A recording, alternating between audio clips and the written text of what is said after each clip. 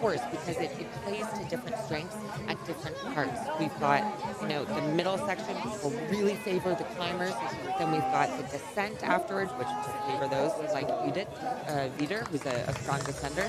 But what we've got on the course this year is now a very fast, flat-ish section near the end. And so for those who aren't necessarily the best climbers or descenders, if they can run fast on flat and they've still got energy, they might be able to really pick up some places in that final part of the course. Speaking about that, he's coming from mountain running, and he did really well this year again at CEST. Steven Gachard here on your screen. That is going to be, to my knowledge, but again, I've been wrong before, the longest race he's ever done. Here we go, Malenosa. My pick. I've chosen Malin as in our fantasy league. I've chosen Malin as our winner of the OCC. She was fantastic this year at the Lavorade 50K. Yeah, true. Broke a record.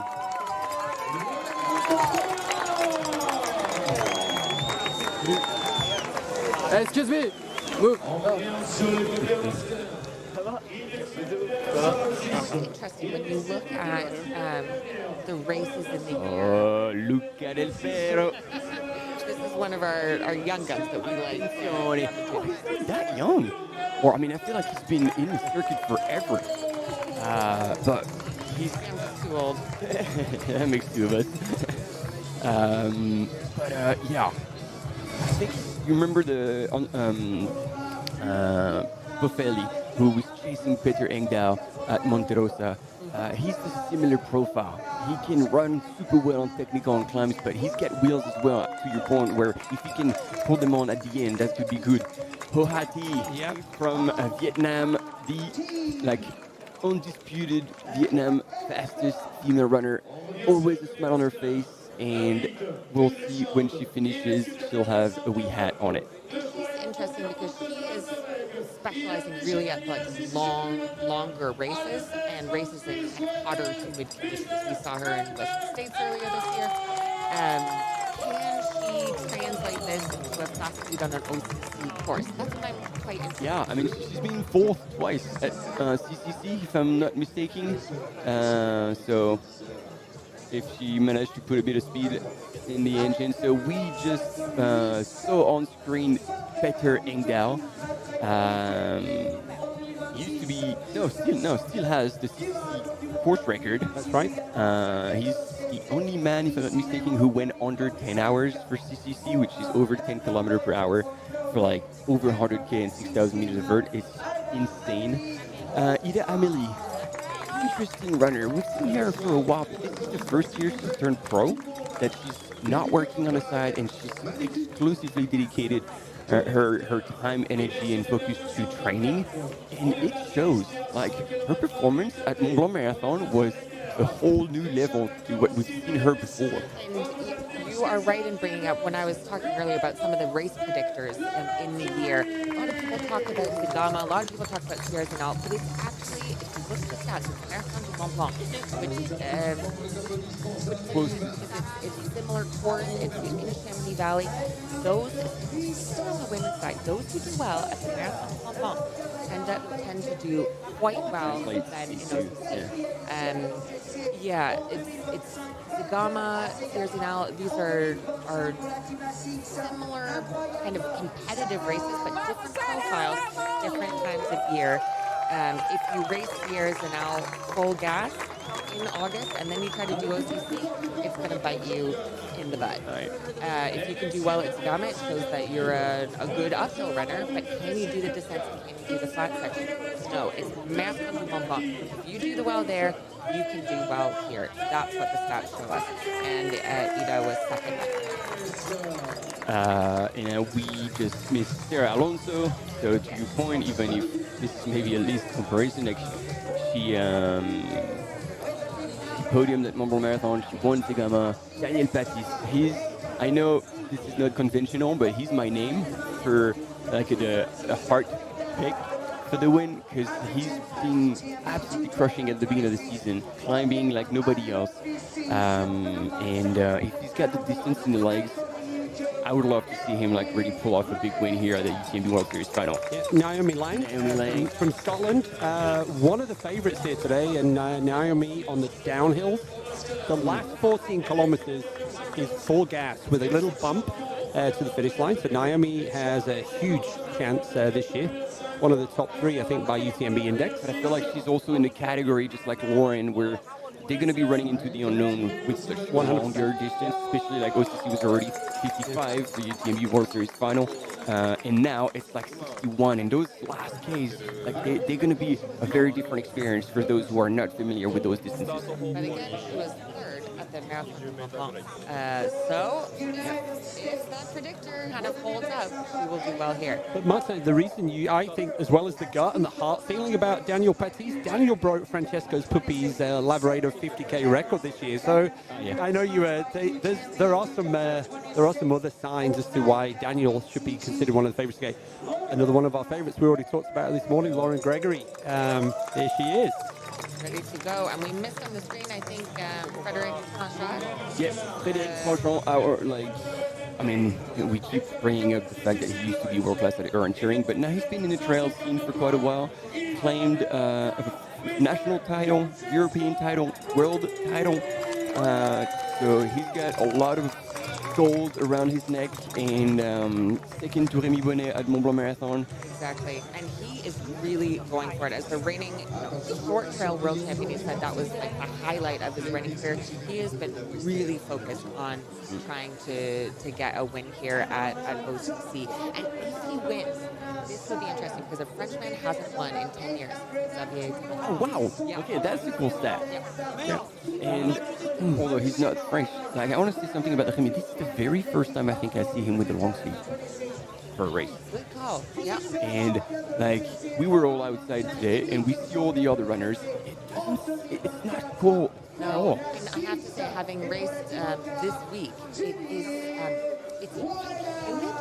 and that makes it deceptively hot.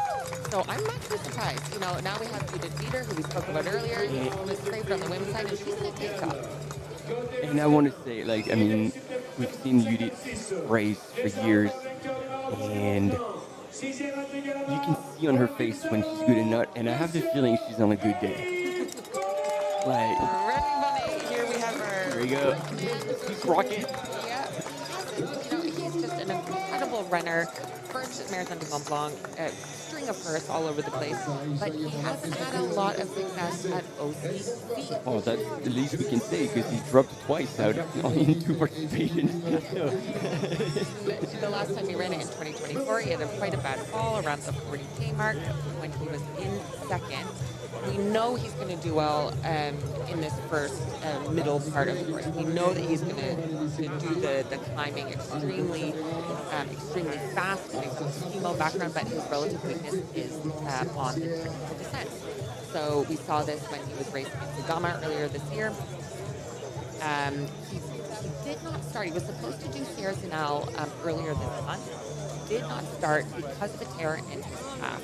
But absolutely the right decision. He said my full focus is on OCC, and he's brought more biking into his training. So I'm excited to see what he does here. Can he get the monkey off of his back and crack the OCC nut? Now, he seemed quite relaxed coming into the race. He seemed quite relaxed on the start line. That's always a good sign, I think. It looks like André Blanes has chosen the exact same strategy with his white long sleeve. So maybe it's a prototype or something that has cooling property. Because I Dylan Ribeiro on the right-hand side of the start line. Wow, it looks like they're all in good spirit. They're all like laughing away. Yeah. Looks like they're lining up for a final. That is good. Lining up for a club. We didn't say a lot about Francesco Puppi, and I think this weekend we're going to talk a lot about the recovery from Western States or the recovery from Hard Rock 100. So Francesco. Oh, sorry. Yeah, Francesco. No, we will be talking all weekend about the athletes that ran at Western States and Hard Rock and the short time of recovery to that. So Francesco, one of the favourites. I think hearing from Jim Wormsley this week, Jim was talking about this is the kind of race that benefits mountain strength and speed, and he was talking about Francesco, Petter Engdahl, Frederick. Christian Allen and Remy Bonnet, we expect to see them go big early on, and it's going to be a question of can they hang on at the end. We saw last year the great finish where Christian Minoggio and Jim Walmsley all the way to the finish line. So I think we're going to be seeing hard effort early on, but you've got to manage that effort because that last 14 kilometers is going to be relatively flat. So if you're good legs, that's where you can actually make some marks. So here we go. There we go. Course description. So they're starting out of Orsier, and again, that first climb, super punchy, but very short. Across to Champelac, Grand Lot. So we didn't have that course last year because we had a course change because of the weather conditions. Up to La Giette and back down to Trillon. And then this is That is the crux. This climb, which I just did last week.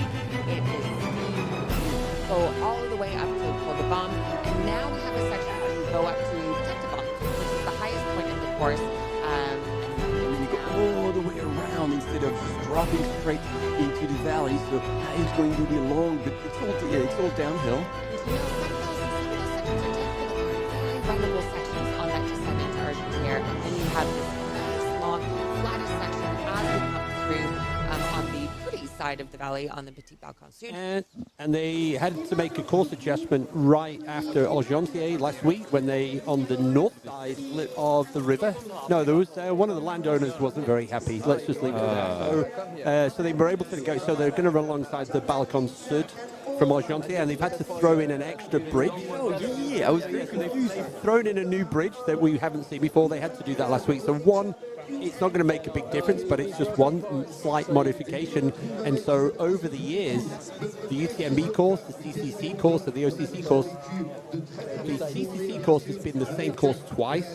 UTMB has never, ever been exactly the same course, minor, and the same with the OCC.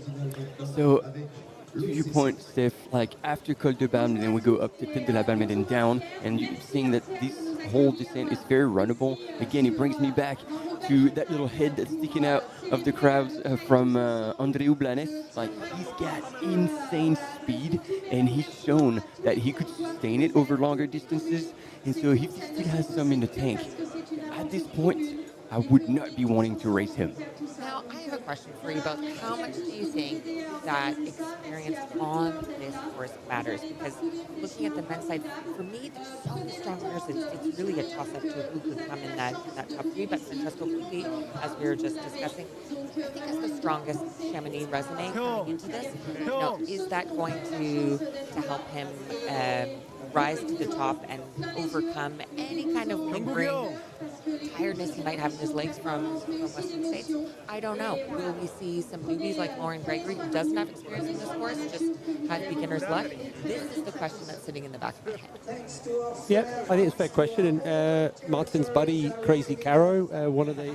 So invariably, there's always somebody, when we go now from the start, and they've got about 3K on the tarmac to start with the asphalt, there's always the runners that go big.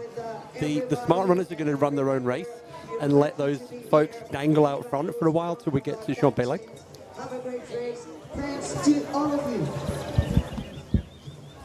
So what we also see as well, Steph, is there's quite a lot of sub-2:30 marathon runners in the women's race. There's a lot of speed, but speed and mountain strength is going to be, and balancing that, that's going to be, I think, a lot of it today.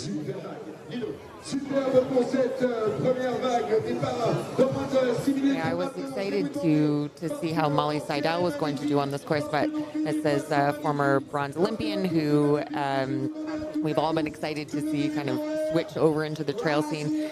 She's also another one that will not be starting today, but I think even the experience of being around the race as a spectator is a good step to getting on the start line of the UTMB World Series Finals.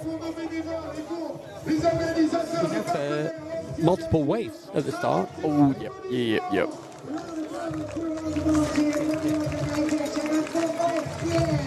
So right in the middle of your screen now, we have Ludo Collet. He's been with the UTMB for years, energizing the crowd both at the start and finish line. I think we also saw Catherine Paletti and her daughter Isabel Paletti. So, yep. There you go, yeah. He's a bit the face, but he's definitely the voice. We're running at least all over France. And it's always peaks at the end of August in Chamonix. getting all the start lines and finish lines fired up. So of course the UTMB week already started on Monday. There's so many different races in the UTMB week. We have PTL, we have TDS, we have MCC, we have ETC, but the only three that are in the finals are the OCC, CCC, and UTMB, and that is what we are bringing to you through the live over these next 3 days. So this is a really exciting morning, kind of ramping up on energy as we get ready for the start of the race. We are just 3 minutes and 45 seconds out to the start of OCC. And we keep saying the 50K, but as Keith, as you pointed out, it is now 1K kilometers. So that extra 11 kilometers does matter, but the reason why we call it a 50K is just because it's the 50K World Championship. And also a reminder, in this particular race, there are aid stations, but there is no athlete assistance. And so That's a very good point. athletes are probably carrying a little bit more than they would have done. And it's going to be, we've been talking about this all week as well, is this is going to be how the smart athletes in the aid stations doing what they do in training. Because sometimes in the race, so making sure that you take on water, you spend the right time, but not too much time. So it's going to be interesting to see aid station management as much as power and speed management. It's a good point, because 50K is a long way to carry all of your gels, all of your fuel, all of the things that you need. Of course, there are aid stations, but with the top runners, they will be wanting to use things that they train with, and not necessarily having to rely on things at the aid station other than water. I mean, obviously this is a slower pace, but like, how far is there between Les Contamines and Courmayeur in the UTMB course? It's got to be around 50K as well. It is, yeah. And so that's kind of the same thing, except that these guys will be running, guys and girls will be running flat out. So, yeah, you're right. This is going to be a very big change. And you know, we're used to seeing all these runners, but a lot of them we're not used to seeing them wearing packs. Yeah. And I was like, oh, that's interesting. That's new. So we'll see how they handle that. And as you say, like, for us, it's obvious. Like, yeah, sure, you carry your own nutrition. But some athletes might be like, oh, yeah, I'll take whatever is at the aid station. You think? Well, that was the case for some people in TDS. Okay. So Now I'm picking up tips from the people I didn't see running in front of me. Yeah, I certainly found it to be a challenge. There were 3 points during the 150K course in TDS where you could get assistance. So there were quite long stretches where I was carrying 15 gels, 16 gels. yeah, But, you know, it's an equalizer. Everyone's in the same boat. So, you know, if you can't afford to bring crew with you, if you don't have a sponsor behind you, it doesn't matter, because no one gets to have assistance on this course. So in that sense, it's kind of nice. I think sticking out of the back is Who did you spot? Mr. Rorik from South Africa. He's been in the Chamonix Valley for the summer, and I think that was him just sticking out. He's a great human, artist, runner. Robbie was, yeah, I think that was him.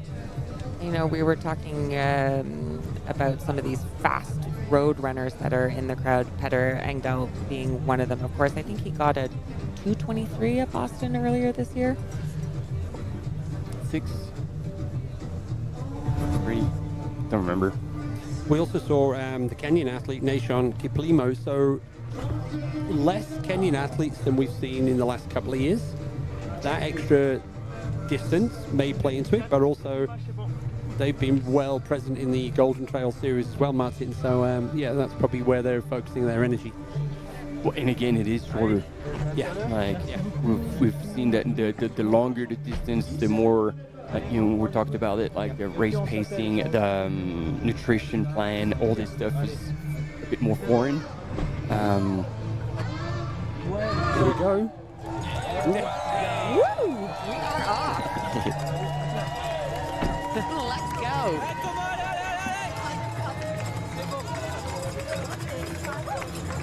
Hey. And Remy, We didn't hear your picks for the win. Have you got a pick?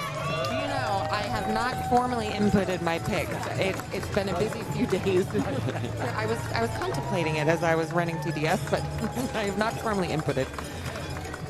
And there we have Remy Bonnet, of course, leading out from the front. Yeah, just moving away from the crowd, avoiding any risk on the start line to get tripped over. And there they are. Do you think he's going to be thinking about his calf as he's running through, or just focusing on the course today? I would hope that if he's towing the line, the calf is fine. Yeah. And so he might be trying to hurt the whole front pack on that first climb at a pace that would still be comfortable for him, but already could be challenging. So the question is, are they going to try to respond and maybe blow a little bit of too many matches early or not? So Frédéric Tranchant is with them, André Blanes, and we got a fourth runner that I haven't identified yet.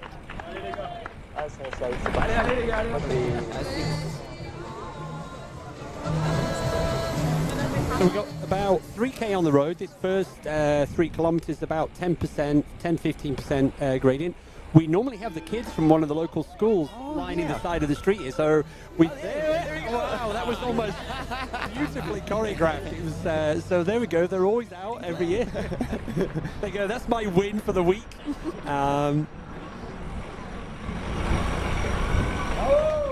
Now we're scratching around just to check who's gone out big there. But yeah, the first 3K on the asphalt, they're going to be working their way up. It's about 7 kilometers and 600 meters of climbing up to the first aid station at Champelac. So there we go. Once somebody just pulled away, everybody else just reeled in. And we got all the usual suspects. Got it.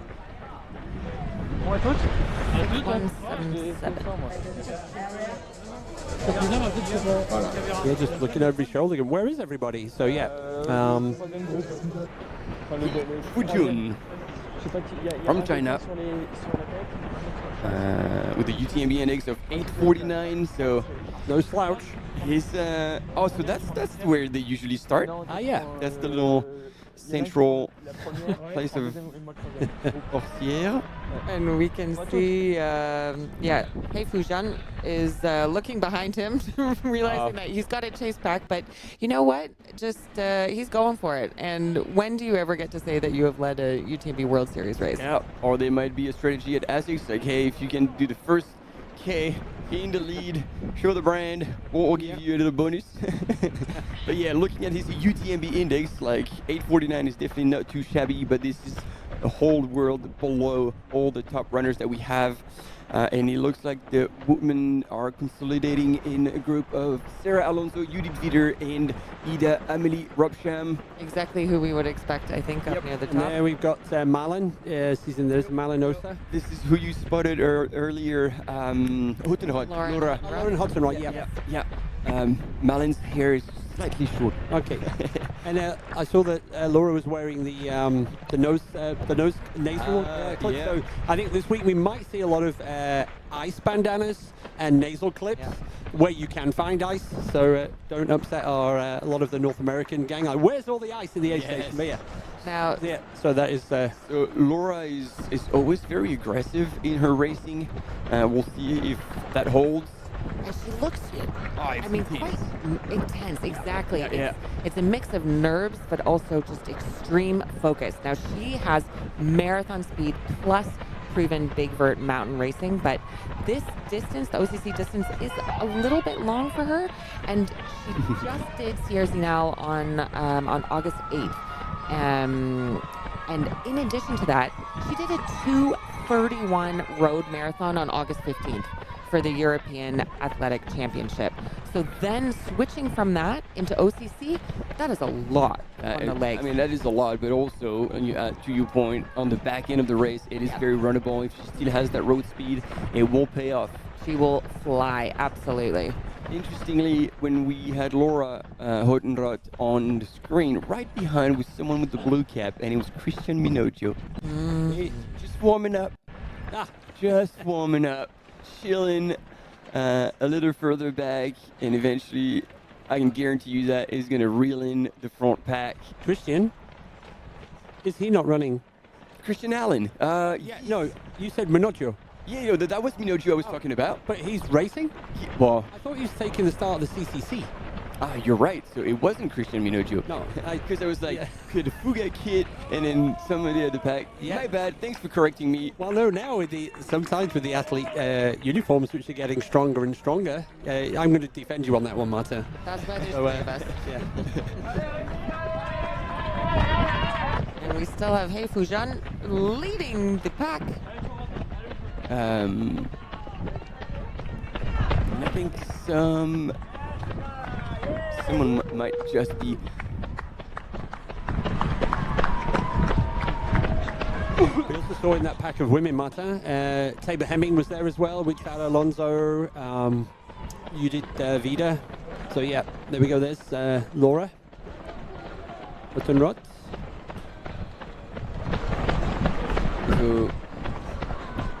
So Laura's leading, and then the trio of Sarah Alonso, Judith Vider, and the Ida Amelie is gotta be right behind. Wow, such a different style when you look between, how Laura was appearing on the start line and even at this early part of the race versus Sarah Alonso and some of the others. Oh, and just look at this. Look at this. Andre Ublan is just moving ahead. This man is one of the smartest runner I know. Another engineer. We were finding this common link between a lot of top runners. They had a brain on top of a fast pair of legs, and he does not get excited. This is a calculated move. This is intentional. With I don't know what the greater plan is, but the way he's moving now is just hey, that was part of the plan. Yeah, I think we at some point after the first 3K, they're going to start hitting the trails and they get a little bit narrower, and there's also a few steep, punchy sections with the routes, so he's probably maybe just wants to get away from the madness of the pack coming into that. I might be thinking hey, you know what? I've got wheels. I feel good. He's flying. Yep. Tabor Hemming having a good old chat with Liam Myro. Liam, who I'm glad to see taking it easy at the beginning. This is going to be a bit of a stretch. He's one of the 2 sub-4-minute miler in this field. Who's the other one? And any guesses? He's from the U.S. Paul. Not a young gun. Is it Christian? Nope. No. Matt Daniels? Yeah. I bumped into Matt last night in the supermarket. It's because they've got a young child. It's Matt, you look a little bit tired. He said, yeah, but I'm not. I'm lucky. I get to go and run on the trails this morning. So yeah, he was in the supermarket buying some bananas. There you go. Bananas. Have you ever seen a monkey cramp? Nope. That's why you got to eat bananas. There we go. We're going early with the dad jokes, but very good. First one in the bag. Well done, Martin.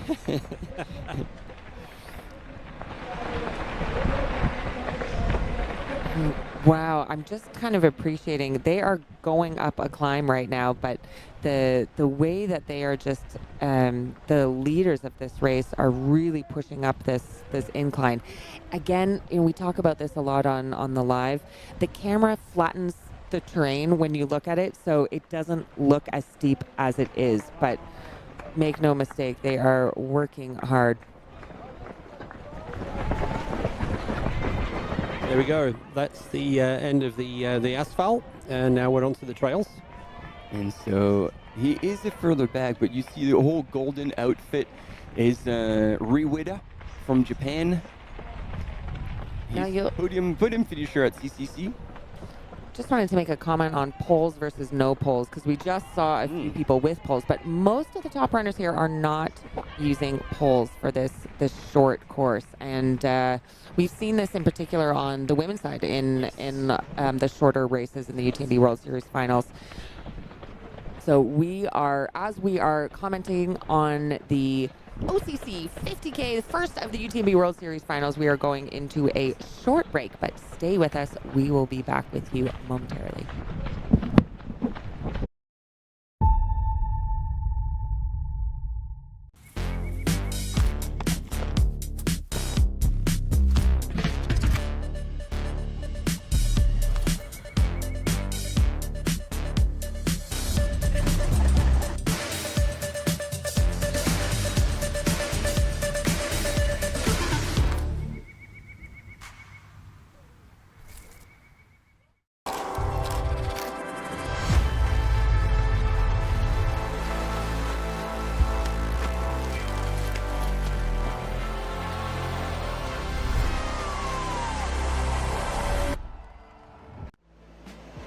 absolutely beautiful out there.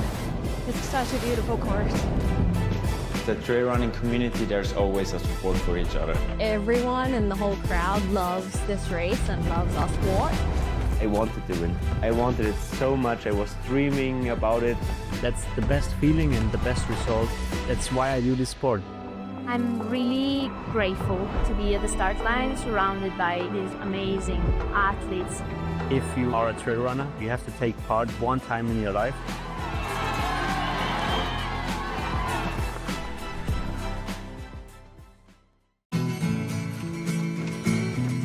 Try imagining a place where it's always safe to go. Come in, she said, I'll give you shelter from the storm.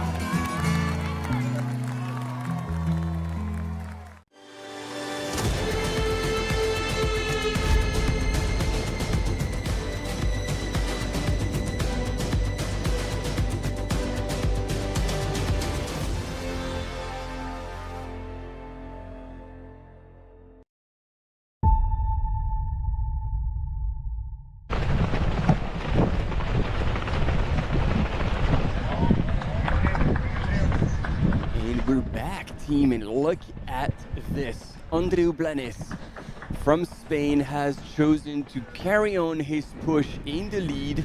We were talking the first 3Ks being very runnable, partly on the road, and look at that. I mean, like it. Can you imagine this feeling? You're running through empty streets. You can't see anyone behind him. No one to be seen.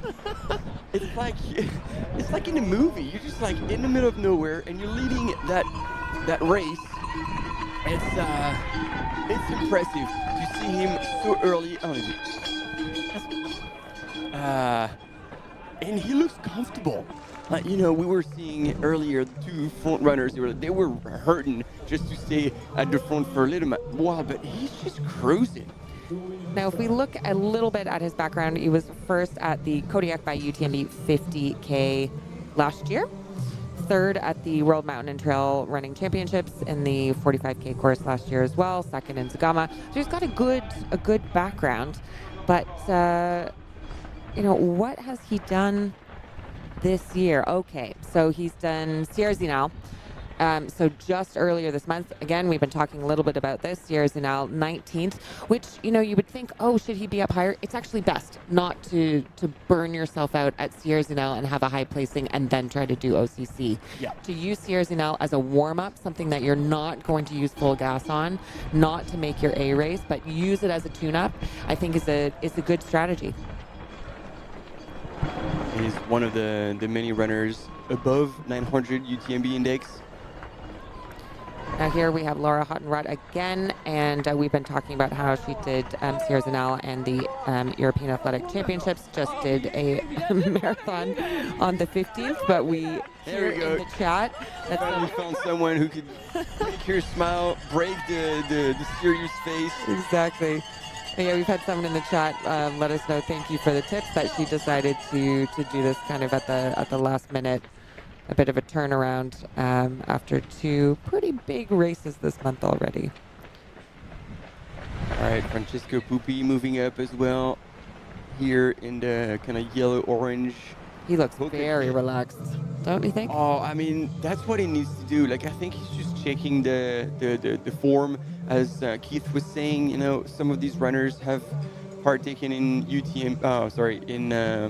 Western States, in Hard Rock at the beginning of the summer. So Francesco ran second at Western States. So it wasn't a hot year, so it doesn't take as much out of you, but the times they ran were unreal. Blistering. And so he's probably going to try and gauge how he's feeling. Whether the legs are responding, whether he's feeling fresh to be able to push on what's going to be pretty much almost a third of the distance. It's not with the 60K, it's a bit more than that. But I think it's smart. It's smart to start easy to gauge the form of the day, as opposed to Andreu Blanes, who would have most definitely made this race the A race of the season. And he's going all in. I love his style. Like, he's just aggressive but not arrogant. Like, we've seen people going at suicidal pace early. and Andrea is all calculated. But that is the question, talking about Francesco Pupi, that is the question. Can you do so well at Western States, turn it around, and still do so well at OCC? I think a few years ago, this was possible. It was possible to do the Western States UTMB double. It was possible to do Hard Rock, UTMB, and cram in all of these big races in 1 year. But because the competition is getting so fierce year after year after year, I really think that we're going to enter an era where doing these big races, trying to get all of them in 1 year, is just not going to be possible anymore, because you're going to need to pick one A race to do, and that's going to be it. But let's see what Francesco can do today. I mean, it's definitely, I think, smarter to do a Western States OCC double rather than a Western States UTMB double. Yeah. I think the most common was Western States CCC. Yep. Drop down in distance, but still kind of like on the 100K side, so you're still not going as fast. So dropping down all the way to 50K, you really have to sharpen the tool while you're still recovering. So it's a tricky call. But, you know, if you can pull it off, that would be pretty satisfying. I just want to point out, because I was looking at the time, and Andreu ran through 4Ks in 16 minutes. That's 4 minutes per K. Wow. First 4Ks of OCC with still a bit of a climb. So he is absolutely wild. All right, we're going to have to share that because... So yeah, we were told, you know, we were joking that Keith had seen Matt Daniel buy bananas before the race, and then he ended up not taking the start. So it's like, well, so much for eating bananas, avoiding to cram. But I guess we haven't seen monkeys at the start of OCC either. So I don't know where he was coming from, but that was an excellent one. So ask them to keep them coming. And yeah, I have some comments in the chat about the weather. It is a gorgeous day here in the valley. We've had an interesting week of weather, and I think we will continue to see some shifts in the weather. When you're in the mountains, it's changing the forecast often by the hour. But today, at least this morning, we've got a nice bit of sun, and as we've been commenting, you can see most of the runners, other than Remy Bonnet, who's in a long sleeve white shirt, maybe some kind of sun shirt, and Andreu. Everyone else is really in t-shirts or tanks. Yeah. So we'll see. And there we go. As soon as the climb, the gradient increases, Remy closes the gap. Our Vertiman, this is where he feels most comfortable in his comfort zone. Anything steep. Look at him bounce off the ground at ease. It's so smooth. He's barely working. It's really deceptive because you don't think that they're actually running that quickly because they just look like they're out for a Sunday jog. But this is fast, rest assured. And look at the differences in style, like in running style. Andreu Blanc is a little bit more like economical, and like the knees stay low. His head does not bounce. It doesn't move at all. And then Remy just has this elasticity, and then Fred, and it's hard to describe Fred like stride. The arm swing is super low. He's always a little bit leaning forward. When you look at him and you don't know him, it's like, oh yeah, well, he can't be an elite runner. Like it just doesn't look clean. But as you were saying, it's so deceiving because, man, like he can climb. He has, I think he's very close to 28 on the 10K. Believe it or not. Whoa. So I remember that from back in the day. So that was a long time ago. And again, with his background of orienteering, he can run downhill. Like I remember, like at World Champs, they were long, steep downhill on ski slopes, and he was absolutely flying on that terrain. Here we go, Christian Allen. We're talking about him. We didn't see him before because he's in full camo. So he actually did blend with the environment. The Shamo camo. That's the Shamo camo indeed. That's a nice pairing with the mullet. Oh, it's like double whammy style. You know, this is another fashion runway. This is the main fashion runway of the trail running season. So. And Laura Hottenrott still out in first, absolutely charging. Exactly. Yeah, I'm being told. Yeah, Fred's style is wild hog. Like he just goes through everything and doesn't slow down. I'm glad you mentioned it because he does run a little bit hunched over, and if we hadn't pointed that out in the beginning, we could think later on in the race that he was looking tired, but no, absolutely not. That is his style, and it's lethal. And here we have the chase pack of the women. We can see Sarah Alonso there in the middle of the screen, and Judith Wieder there just a little bit further back. And they might be just trying to close on Laura Rodenhot before they get into that Rudy section. They just want to keep eyes on her. They know she's a really strong climber, to your point, like she did seriously now. And again, in the early part of the race, she was also extremely strong. It's I don't know if it's a strategy for Liam Marrow, but we have him again on the screen here, just cruising up the hill once again. Sub 4 minute mile runner. I'm using a handheld bottle. Oh, he's an American through and through. You know, you don't see anyone other than Americans using handheld bottles. But he's wearing a handheld bottle and a vest. So, interesting strategy there. And yeah, he's like, that's my guess, and I'm super happy because he tends to run super hot out of the gate, and you know, he's respecting the distance. He knows that, you know, he's got a lot of cards to play on the back end of this race, which is super runnable. And so, yeah, he's trying to keep some in the tank. Extremely smart. I like that. Here we go. Andrew Blanc still leading the field, but now Rémi Bonnet and Fred Tranchant have closed on him with poles. Is that Roberto De Lorenzi?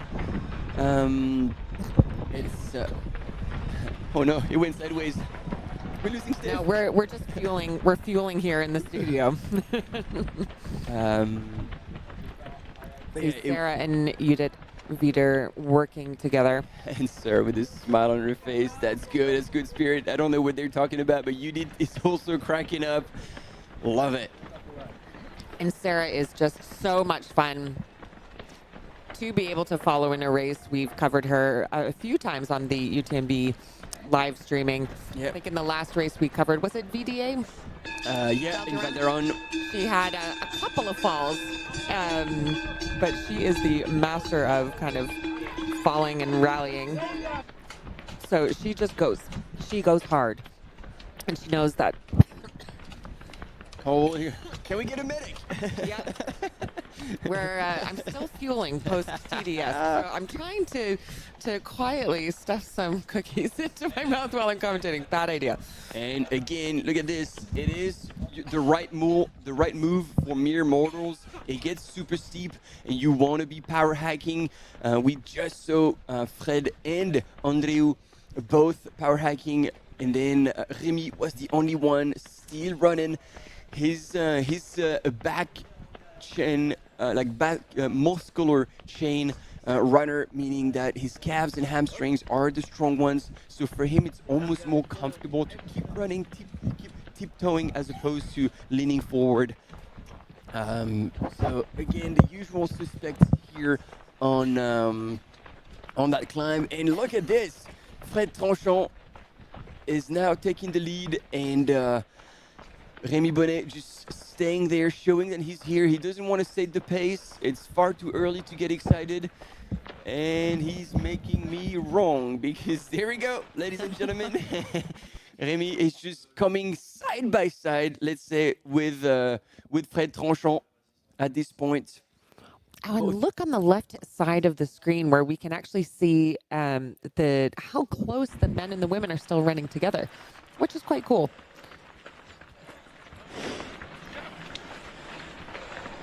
Now, there we see Laura Style going up the hill. She's kind of switching in between running up that steep climb and also power hiking, really leaning over, pushing on her quads as she moves up the hill. Judith Wieder and Sarah Alonso still running together. Sarah without poles, that's kind of her style. We usually just see her just power up the climbs and getting into the flow, whereas Judith Wieder has decided to use poles. Yeah. And I don't know who I was talking to. And we never could explain. You remember we were talking like, why do the men use it and the women don't? Yeah. And, oh man, Did you find an answer? there was something extremely relevant, and I can't claim it. It wasn't me who came up with it, but I remember. For body strength? No, it was more like much simpler than that. Oh, I think it was with Aaron Clark. We were talking around the table. I was like, yeah, like we were talking about UTMB and how much hiking there is and all that, and then why American men, like it took them so long to actually succeed in that race because they were never training with poles. But then they were like, and then she's like, yeah, but American women, because we're slower, we already hike a lot more in American races, and so we're so much more used to hiking because we're just not as fast that it could transfer already over in the Alps or at European races. So it's actually the hiking versus running, so it was not related to the poles, I take that back, but it did still give a very interesting element of, yes, women might be far more comfortable at hiking because they do it more in training, they do it more in racing. And going back to the pole thing, we noticed in some of the recent races that in the shorter, the 50K races, yeah, the top men were using poles and the top women weren't, like Sarah Alonso, like we see on our screen, Laura Hottenrott. It could be, I'm just guessing, but an upper body strength issue as well. I find I really have to work at training my arms to be able to use the poles properly. But there we go. That is just speculating. We are 27 minutes into this OCC race, the 50K UTMB World Series Championships. The first out of the 3 UTMB World Series races we will be covering for you over the next 3 days. And as we see the images of our top women on the screen, we are going to a short break, but stay with us.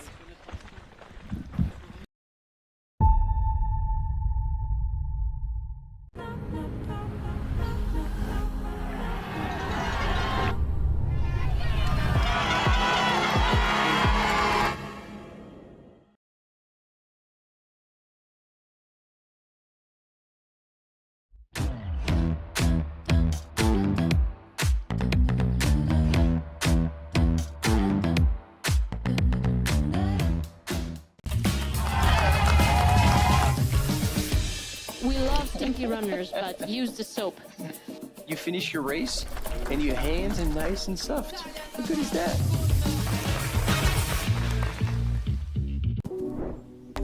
When every step counts, precision matters. Vabrum grips the wild, so you can run free. No matter the trail, confidence makes you extraordinary. Absolutely beautiful out there. It's such a beautiful course. The trail running community, there's always a support for each other. Everyone in the whole crowd loves this race and loves our sport. I wanted to win. I wanted it so much. I was dreaming about it. That's the best feeling and the best result. That's why I do this sport. I'm really grateful to be at the start line surrounded by these amazing athletes. If you are a trail runner, you have to take part one time in your life.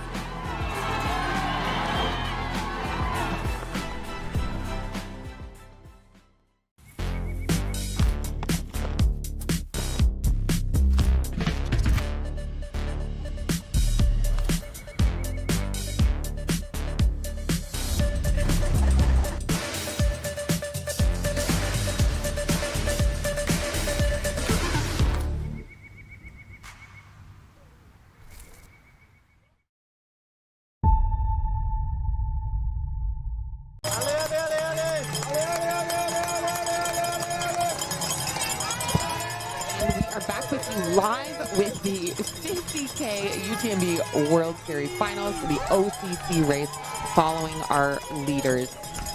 Yeah, and shout out to runners in the, is that the second or already the third wave? 8:45 at third. Yeah, we had the second wave start 15 minutes ago.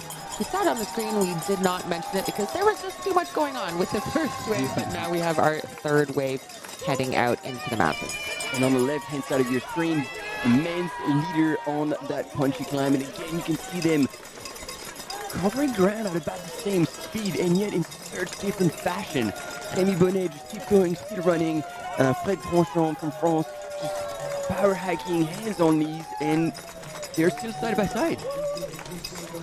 And this is a remake.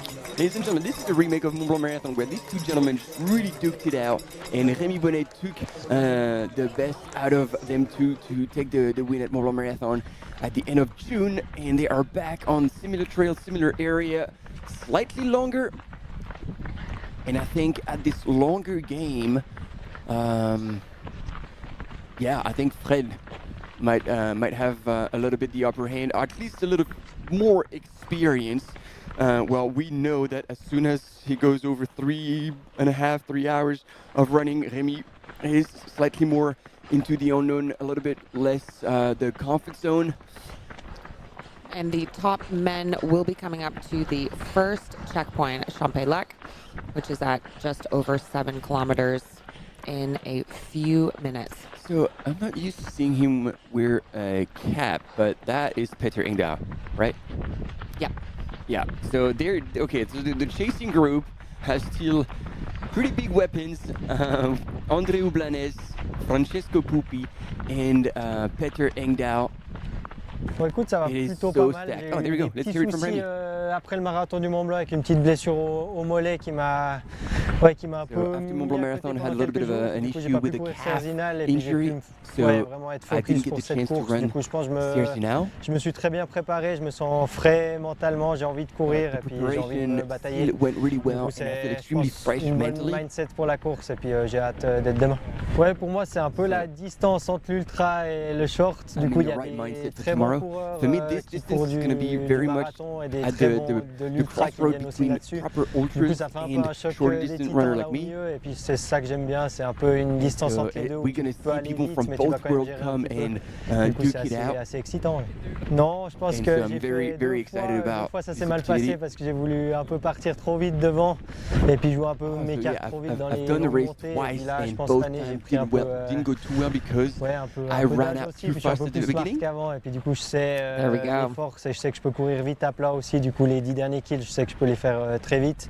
Du coup, je pense que le plan, c'est gained experience and I'm much smarter. Plus, I know have good speed in the legs, and I know the last 10 Ks are very runnable, so I want to play my cards there. Ouais, clairement, je pense que justement à Chamonix, j'ai essayé de gérer un peu aussi à la défensive et puis pas de me mettre dans le rouge trop vite. Et puis c'est vrai que je me suis senti bien tout du long sur la course et puis j'ai fait vraiment une course maîtrisée de A à Z sans m'exciter, même quand Fred m'a dépassé dans la descente. Ouais, je savais que j'allais repasser devant et puis je me suis pas excité, je suis resté dans ma course et puis je pense que c'est un bon step pour moi qui avait tendance à vouloir suivre un peu tous les coups et puis toujours me mettre un peu trop dans le rouge trop vite. That's exactly what I did. I let the front runners go. I knew I was going to be able to catch them au marathon du Mont Blanc, c'est clair que ça me donne des ailes, je pense, pour demain. So seeing that I was able to do that at Mont Blanc Marathon was definitely a confidence boost. De faire une course comme je sais les faire et puis d'être fier de ma performance, je pense. Même si je gagne pas, si j'ai tout donné et puis que j'ai pas eu de pépins, c'est clair que je serai content. And so for him, the perfect race will be again having the ability to always stay in control, give the best out of himself, and like even if he doesn't win, but he can achieve just giving everything he's got, he's gonna be super happy. But usually, if things align for Rémi, that will be winning into a big W, indeed.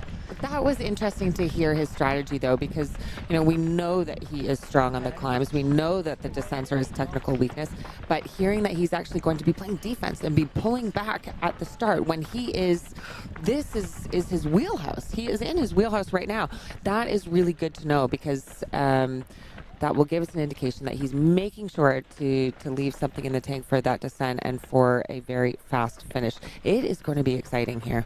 Yeah, and it also means that even though he's here at the front, he's not pushing. Yeah. Yep. And so maybe you're just going to maintain a pace that will just help them just gradually move away, just like last year Peter and Jim did. Because then they're in the clear. So sure, Christian Minogio managed to come back. And by the look at these gentlemen behind, we can expect them to try and come back at all costs. But if they work together, Rémi and Fred, it could turn into something.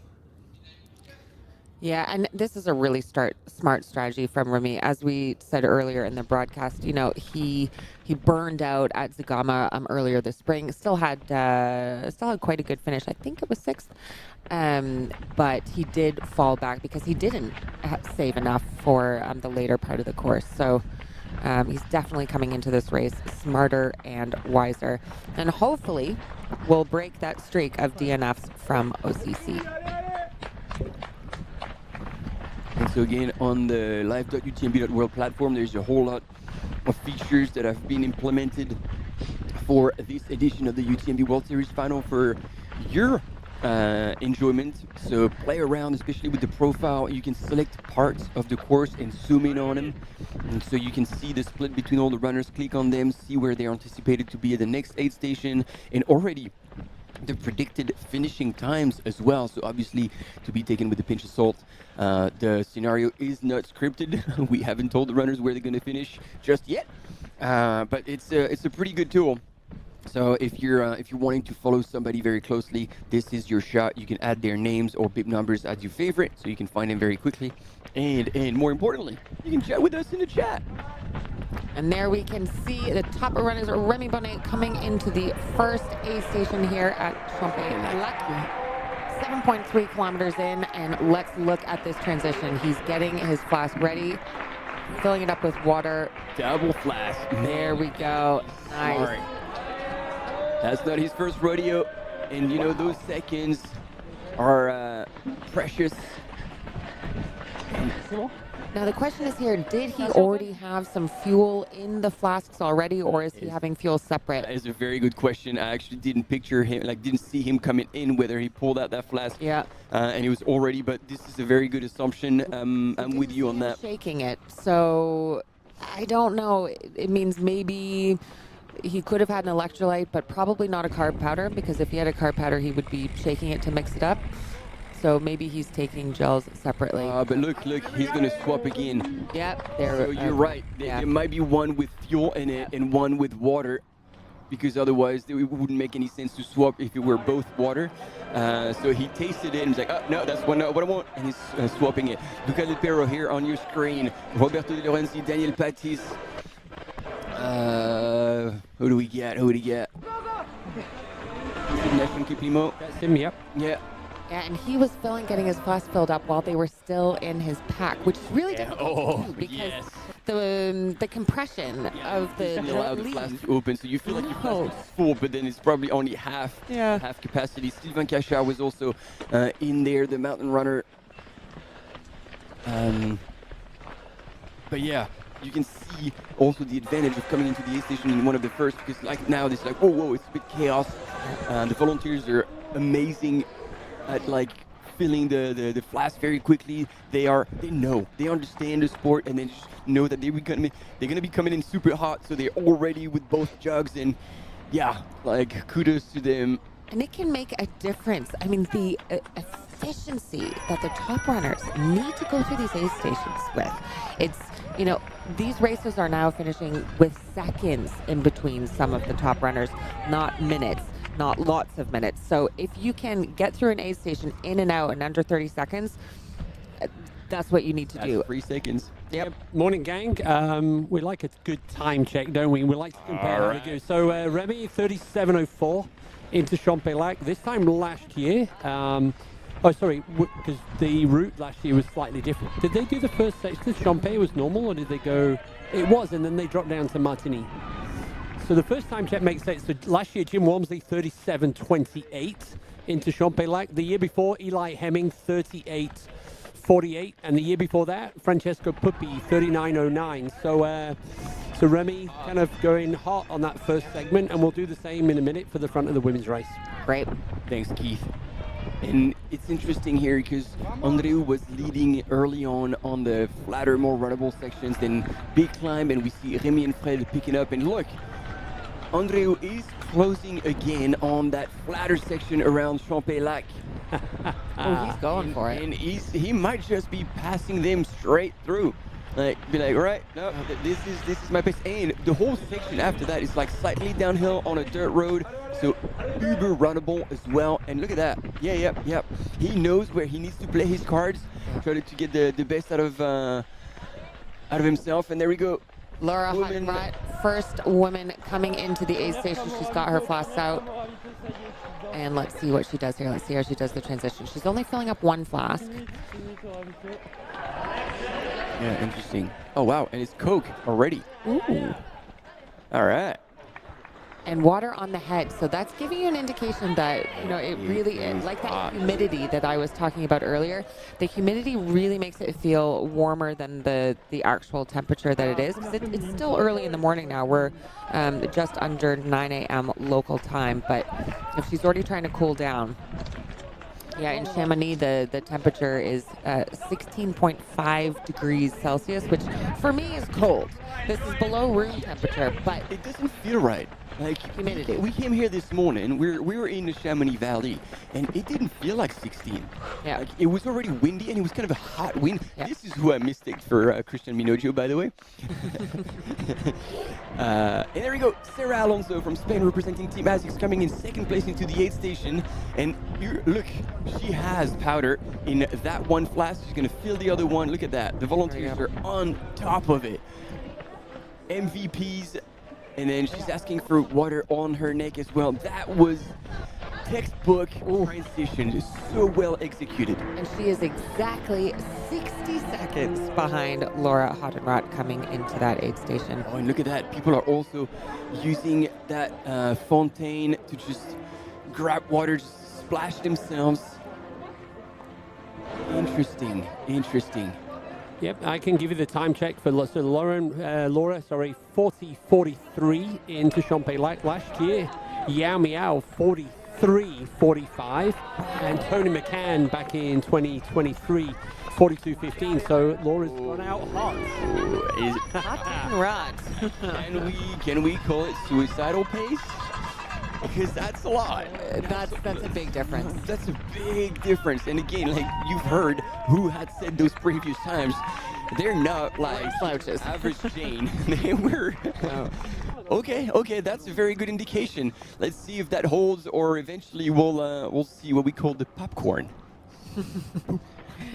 And now, after we've had Laura Hottenrott and Sarah Alonso come through 1 minute later than Judith Wieder, 20 seconds behind Sarah Alonso, and then pretty much at the exact same time, just 2 seconds behind her, McKenna Morley from the U.S., and then Jemima Farley from the UK coming through a few seconds behind there. So a good chase pack, really following Laura Hottenrott. And to someone's in the chat, Martin, to his point, I like that he's bringing up a lot of data.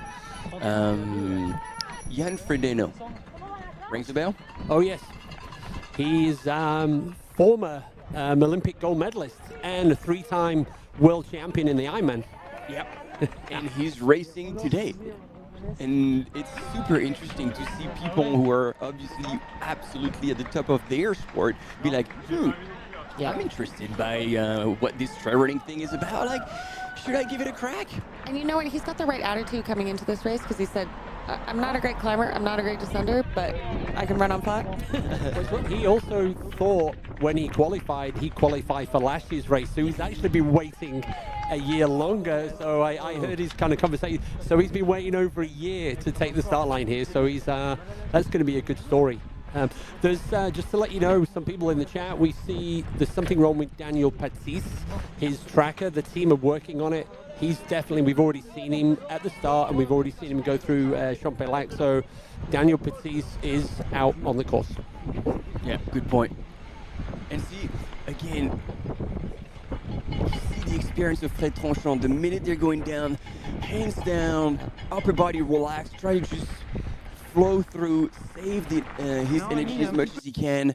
And on this section, and it's interesting to point out as well, because we've seen that André Robles is stronger and opening up, and now Fred is with him, meaning that Fred is following when Rémi's going uphill, Fred is following when Andreu is running fast on flatter or slightly downhill.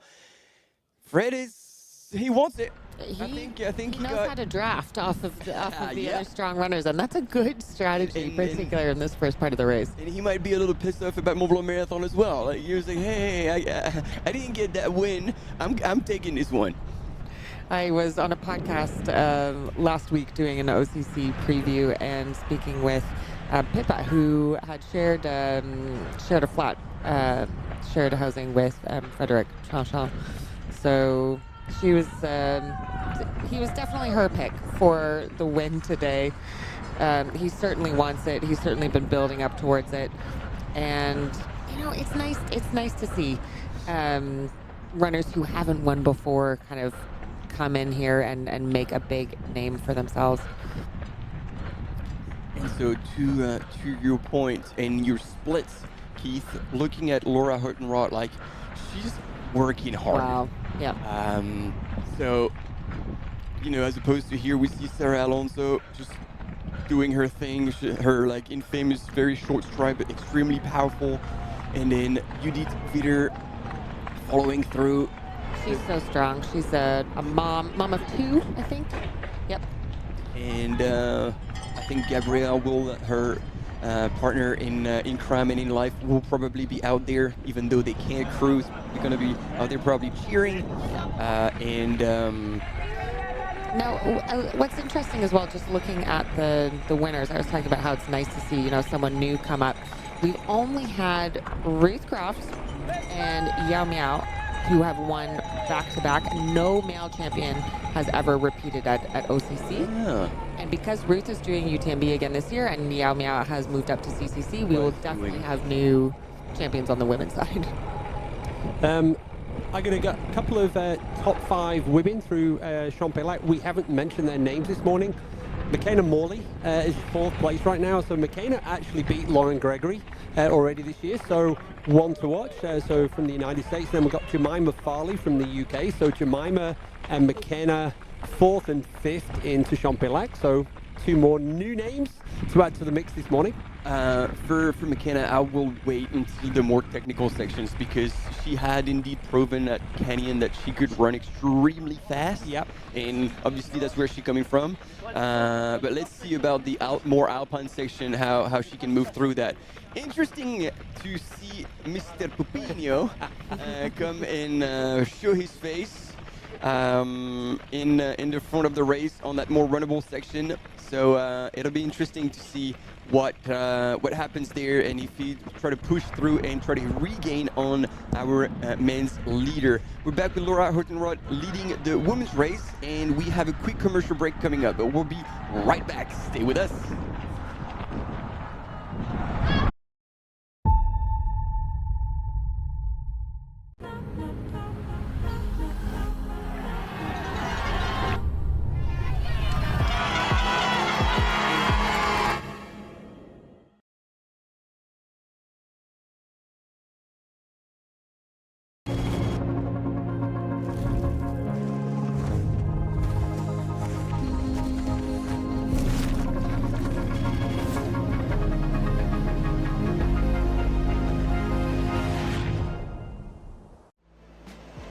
Absolutely beautiful out there. It's such a beautiful course.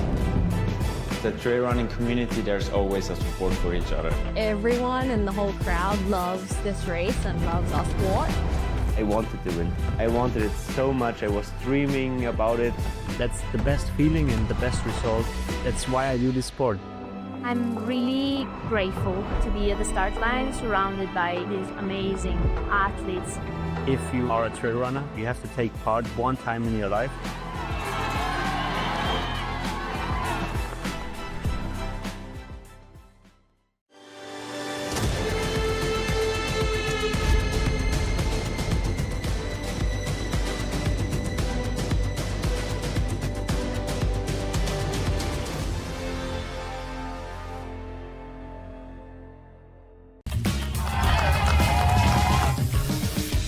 We love stinky runners, but use the soap.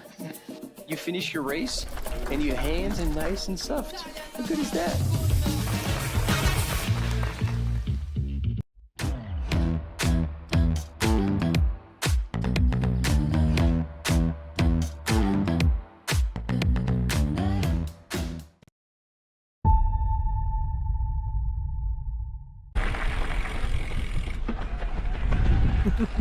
There you go. We're giggling away because obviously during the ad break we're still chatting. We just never stop. And we've seen Poopy creeping up on the men's leaders. So these two, Andreu Blanes and Frédéric Tranchant, are in the lead, but right behind is the chasing pack with Rémi Bonnet. I'm blanking now. Obviously Francesco Pupi, and who's there with them? Is it Essex? Because we don't have their pink hat. Bavois? Yeah. That we thought was Peter Engdahl. All right. We have Laura Hottenrott, our women's leader, who has gone out hot and fast from the start, absolutely smashing the times, the splits that we saw from the top women over the past few years. Speaking earlier, how she's come off of Sierre Zinal and a very fast 2:31 marathon at the European Athletics Championships just on the 15th of this month. So just 2 weeks ago. That's a pretty good peak race before you go into OCC. And look at that. These two gentlemen have the same background, even though Andreu adds track to it in steeplechase, but they're both orienteering runners who has it work less. And you can see them just cruise down, like very low impact, and you can see Fred like almost leaning forward and just launching himself, letting gravity do the work.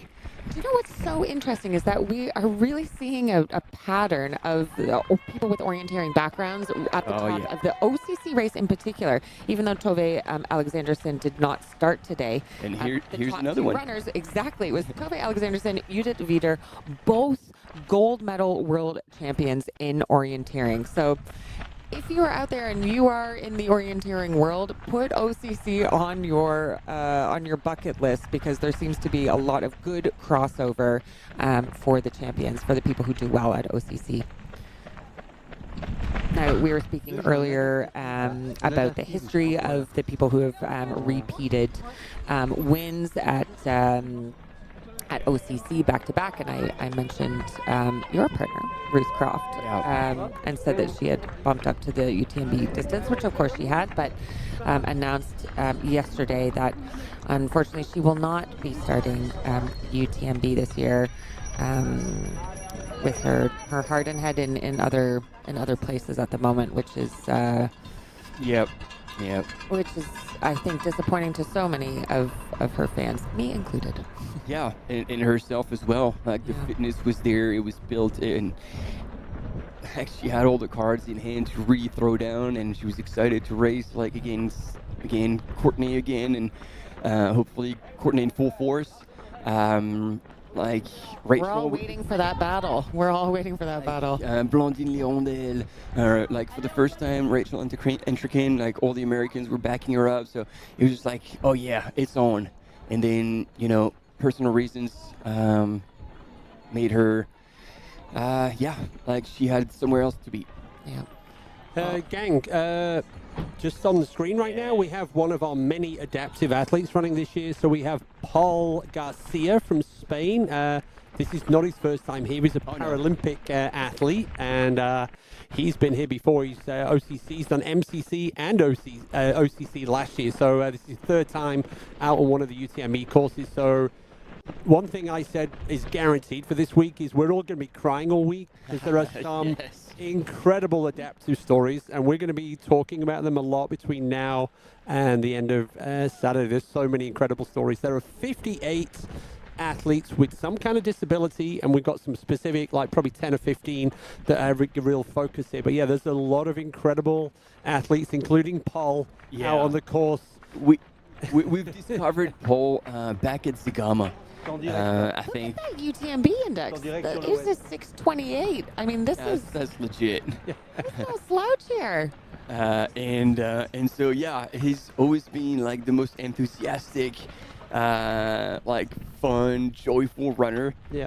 And he loves running. He loves the crowds, and the crowds love him back. doing the live broadcast of Sigama, you can see the crowds like roar when he's going through. Everybody knows him, and so I'm glad that the production was able to highlight him as well. I think this is what we can talk about. There's an extra 2 cam runners in the whole production team that have the role of just falling back and just giving us images of not necessarily the top elite athletes, but just drop back so we can share with you all these stories. So I think it's just a really good addition. Yeah, and we've also in this race there's Mick Marshall from Australia, so another adaptive athlete, finished the MCC last year. So there are adaptive athletes, and this year for the UTMB there's one of our athletes aiming to be the first amputee to finish the UTMB. We've had a few starters, but one guy running with the blade. So that's to look forward to tomorrow. Amazing. And to say that, not all disabilities are visible. And so we will be seeing and hearing about a range of different adaptive athletes. And that's what's so cool about this program in UTMB. And like looking at Laura. Well, look at her move. Exactly, because we know that she's super strong at climbing and on the flat, but I always felt like she was not always the most comfortable. And just when I'm about to say that, we can see her kind of move pretty well and fast. But no, see, okay, that confirms my thought and my perception of her downhill ability. And as soon as there's a few rocks there, she really starts to pull back and go quite conservatively. And we can expect that from someone who is a fast marathon runner. She's used to just kind of going for it on flat. Once you throw some more technical rocks in the spanner, in the works, she does start to pull back a little bit, and you can see that hesitation. But when it's flat and downhill, she can fly. She can open up. But so there will be quite a lot of sections where it's going to cost her to cover ground on this descent. And that's where Weider will really overtake. Sarah will launch herself as per usual. Hopefully no face plant today, Sarah, please. But we know she can roll right out of it, so I'm not worried. And so, look at that. This is what we were talking about. Meanwhile, see, like some gentlemen just run straight through. And that, compared to some parts of the rest of the course, that is not what I would call a very technical section, relatively speaking. No, agreed. Yeah. And so they're literally at Plan de l'Eau. So they are about to begin the climb up to the Bovine. So they're 12, you see on the screen, 12.7 kilometers into the race. They've already done 700 meters of climbing. So that's our first 2 at the very front of the race right now. We've got a very astute comment in the chat about how the start line was different this year for the OCC. So that will change those split times that we saw going through the first checkpoint. We've been commenting on how much faster, how much quicker those times are, but depending on how many meters there that the course was shortened by moving the start line, it's true that will make a difference. So thank you for that. And also, there's a bit of a glitch right now in terms of the rankings. So even better, you can watch it live on the screen. So the team are working on that one as well. So that's what's going on in the background. Thanks Keith, because I could also see a lot of people in the chat be like, whoa, what's going on? Like, I'm losing the plot here. Remy was here and he's not here. So yes, there is a bit of a glitch in the system. We're keeping track on what's going on. And look at this.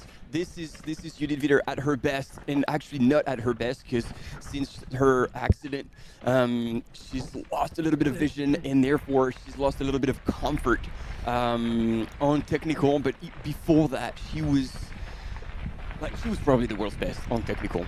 And can you tell us all a little bit more? She had a stroke 4 years ago now, I think, and had not fully recovered part of her vision. I think it's not blind by any means, but yeah. She's just lost a little bit, which she explained. When you're trying to move fast over technical terrain, you gotta be extremely comfortable and know where you're gonna be putting your feet. It's critical to be able to all of those kind of micro decisions about where you're placing your foot, how you're moving over the trails, your brain and your legs need to be moving in complete synchronicity. Yeah. Yep. Speaking as a very bad downhill runner. And you also decided not to take the start of CEST this year, right? Yeah. Yeah, so maybe smart and focusing more on this. Yeah, absolutely. I mean, the two races are so close together. Speaking earlier in the broadcast, if runners decide to do Sierra Zanella earlier in the month, they use it as a warm-up, not as a full gas race, because it's just too hard to turn around. Yep. Okay, and now we are seeing the screen of where the runners are, where the top runners are on this course. You can see them this is going up the fully climb. accurate. There's a bit of there's a bit of ground between them two. So Andreu is together with Remy. They're both in the lead, and then the chasing pack with Francesco Pupi alongside. Man, I'm blanking again. Better? Well, I don't know, because it didn't look like he had the pink cap. It looked like an ASICS runner who was up in the mix. Anyway, this is a recap of what took place so far when we started this morning at 8 a.m. So we're like an hour 15 into the race. Pretty fast start in the streets of Orsières in Switzerland. And eventually things settled. Flora Huttenroth broke her working face for a minute. Just a split second. And there we go. She was back in the grind. Then Sarah Alonso, Judith Bitter, following, chasing hard in the women's race. Andreu Blanes showing that he's got wheels and is probably one of the fastest on the flat sections, while Remy Bonnet was always pushing the pace on the ups, and Flette Tranchon was kind of trying to keep up with them both whenever they were putting on a surge. So there will be plenty more ground to cover to see how these gentlemen will play their cards, and yeah, exciting. And appreciate all of you in the chat giving us feedback, sharing. If this is true, Maximilien Drillon in the chasing pack. Thanks a lot, Thomas. Yeah, he's from Switzerland.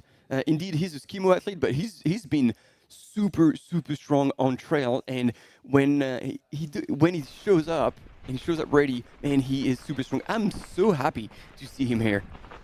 Another Olympian, so he was racing ski mountaineering at the Winter Olympics this year. And he had focused for years on that prep, on that prep. And so after he was done with that, he took a bit of a break, a bit of a reset, and then went back to trail running, which he loves as well. And it translated into pretty good performances.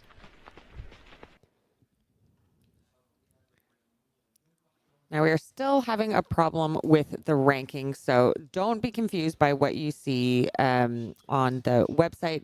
Stick with us on the live, and we will hopefully be able to decode what is happening for you. A big shout out to Agustin Kerhadi, because he's the race leader on the site, so he would never be getting a shout out. Take a screenshot.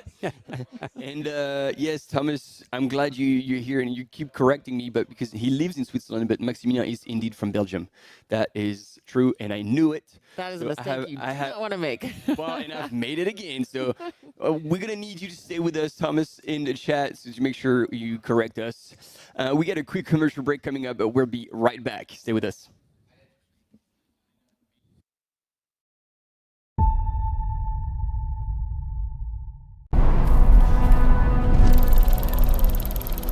When Finnish engineer and orienteer Thomas Volonen invented the mass production method for the liquid-filled field compass in 1936, Suunto was born.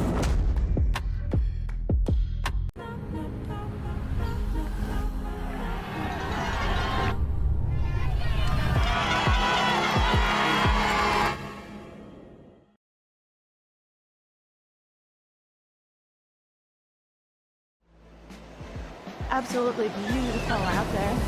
It's such a beautiful course. The trail running community, there's always a support for each other. Everyone in the whole crowd loves this race and loves our sport. I wanted to win. I wanted it so much. I was dreaming about it. That's the best feeling and the best result. That's why I do this sport.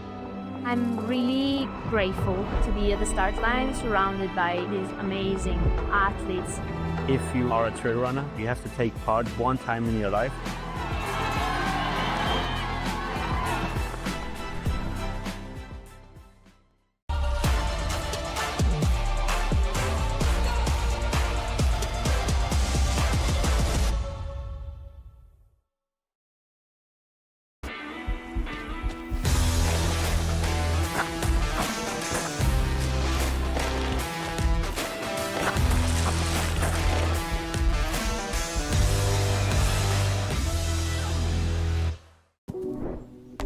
When every step counts, precision matters.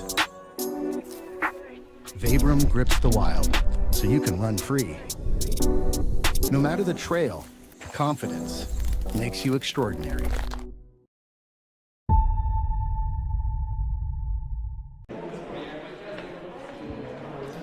Welcome back, everyone. We are with you for the OCC 50K UTMB World Series final, and we are just over an hour into this race. And we've just been chatting off air about the strategy with the top women. So Judith Wieder and Sarah Alonso here running together, working together, and chasing down Laura Hottenrott, who is in a good lead and has been from the start. But you know, Laura is good on the flats, is good on the ascents, but much more conservative on the descents. So in this part of the course, where she can try to make some time on the climbs in this first half of the race, I think she's going really pushing to try to get a lead that she can try to hold on to when they hit the descents for the second half of the course. But that's my guess. Yeah, and again, off air, we were talking about Sarah and Judith as, you know, the ones who have experience, who have been there, and who have the strength that it takes to take the win here. So we're actually going to hear it from Sarah Alonso herself right now. Great. Tomorrow is the OCC race. I am super excited. Also, I am also super nervous about the race. It's the biggest race of the year, so I really want to start the race just right now and be in the start line. Okay. I raced the OCC twice, fourth in 2024 and fourth in 2025. So for me, the goal tomorrow is to be in that podium that I have been close all the years, but not enough to be there. So I hope to be there. For me, the strategy for tomorrow is to start strong. I am a really front runner. I always like to be in the first group, so I think I will try to be with the first group. Even maybe some runners, normally American runners, go fast. I will try to be in that first group, and then hopefully in the climb start to move. I think this race suits me quite good because I am a really flat runner, because I come from the track, but I also really like the climbs more than the downhill. The downhills are my worst skill, so I will try to move in these steep climbs that there are new ones in Col de Possets and in Bayersin, and this one I really like them. I think OCC is the biggest race for all the runners, but UTMB week for the short runners like me is OCC. I have another big goals like Cegama, but I already win them, so it's like some race that I really want to perform at, and I never have the race that I would like, because in 2024 I was coming for a pneumonia, and last year I was coming for a cow attack. So this year I really feel that I am prepared, and I would like to have the race that I dream with. That was fascinating, because we have commented on Sarah Alonso in many of the UTMB World Series races, and we always refer to her as like an excellent mountain runner, an uphill runner, and she just described herself as a flat runner, which, if you could have seen our faces in the studio, Martin and I looked at each other with just wide eyes thinking, really? Because that is not how we think of her. But it's true. She has had great performances, fourth twice, but she wants that podium. And she referred to last year, 2025, she just said quickly a cow attack. Cow attack. For those of you who don't know the story, Sarah Alonso was attacked by a cow in training just weeks before the OCC race last year, suffered fractured ribs. I think. She literally got trampled, and she said when she was on the ground, she's like, "This is the end of it." Yeah. Like she really felt like that was going to be it.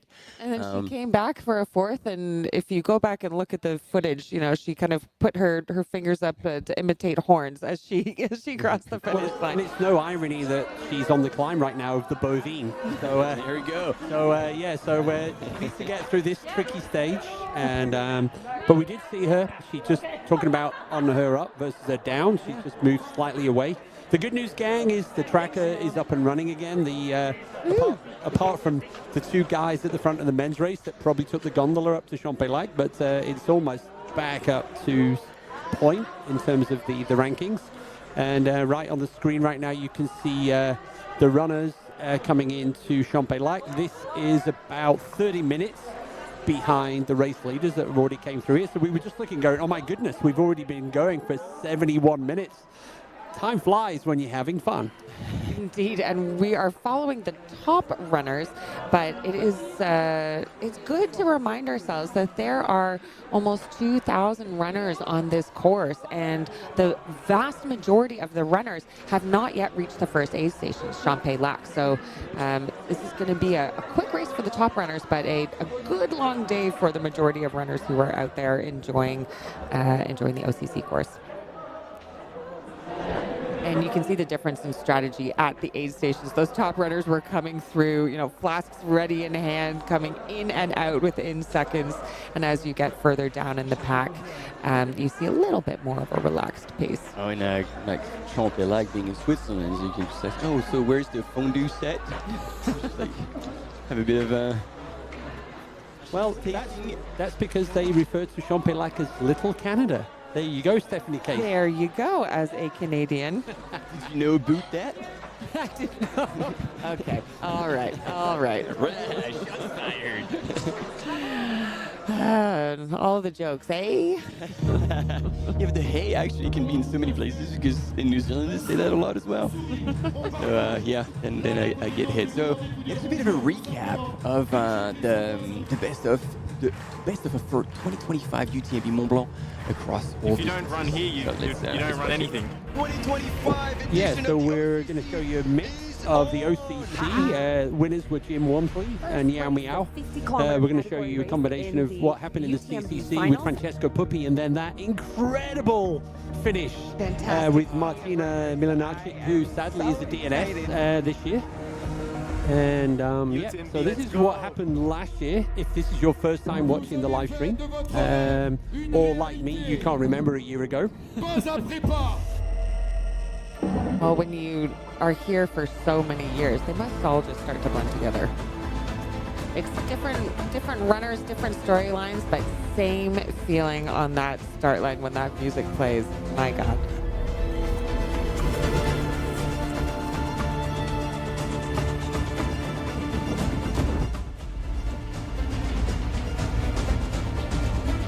Of these incredible images. While we're following the OCC today, we're looking at these images from 2025.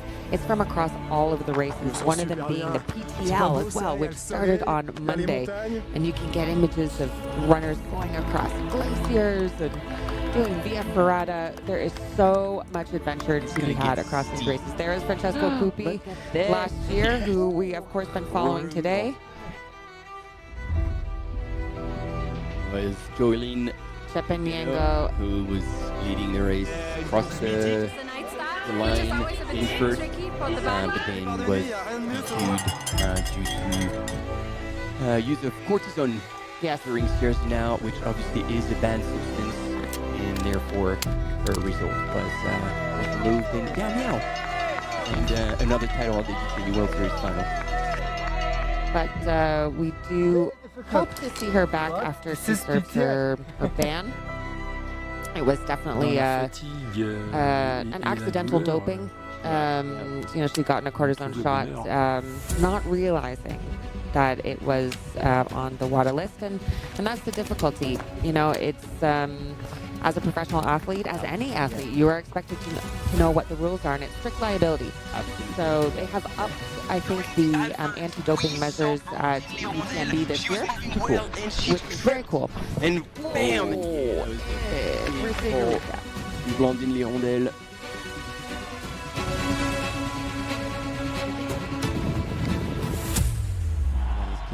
Oh yeah! Over and over again. And Tom Evans Jim Walmsley took a fall right before the finish line last year at OCC as he was making that final turn.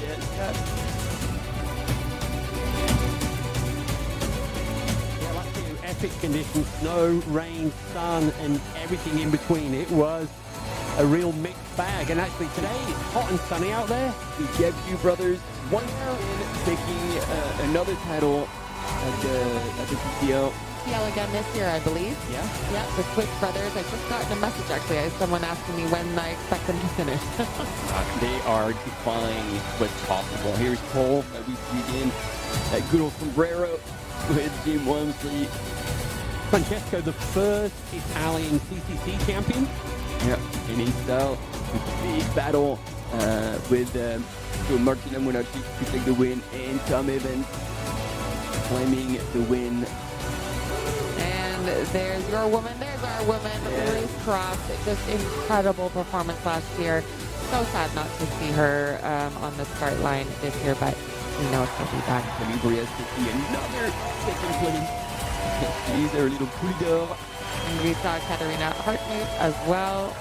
And actually, shout out to her. She became a mom. Camille. Yes, Camille. Oh, that's right. Yeah. Really? You face him like, oh shit, I need How to did she pop one out? context. It was in the last And there week. you go. Again, dad's strength. Tom Evans showing he was holding a baby. Yep. And this is actually something we talked about yesterday with Josh Wade. Yes. Who he was like, I got dad's strength. You can't beat me. And he was obviously joking, but he is fired up for UTMB. It's going to be super cool to follow. Oh, he's yeah. going to be one of them after his third place last year. He's still strangely flying under the radar of most of the predictions, which is so weird because he was on the podium last year. But I'm his teammate, and I can say, do not count him out. But that's probably good for him. Less pressure, less spotlight. Yes. And he's going to do his thing. But we have other races to follow before we hit UTMB, before we hit the big dance. And today it is OCC.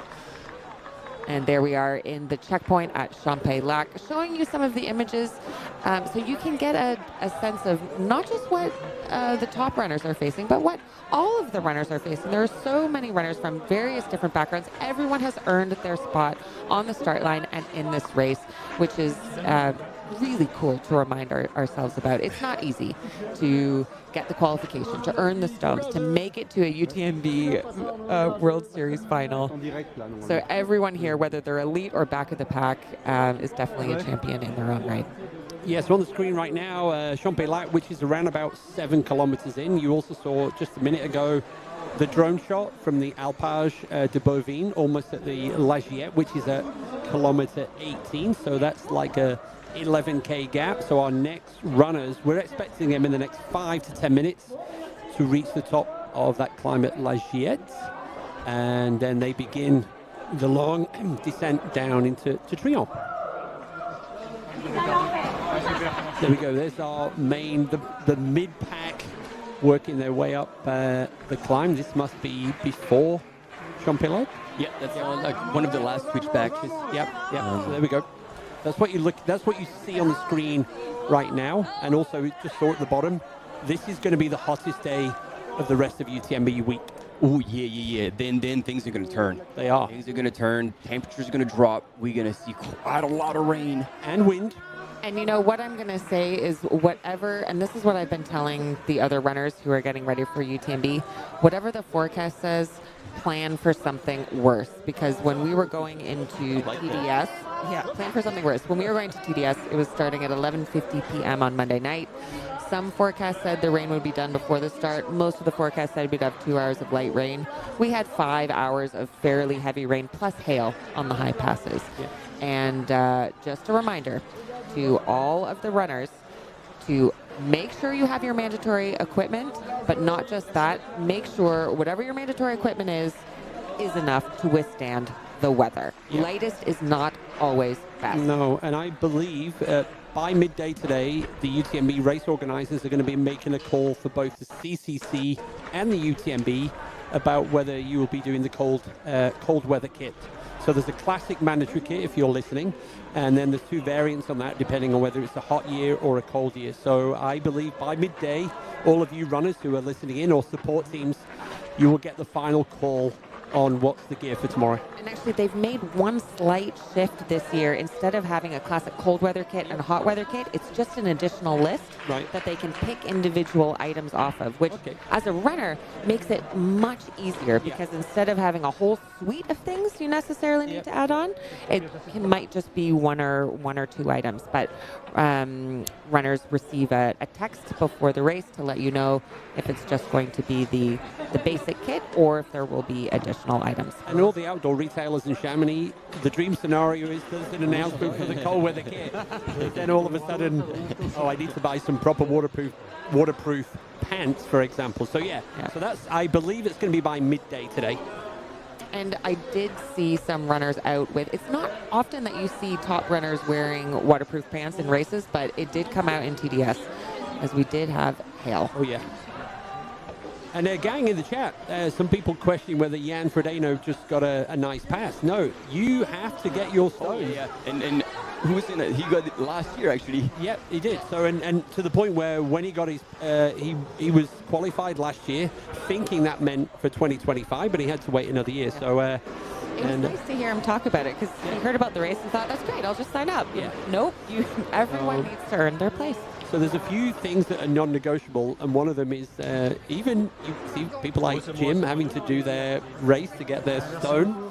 So yeah, that's one of the non-negotiables. We need experienced runners out on the course, and this cannot be your first rodeo.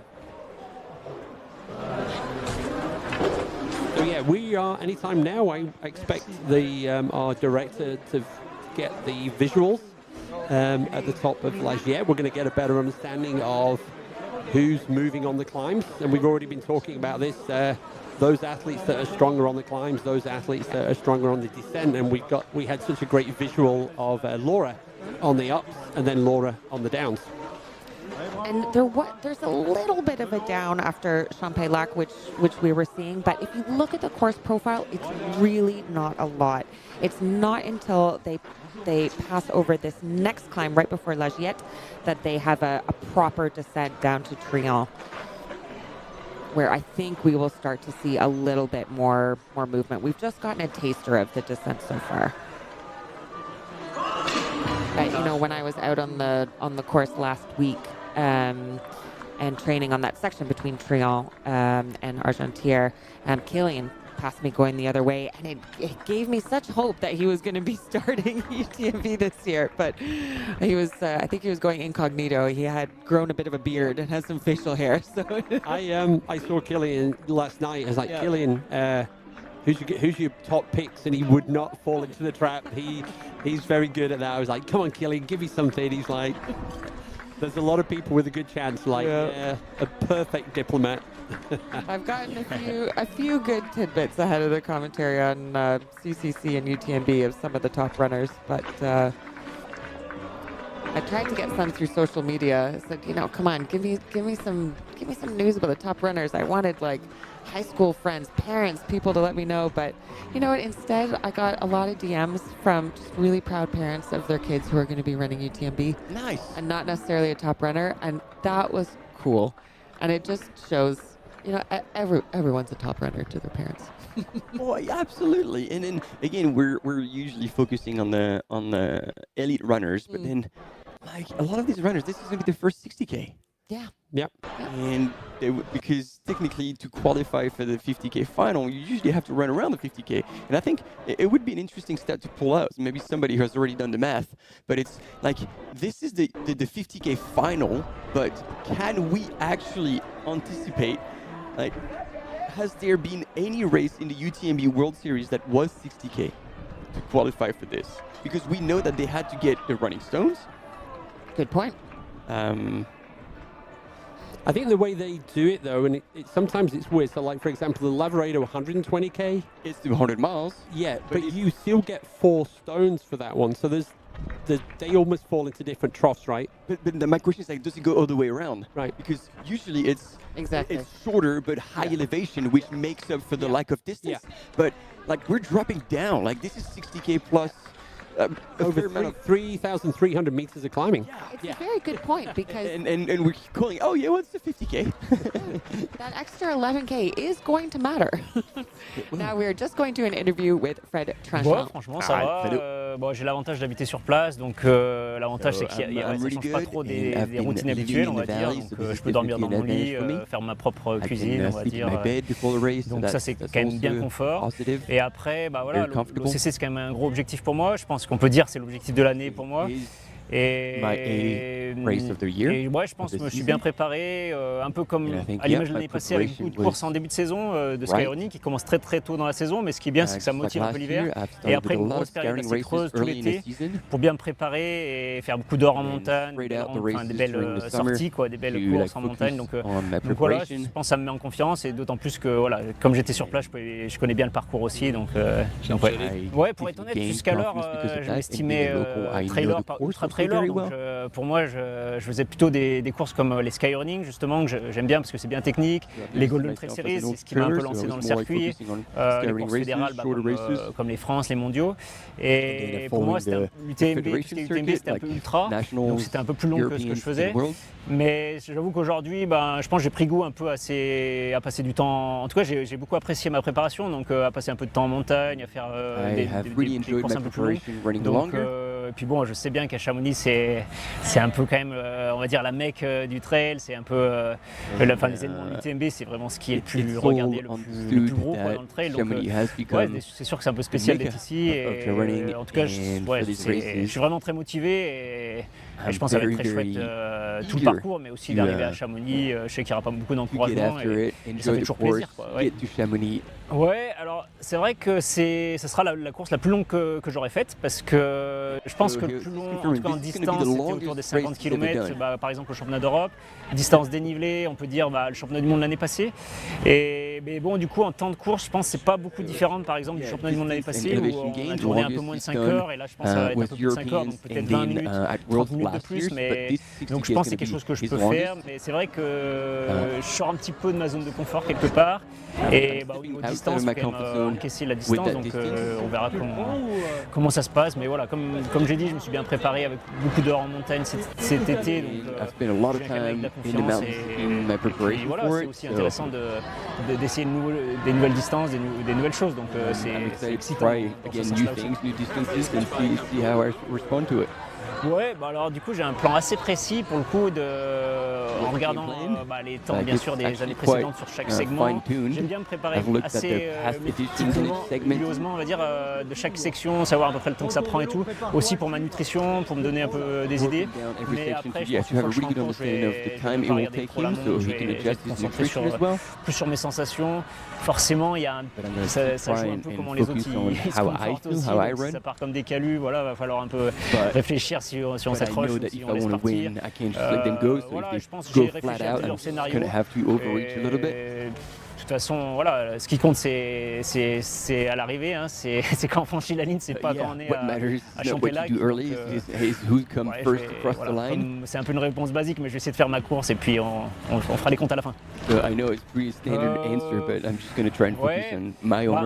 Bon, déjà, il y a une telle densité sur la start list que on sait que probablement tout le monde n'ira pas au bout, en tout cas au meilleur de son niveau, mais vu la densité, il y en a forcément qui vont passer, donc ça va être une course, de toute façon il y aura du fight, ça va être compliqué d'aller jouer les meilleures places, mais voilà, c'est aussi pour ça qu'on s'entraîne tous les jours, c'est pour faire la bataille avec tout le monde. Et donc après, entre les Français, je pense qu'il y en a d'autres qui sont très bien préparés, notamment je pense à Sylvain Cachard, même s'il a eu peut-être des pépins en début de saison. Mais voilà, je pense que je me concentre pas trop sur les autres, je me concentre plutôt sur moi. forcément, on voit les startistes parce que si on est sur les réseaux, on est tagué dans toutes les publications des favoris, tout ça. Mais bon, au final, voilà, faut faire sa course et et puis deuxièmement, voilà, j'ai quand même beaucoup d'attentes tout seul, quoi. Donc, quelque part, ça me met en confiance aussi d'avoir, on va dire, un index assez haut parce que ça représente un peu notre niveau du moment. Donc, je pense que ça peut mettre de la pression, mais aussi ça peut donner un peu de confiance en se disant, bon, voilà, si l'index dit que j'ai à peu près ce niveau, c'est que c'est probablement vrai. Donc, on va essayer de jouer les meilleures places possibles de toute façon. Franchement, ce serait une course où j'ai bien géré, je suis pas parti tête brûlée, puis pas non plus. J'ai pu donner le meilleur de moi et je pense que je pourrais être satisfait à la ligne d'arrivée si j'ai vraiment donné le meilleur de moi sans me cramer, sans avoir de pépins comme je dis, je suis un peu dans l'inconnu aussi vu que c'est une distance un peu longue que ce que j'ai l'habitude, donc d'arriver à passer la distance, arriver à passer la course, donc, je pense que ça sera une journée réussie pour moi. Feeling like I've given everything, then it will be a successful race.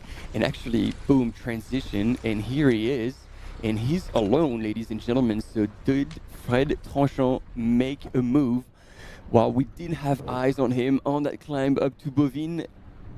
Oh, I am a bit surprised because you would expect on that steep climb that Rémi Bonnet would have responded and try to close the gap and be with him. Oh wow, he's right at the call. But so that's one switchback, and then he's going to tip over. So they've already gone past Bovine. But we did hear in Rémi Bonnet's interview that he said he was going to pull back. He's going to hold back at the beginning. So it is kind of giving us a bit of a sense that we're used to seeing Rémi Bonnet just really go for gold on the climbs. But if he's following his own plan, then this was all part of the strategy. Wow. That is dangerous, ladies and gentlemen, to have Fred Tranchant, because then on that section it's slightly downhill, technical, a bit of rolling terrain, and you're hidden. And so Fred, on this kind of stuff, if he sees that he's opened up a little bit of a gap, I would not be surprised that he pushes the pace to just anchor that gap, that lead, because look at that. Yeah, Eli Hemming came through this checkpoint 2 years ago in 1:40. So Frederick is, even if there's a slight adjustment from the start line, that's almost 8 minutes ahead in terms of speed. There's Mick Marshall from Australia. We already mentioned Mick this morning from Team Adaptive. But through the checkpoint, not through the high pass, because the checkpoint is after the high pass. It is? Yes. Okay. I thought it was through the gate, no? No, the checkpoint, if you go on the course profile. Oh yeah, there it is lower down. Okay, so it's checkpoint is after the high pass. And that makes me feel better because I was like, wow, like Eli was running really strong, and so 8 minutes down on Eli, I was like, oh, Fredo, what are you doing? Boys, okay, I got you. Good. Thanks. And we'll get the official time check. Three of us, we're gonna pull it off. Yeah, that's why we have three.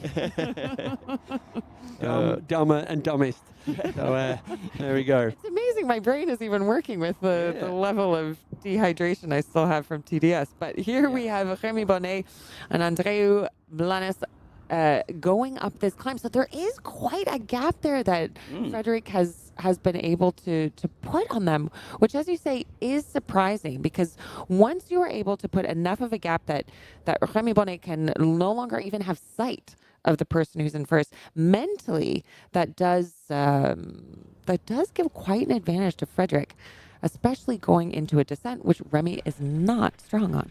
So Frederick is from Argentière? No, he lives there. Lives in Argentière. Recently relocated to Chamonix Valley. Which is around about, so hopefully there's a good following from there. That's about 10k from the finish line, so he's going to get some good energy when he gets there, which is going to be about 12:30, so a long way away before we get to that area. But Frederick's my pick for the win. I was between him and Francesco, thinking Francesco maybe freshness after Western States, and we've not seen him on this climb yet. Yeah, and but to your point, he's way in the lead, but he didn't look like he was overreaching every time we saw him. He was just responding to whoever was in the lead, and he might just have chosen to make a move. If you were following World Champs at the end of last year, like in September in Canfranc, like Fred was dominating.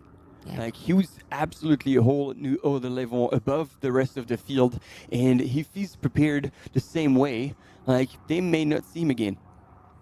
Yeah, we've got Liam, Aid Station Fireball is in the chat. So he's already itching, ready to drop some good time splits once we hit that and some comparisons. So Liam all the way up there in Canada. So Liam, I met him at Hard Rock 100 for the first time. So he's always in the background supporting us with stats. So he's Canadian, so he's doing his little bit. So I met him at Hard Rock because it was a couple of years ago. Right. I met him there as well, and it's always fun to put, there's a real person behind the Aid Station Fireball name. 100%. So Liam Tryon, top guy. Yep. So that was not Mick Marshall, because I was thinking he doesn't look like Mick Marshall. So thank you for the update there. The adaptive athlete. Zemi Ramos. Amazing. So yeah, I'm fascinated by this Frederick Remy smash up that's going on right now, because I really wonder if we hadn't gotten that insight that Remy was going to hold back, I would say that, you know, Fred is doing a really good race, but we are still so early on. And that's the thing that I love about OCC, is that you do not know who is going to take the lead, because we have parts that favor the people who can climb, the parts that favor people who can descend, and then that very fast finish. So I'm not ready to make any predictions about what's going to happen. There we go. So I already name dropped Mick Marshall. There's Mick, and actually, most of the adaptive athletes have a guide as well. So they don't want the race to change the cutoff times for them. They have certain needs that they've asked for, and one is the guide. The other thing they've asked is the aid stations to be trained to understand the needs that they may have compared to, you know, like traditional athletes, if you like. So, you know, Team Adaptive is getting more recognition and more support from the trail running community. Super cool. We are 1 hour and 37 minutes into the OCC race, the 50K UTMB World Series final. If you are just joining us, we have 3 of us here in the studio: Keith, Marta, and myself. Hello. You can see us on the screen. Woo! And actually, you know, we talk about changes. This is probably the most consistent lineup we've had for 2 years in a run for a while. There's always chopping and changing. So there we go. There we go. Yeah, I've been trying pretty hard to replace it, but you just can't find anyone. So just, hey, we're back. Apologize. I had to get vetted first, pregnant, doing the graveyard shift in the middle of the night in 2024. Once I passed that, I was allowed to come in the studio. But as we are chatting away here, we are about to go into a short break. But stay with us for more coverage of the OCC 50K UTMB World Series final.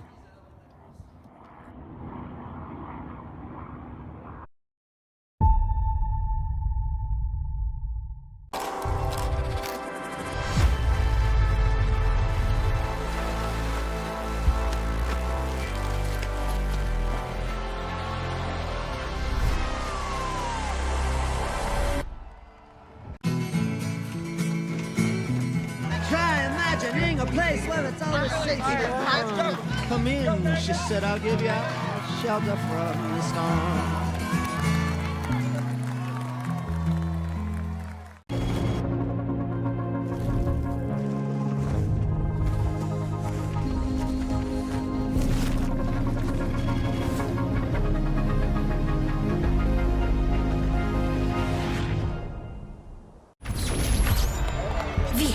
Tanta gente, non ci facciamo prendere dall'entusiasmo.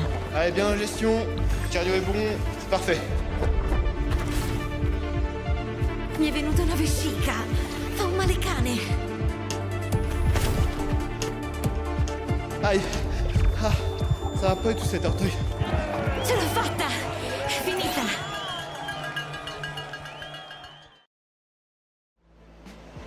Absolutely beautiful out there. It's such a beautiful course.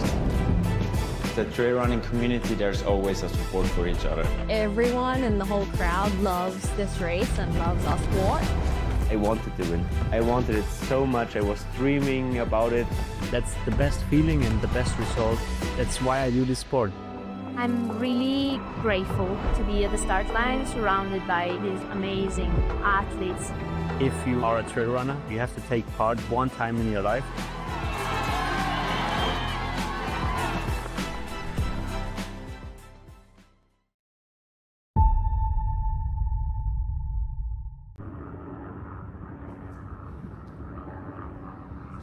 And we're back once again on this beautiful aerial shot of Bovine, where the first men have gone through. And are we waiting for the top women?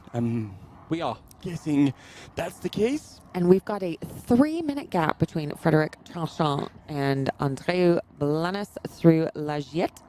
And look who's coming back. Look who's creeping up in the rankings. Petter Engdahl.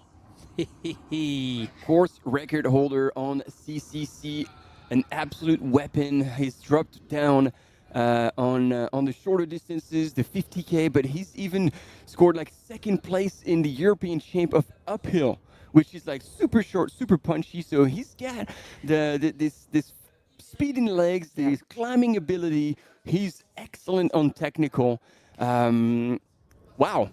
And you know, I had said last week when I was doing an OCC preview that he had an up and down year because he had a DNF at Tarawera at the start of the year, but I take that back. He had a DNF at the beginning of the year, and then it's just been up since then. So, you know, he's coming into this strong. He's coming into this with incredible experience on the OCC course. He's proven himself. We know he has road speed from his marathon time. So the last part of this course is going to favor him. So the fact that he's really up in the mix at this part of the course bodes well.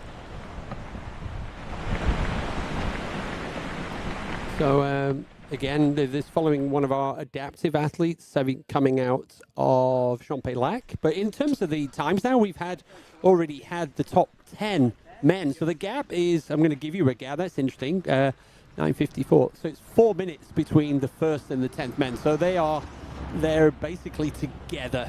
Frédéric Tranchant, Andreu Blanes, Petter Engdahl, Maximilian Drion, Francesco Puppi, Nashon Kiplimo from Kenya, Sylvain Cachard, Daniel Patisse, Christian Allen, and David Malina. That's your top 10 there we go. Men, and they are 4 minutes apart. And if we actually look at that a little bit closer, 4 minutes apart for sure, but if we go from second to 10th, it's only 1 minute and 45 seconds. Yeah. We saw the train, yeah. 1 minute 45 is nothing. So everything is up in the air, at least between second and 10th for the next little while. And, well, Fred has really gotten a nice little lead for himself. He shouldn't be feeling too comfortable. No. To your point, trail fans in the chat, Fred is out of the block early. However, I was referring to World Champs where he did, but he held it and actually kept increasing his lead. Is this going to be such a day where all the planets align for the Frenchman Frédéric Tranchant? We will see. There is indeed a lot of strong runners behind. They are very, very close all together. Yes, this is streamed on YouTube, but I can remember who's sharing that. Yes, the chat is not available because we're actually encouraging all of you to come and interact in one single location, which is the live.utmb.world. And because then we have everyone there, and you don't have gifts on the YouTube chat. Yep. And guess what you've got on the UTMB platform? Gifts. And this is definitely what's making a difference. So this is a great feature to share your emotion. Share it now and look at this man. Emotion right now because let's scream, because that is a screaming pace that Fred Tranchant is taking on that technical terrain. We were telling you he was strong. We were telling you he was going to be aggressive and intentional about his racing. And when a runner drops a cam runner, that is fast. That means a lot. Yeah. Wow. I mean, I just kind of put my hands up in the air when I saw that footage. This is going to be an exciting day. We are back with the women's lead. This is Laura Hottenrott, who has been leading from the start at Champex-Lac. She had just over a minute. It was about 1 minute and 20-second lead on Judith Wieder, who has incredible experience on this course, proven history on this course. Laura is moving very easily uphill as well. We know, we said earlier in the broadcast, she's much more conservative on the descents. So she's trying to get these gains where she knows that she has strength, and she is pushing. To be fair, like I'm still impressed that she is still leading the race at this point. So it is definitely an uphill trend, and that's their strength. But still, like we have all the world-class athletes in that women's field, and she's still holding on. So hats off, Laura is killing it. And we will expect her, the website has her expected to come in about 7 minutes at La Giette, that we've seen the top men already go through. But we will watch her go up this climb. So she goes up the climb and then over the gate and then down into that timing point, into the check point. And now you can hear the sterling effort and breathing of our camera athlete trying to keep up with our race leader. So this is impressive. I mean, fast. And these camera runners, let me tell you, when they race themselves, they are also podiuming. So these are very fast camera runners.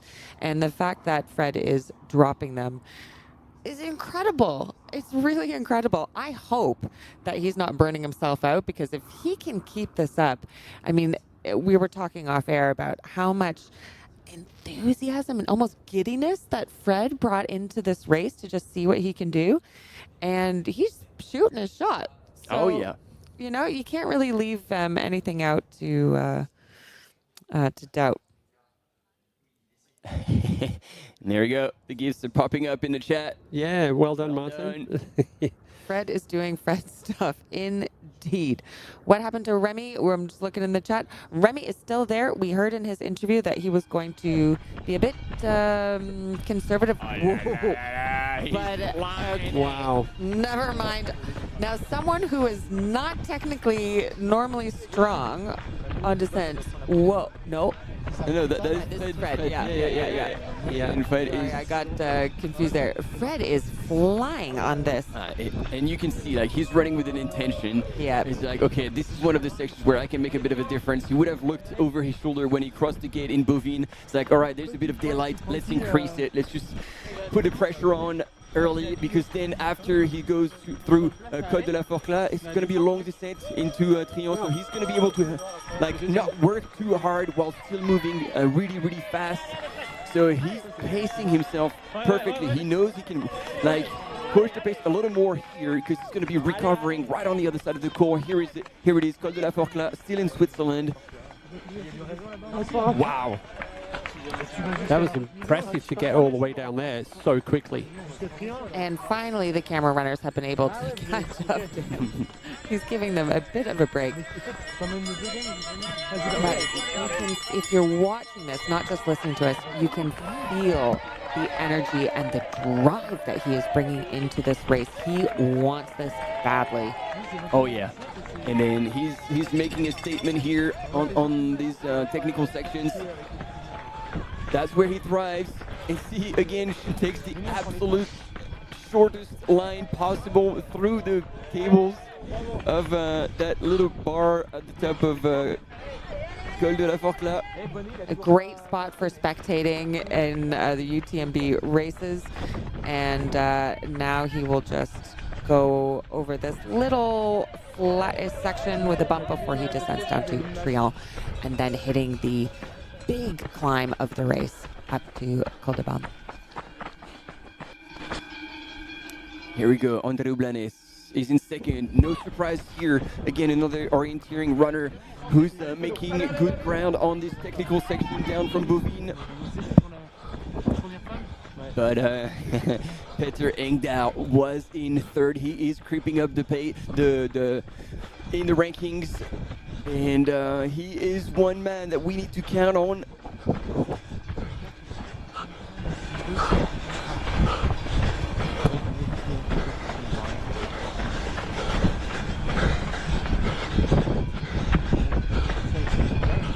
So Liam from Aid Station Fireball is bringing up something interesting. So Fred's split from Bovine climb was 58.23, second fastest ever, only to Christian Allen, who was 57.53 in 2024, but Christian Allen dropped. So it is a pretty hot pace, and hopefully Fredo knows what he's doing. But man, the gap between them is unreal. Absolutely unreal. And the gifts are coming.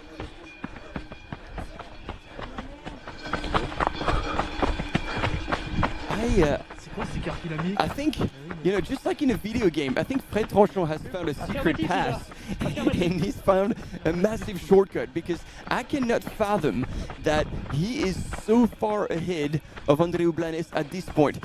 He would have just gone pedal to the metal. We saw it on the images, but then like the fact that he's opened such a gap is unreal. Absolutely unreal. And so, as much as we're not seeing many Polish runners on the screen right now, we have the whole of Poland once again in the chat. We appreciate your support. We love you all. You love your Polska Górą, as we say, strength to Poland. Love it.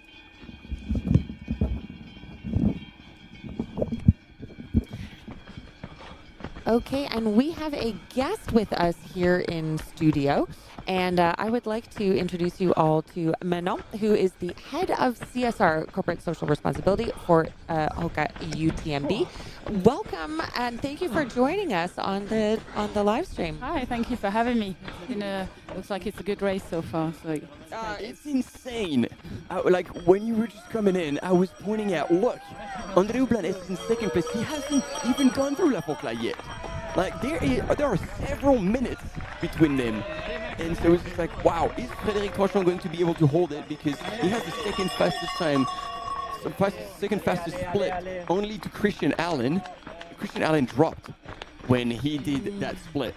So it's either Frédéric Tranchant is on a whole new level today, or he might be going a little hot early on. We'll see.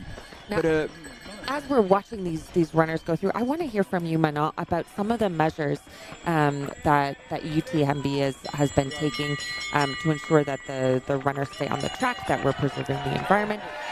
What can you tell us, particularly with what we're seeing now on the screen? There's work all year round on these different topics, but of course when the event is taking place, we've got extra measures. So we have an environmental ambassador team. Their aim is to pass before the races, to make sure the tracks are clean and to put different signage. So they went past the Alpage of Bovine, for example, so there's cows around and there might be some gates to close. Make sure runners understand where they're running and the different challenges there are in these spaces, so that we can all collectively preserve the natural areas. So that was really important on staying on tracks. You can see again, like we have the cows on the left. Make sure the spectators take enough space compared to the different signs there are around. And the idea is that all the different activities that take place the rest of the year can still take place when the race is going through. We don't have priority everywhere. Work keeps on going all around, so just respecting all these different activities is a major thing.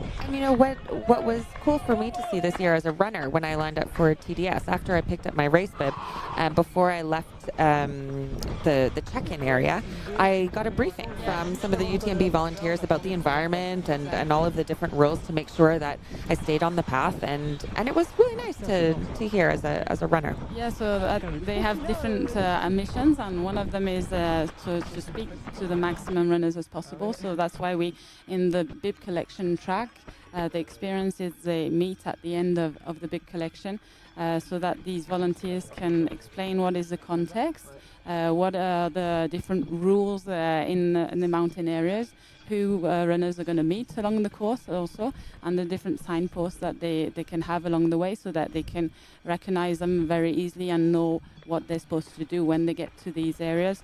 So the major point is to really try and give as much information as possible, so that runners are have the most information possible when they're running, and they can respect everything that's all around. But we don't only want to talk to runners this year, but also the whole community, so the spectators that are out there also, just to be respectful of like people living around and the way we cheer people on. We're so Those happy loud to cowbells.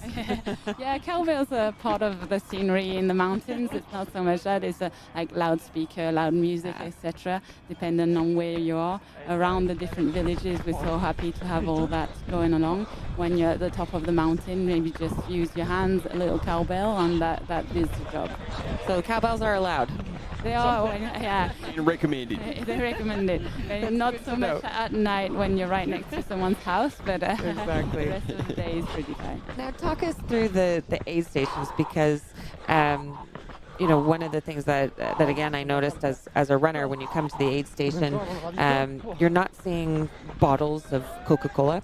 You're seeing a much more sustainable option. Talk us through some of the measures that have been taken to make the aid stations a little bit easier on the environment, because these tiny changes in such a big race like UTMB can make a big difference. Yeah, definitely. So the idea is to rethink our aid stations. Say, okay, how can we reduce the amount of plastic that is generated on the aid stations? It's something that we ask the runners, so now every runner has to have their own cup, their own bowl if they want to eat. So we want to also be part of all that change. So on the aid station, we try at the maximum to have all the food that comes without packaging, and that goes through also with the water, so the soda, the fizzy water, etc. We try and use them sustainably. And we're talking through all of these measures taken into the aid station as we are seeing our men's leader come through, Frederick. Whoa! Yeah, that was like efficiency, just grabbing a little bit, putting over his face, just cooling down. We confirm what we felt, and you can see already the temperature has risen. It's almost 24 degrees Celsius here in the Chamonix Valley, and when they are in the sun, it's going to be very, very hot. Once again, OCC, no crew stations, so not going to be the opportunity to have like an ice bandana wrapped around your neck. And so here he goes, see, very composed, asking, this is what I need, I want water, so here's the water. So it looks, has there been instructions here that the volunteers cannot support? Because we saw in in Champelac, all the ones were ready with the jugs, and now everybody stayed very quietly behind the table. So I don't know if there's been different instructions, but see, Fred Tranchant didn't get trouble. He was like, I want water, there's no water, I'm going for it. Calm, composed, and out. Like, this is textbook practice, and I am absolutely blown away about the difference between the first and the rest of the pack. Fred Tranchant, it's going to be either like a new course record. I mean, not because it's a different course. Sorry, I take that back. But the performance of a lifetime, or the biggest blowout in history, because the way he's moving at this point, hearing the camera runner just breathing so hard, I'm like, Fred, I hope you know what you're doing. Well, you know what? It's a strategy. Go big or go home, right? This is...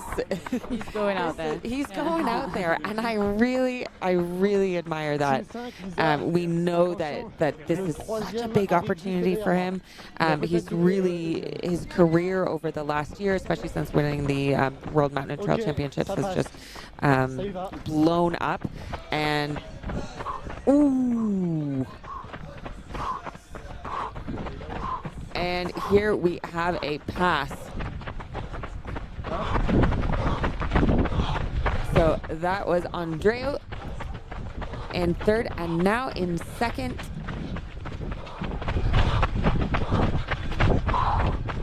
Who do we have in second? Is that Maximilien Trion?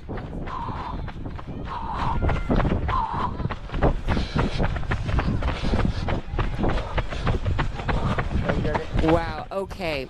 So if that is a switch up, look at him coming through into the aid station. We can hear how heavily the camera runner is breathing behind him.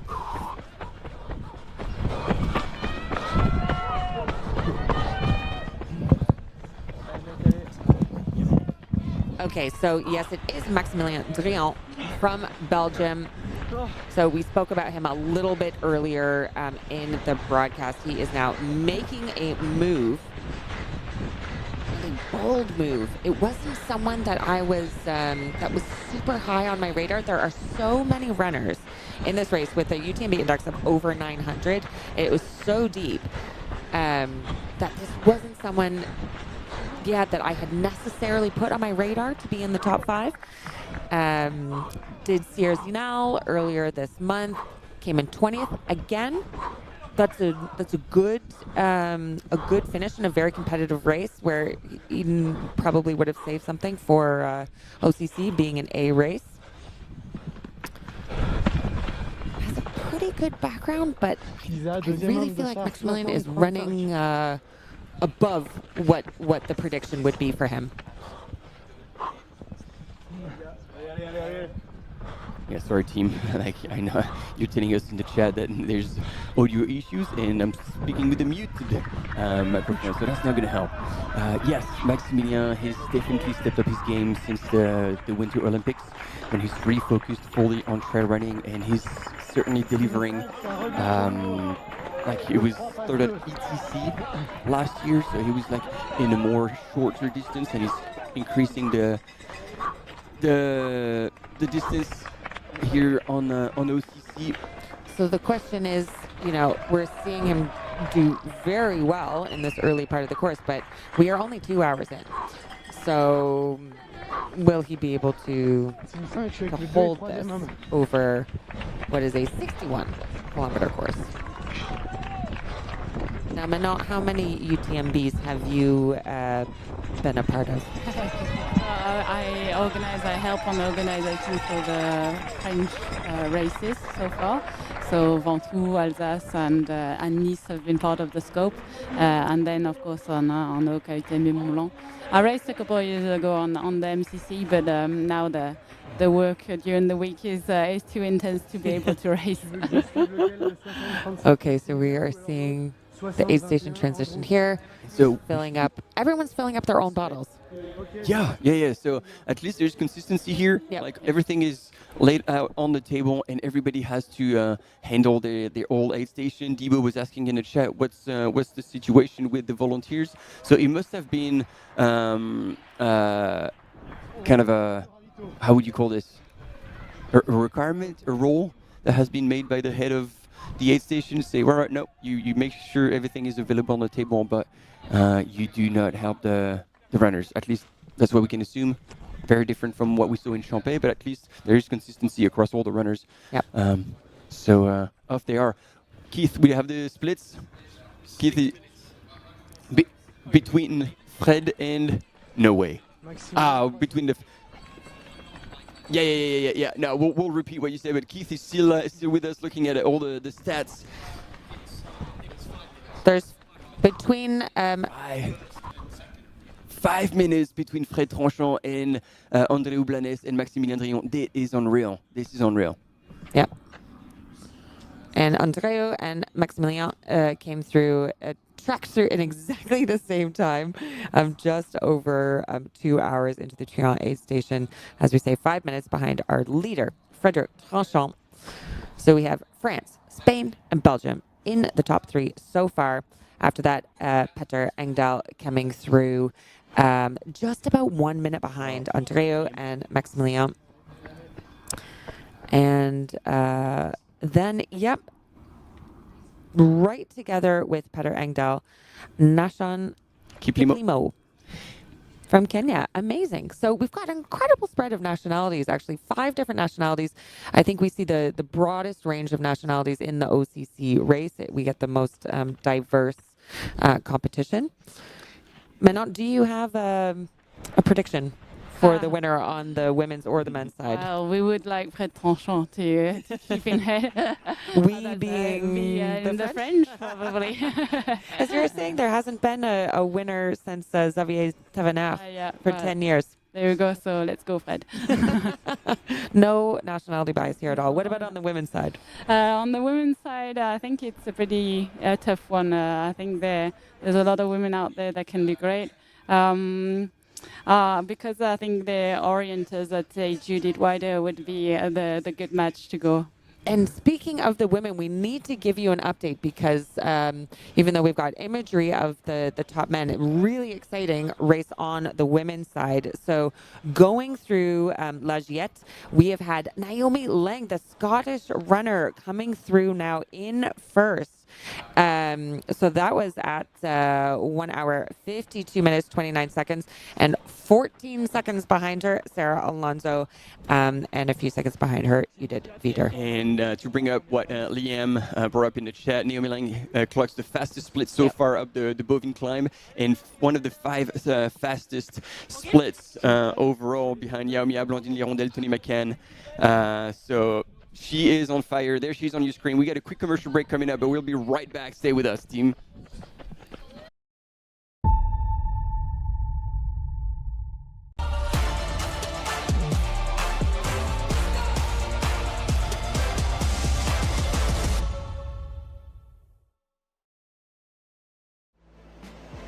Absolutely beautiful out there.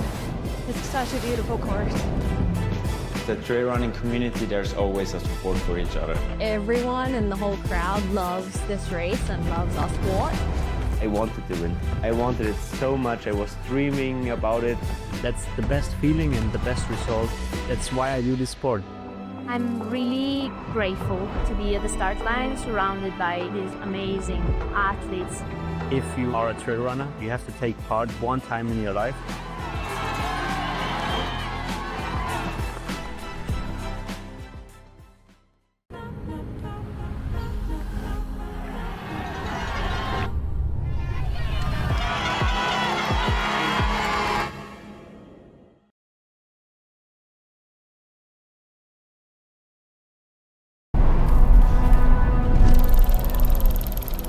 When Finnish engineer and orienteer Thomas Volonen invented the mass production method for the liquid-filled field compass in 1936, Suunto was born.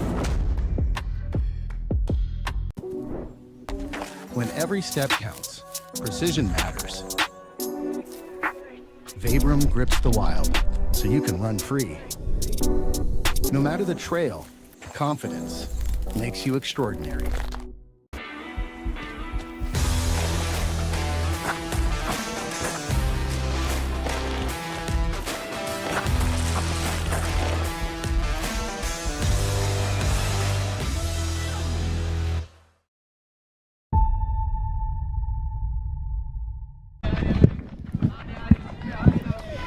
Here we go, team, and we're seeing a similar pattern on this technical, slightly downhill section to Col de la Forclaz. Within the men's, Fred Tranchant was really pushing the pace to open up a gap, and Naomi Lang has now not only gained the lead, but she would have most likely tried and put a whole lot more time on that section.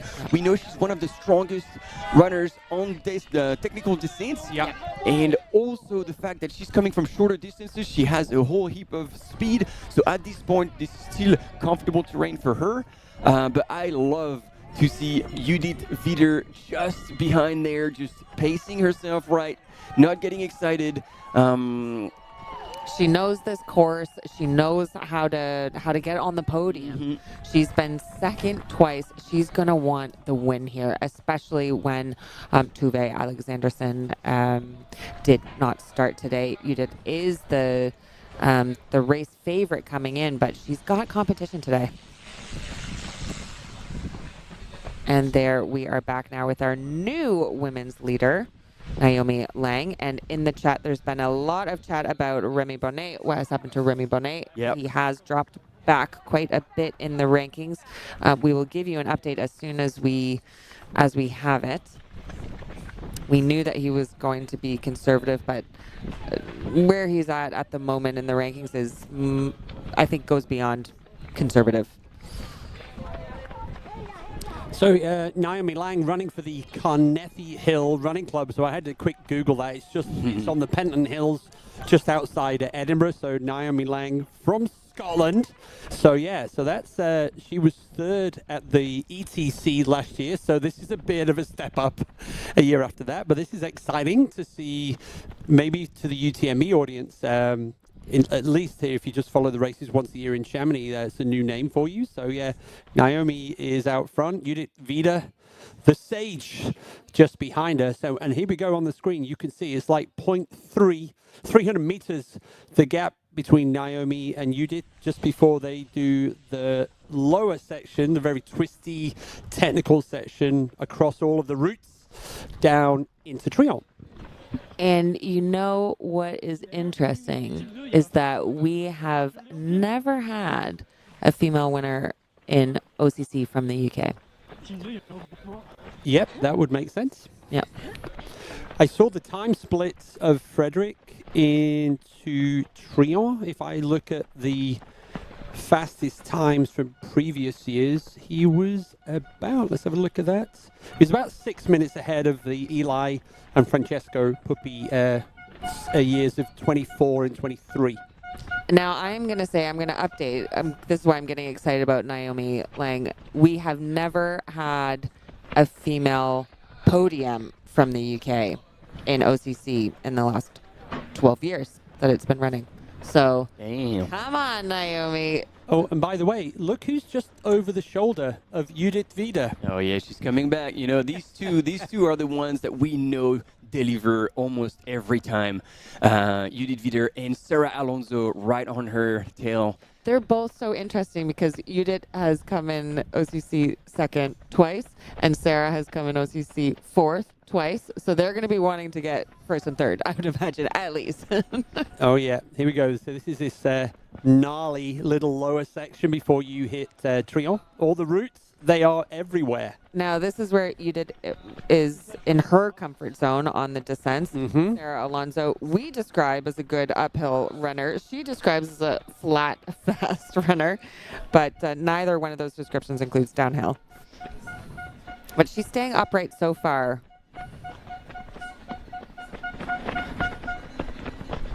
And she is really trying to keep Judith in her sights, make sure that she doesn't break that chain.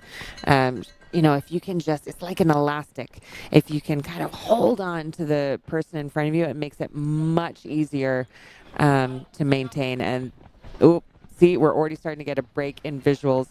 If Judith can put enough space between her and Sarah Alonso, it will make it that much harder for Sarah to stick with her. Yep. Historically, the OCC, the crux of the race on the previous course, it's changed this year, has always been at the top of the Col de Balme. So whoever normally has made the move on that long climb up to the Col de Balme normally goes on to hold it, although Table might kind of tell me no on that one. But as a general rule, so yeah. So, and we're also talking about race management, you know, the climbs, the descents, and then there is 14 kilometers that is very, very runnable at the finish as well. And that's where we saw switch-ups last year. Yep. With Jim overtaking Christian Minogio. And look at her, like, just, it's flowy, it's... Naomi's amazing on the descent. Oh, she is one of the best. And see, like, as soon as you have less technical, she can open up, lean forward. It looks effortless. Yeah, it does. Covering ground at speed. So that is a huge advantage, and I'm glad to see her play her cards there. Like, and, you know, to quote Sarah in the interview that she gave just a little earlier, she said, like, oh, I'm a little bit less comfortable on the downhill. You can see here she's going as fast as she can, but it's shorter it looks staccato. less comfortable. Yeah, it's the shorter staccato jumps and strides. She's moving quickly, but it's with effort. Whereas with Naomi, she just like flowed. It's like water over the tree roots. You feel like Sarah is always on the verge of like, oh, I'm gonna trip. Oh. Exactly. And so we're holding on to the seats here because we've seen Sarah hit the deck pretty hard, and we do not want this to happen again. No. And the spread in the OCC last year, the first to the 10th man, 17 minutes. First to 10th woman, 30 minutes. We're probably going to expect those to be smaller this year. But yeah, that's... So those people going, what's happening to such and such? There's a long way to go. If you're in 10th right now, that does not mean you're going to finish in 10th. You could move up. Absolutely. And just like to your point, we saw Peter Engdahl. We didn't see him the whole first hour. And all of a sudden, boom, he's popping up in the top spots. So it is indeed a long race. It is longer than usual. If you're just joining us now, there's a new course this year. They will be going up to Col de Balme and then up and over instead of dropping straight into the Chamonix Valley. So, and then it's going to be a long, fast, and flatter 10 kilometers because they will not be going up to La Flégère and back down into Chamonix. And somebody was telling me that once they go to Tête de Barman, that little loop, they actually drop back into Switzerland for a tiny, tiny little blip as well. I didn't realize that. Not me neither. So, but there we go. Sada now getting closer to the aid station. Now it's, as all of the athletes, they're starting to think about, okay, what's the drill for the aid station? Water bottles are out. There you go. This is great. They're already out, and it's like preparing yourself for the aid station. Yeah, that's what's making the difference. When you get to the aid station, you are fully ready. You know that Sarah is like fully focused. It's like, whoa, game face on.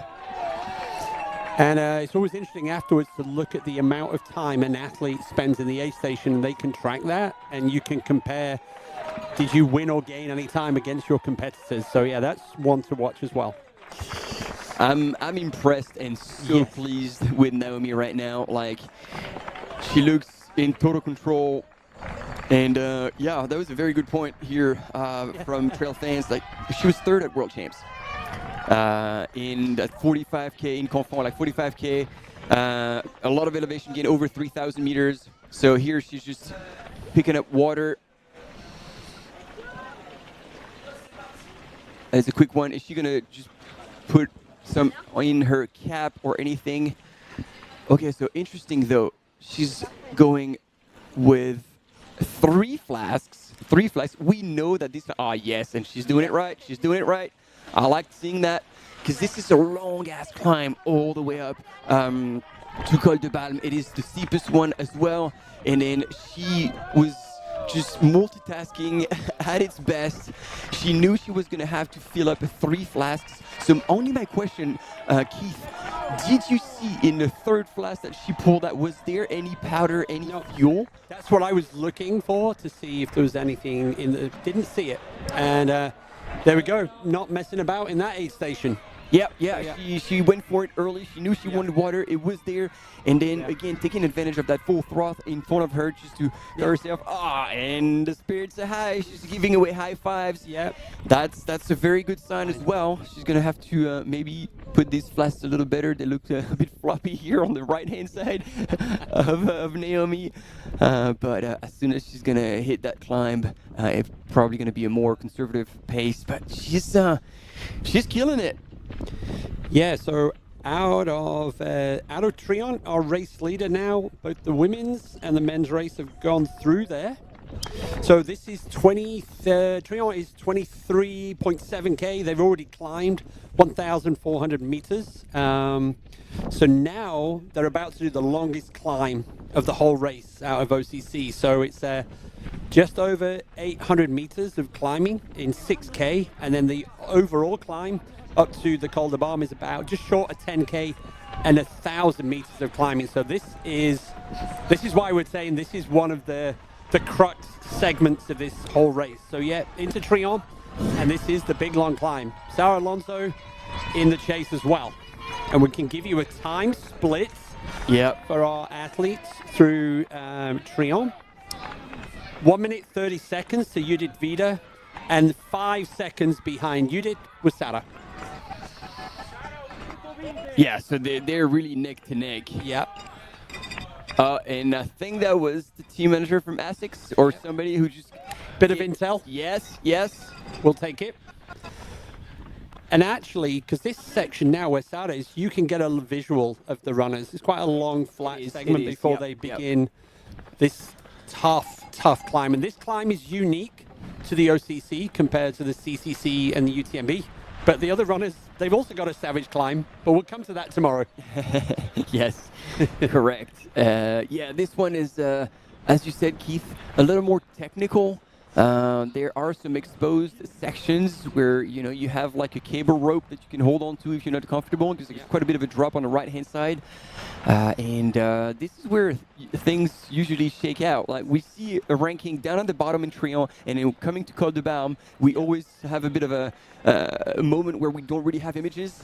And there you go, Sarah is also going for water. They know this climb is going to be long and hot, so they're all being smart about like heat management. But yeah, so it's going to be interesting to see if the the current classification, the current ranking remains the same by the time they get to the top, like the Col de Balme. Yeah. We heard Sarah in her interview saying, the Americans go off hard. Well, right now the Americans are behind her, but in the top 10, there are 5 American athletes behind there. So we got Lauren Gregory, McKenna Morley, we have Alicia Vargo, Erin Moyer, and Bailey Kowalczyk. So some of them are still on the descent to Trion, but you've got Naomi Lang from Scotland, from the UK in first place. Judith Vida, Switzerland. Sarah Alonso, third from Spain.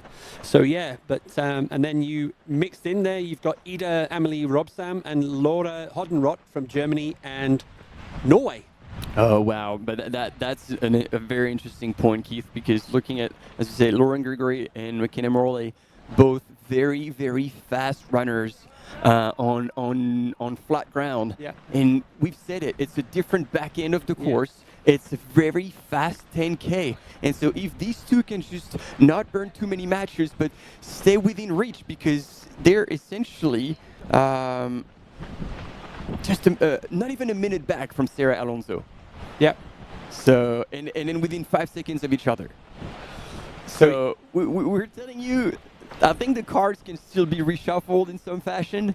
And this is what makes this race so exciting. It's such a deep field, and with 60K distance, a lot of the strategy will come down to like if you went out too fast or if you left some for the back end of the race, depending on where your strength is. What I love about it, look at the UTMB index of these two athletes, 8:02, 8:03, almost match. And there we go. That is the visual they have running along the riverside here from Trion, heading towards the bottom of the climb, which is coming up quite soon. And and we say bottom of the climb, but this is a douche grade uphill, straight from the aid station and all the way on the road, which is already tough because you're trying to move. You've been running downhill since you came out of Bovine, all the way Col de la Forclaz and then down to Trion, and all of a sudden you switch back into running on that douche grade, which just is like, it's disgusting. Like, it's just, you have to grind it. You just want to slow down, but no, you have to keep pedal to the metal while still being mindful of you want some left in the tank. That climb up to Col de Balme from Trion is terrible. It's super hard, super steep. But all these top runners, they know the course, they've rekeyed it, so they know what's coming ahead. And by the way, look at the temperature now. It's rising 25 Celsius here in Chamonix. Wow. And so forecasted high today of around about 29.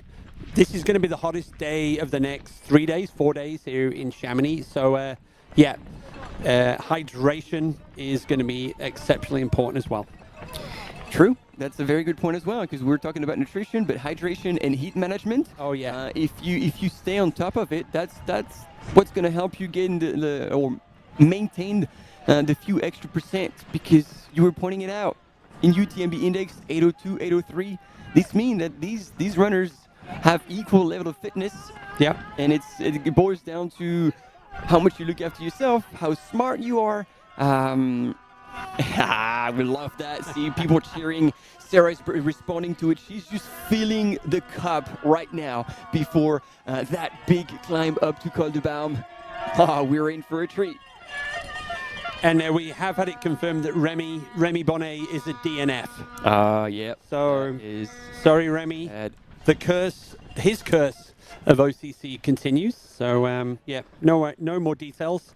But we've seen in the chat a lot of people asking about Remy. So Remy Bonnet. Yep. See you next year. See you next year for another crack at these longer distances, and also talking about those who are not performing the way they would have hoped. It sounds like Malenosa is 45th woman through La Giette. Wow. So she might be still hitting that same problem with the body cramps that she just hasn't been able to put a handle on.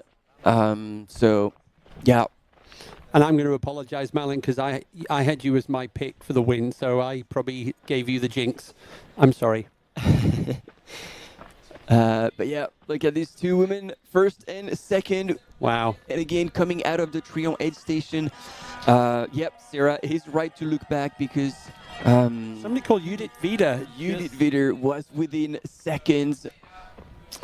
and you did has poles. This is also something we need to take into consideration because for that climb, this is going to be making such a difference to be able to use your upper body to lift yourself up on those big climbs where clearly you can't run them. Some of the men might, but even these top world-class women will be power hiking, which means, you know, either you're power hiking with the full effort on your legs, or if you can actually split it with your poles and upper body, you will be moving just as fast, if not faster. But to me, the most important part is that you will be saving your legs. Yeah, so the average gradient in this next climb is about 11%, but we do know there's some nasty little spikes in the climb there. So that's what we've got ahead for our race leaders here. The men they're about 50 minutes from Col de Balme, so there's still a long way to go, and it's we have no visual on them right now, but hopefully everyone in the chat's happy because we're at the front of the women's race. Yes, exactly. We love the enthusiasm and just we take any constructive feedback because we know it's driven by passion. It's like we want to see the women's race. We're really like in the plan, the shooting plan. Like the same resources are allocated to men and women, but depending on the location where you can have reception and where you cannot, we're switching between the men's and the women's race. But it's super exciting to be able to switch from one to the next, and have constantly images. Because Keith, we're talking about this. You've been around for even longer than I have. I got involved like way later, but when we were doing the first live broadcast, I kid you not, like we had maybe images every half hour. And they were not like crystal clear images like now. They were like, oh, we have a runner. And we just see like... It was fixed cameras in aid stations. And we were just... big ones on shoulders. Our imagination was doing all of the work. What I can also tell you is the top 25 men and women in the race have satellite trackers. So... Not in this one, Keith. I think it's... Oh, really? Because Can you see the logo that has... because there's a lot of new stuff on live.utmb.world. Yes. So it's not on green. I think cool. They couldn't do it for the OCC runners, but it's going to be on for CCC and UTMB. So just to add accuracy and like permanent tracking, as opposed to runners in there, we'd have an estimation on the profile based on the previous splits. Yep. So I think Naomi's literally just about to land on the trail. There we go.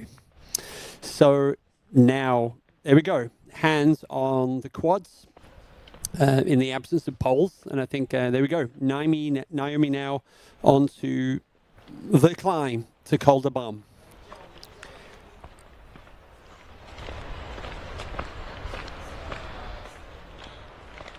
So elapsed distance, we already kind of gave you an update on that. So into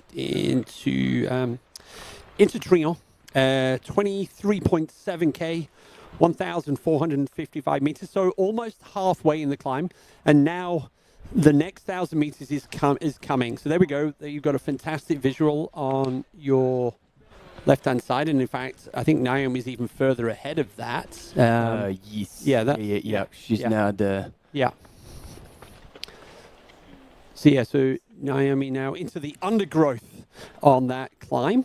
And there you go. There's the visual of that all the way up to the Col de Balme. And it is technical. And Steph Casey's back in the house now. Steph was out here last week, done some of her training before she just dropped in the TDS. Steph I Case, was welcome indeed. back. Thank you. Yeah, this is a really fun section of the course. I think probably my favorite bit of the course because it's steep, it's technical, and the views when you get to the top are stunning. Well, when it's clear. Because last year, remember, it was all misty and you couldn't see anything. But like looking at this aerial shot, it will be mind-blowing, but also a bit of frustration because this time usually you go Col de Balme and you drop down to the other side. There's another climb. You just keep going up. The grind is not over. So I did ask Michelle Paletti two things. Why did we drop the aid station in Triumph for some of the races? And actually, in collaboration and conversation with the community of Triumph, the volume of cars was just overwhelming. And so this was a way of encouraging folks to take the buses that were organized. And then secondly, why have we done the course change? Some of it was driven by avoiding a bit of reserve, if you like, connected to animals. So they wanted to protect that. And then Michelle goes, this way is even prettier. So yeah, so we were just talking about the views. And there we go. And it's true, the parking in Triant was always terrible. So, you know, the fact that it's been taken out as an aid station, I know that some runners are worried about, but again, everyone's in the same boat. Exactly. So, you know, it's just part of the game. Now we are seeing Judith Wieder, our third place women on the screen in this 50K UTMB World Series champion race. We are just going into a short break, but stay with us.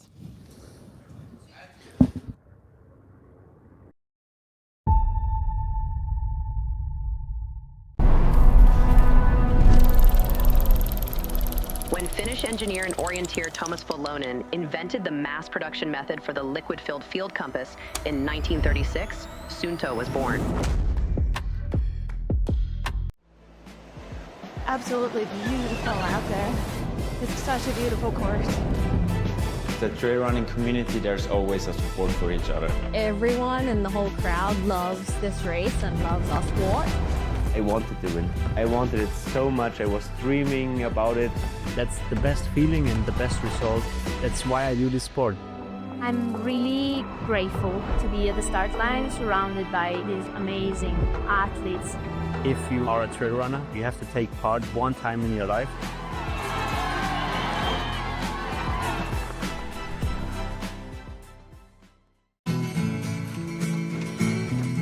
Try imagining a place where it's always safe to come in, she said, I'll give you shelter from the storm.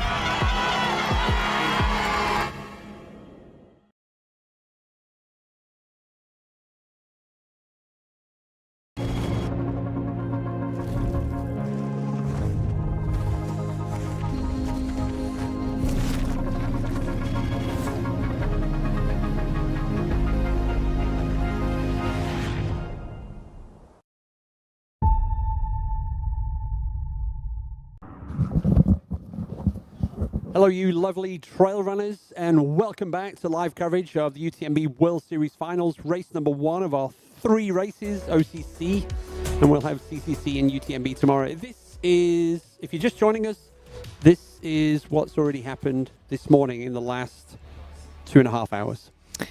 And we were just seeing images on that start line. Lauren Gregory, who is running really well today in her first UTMB World Series final.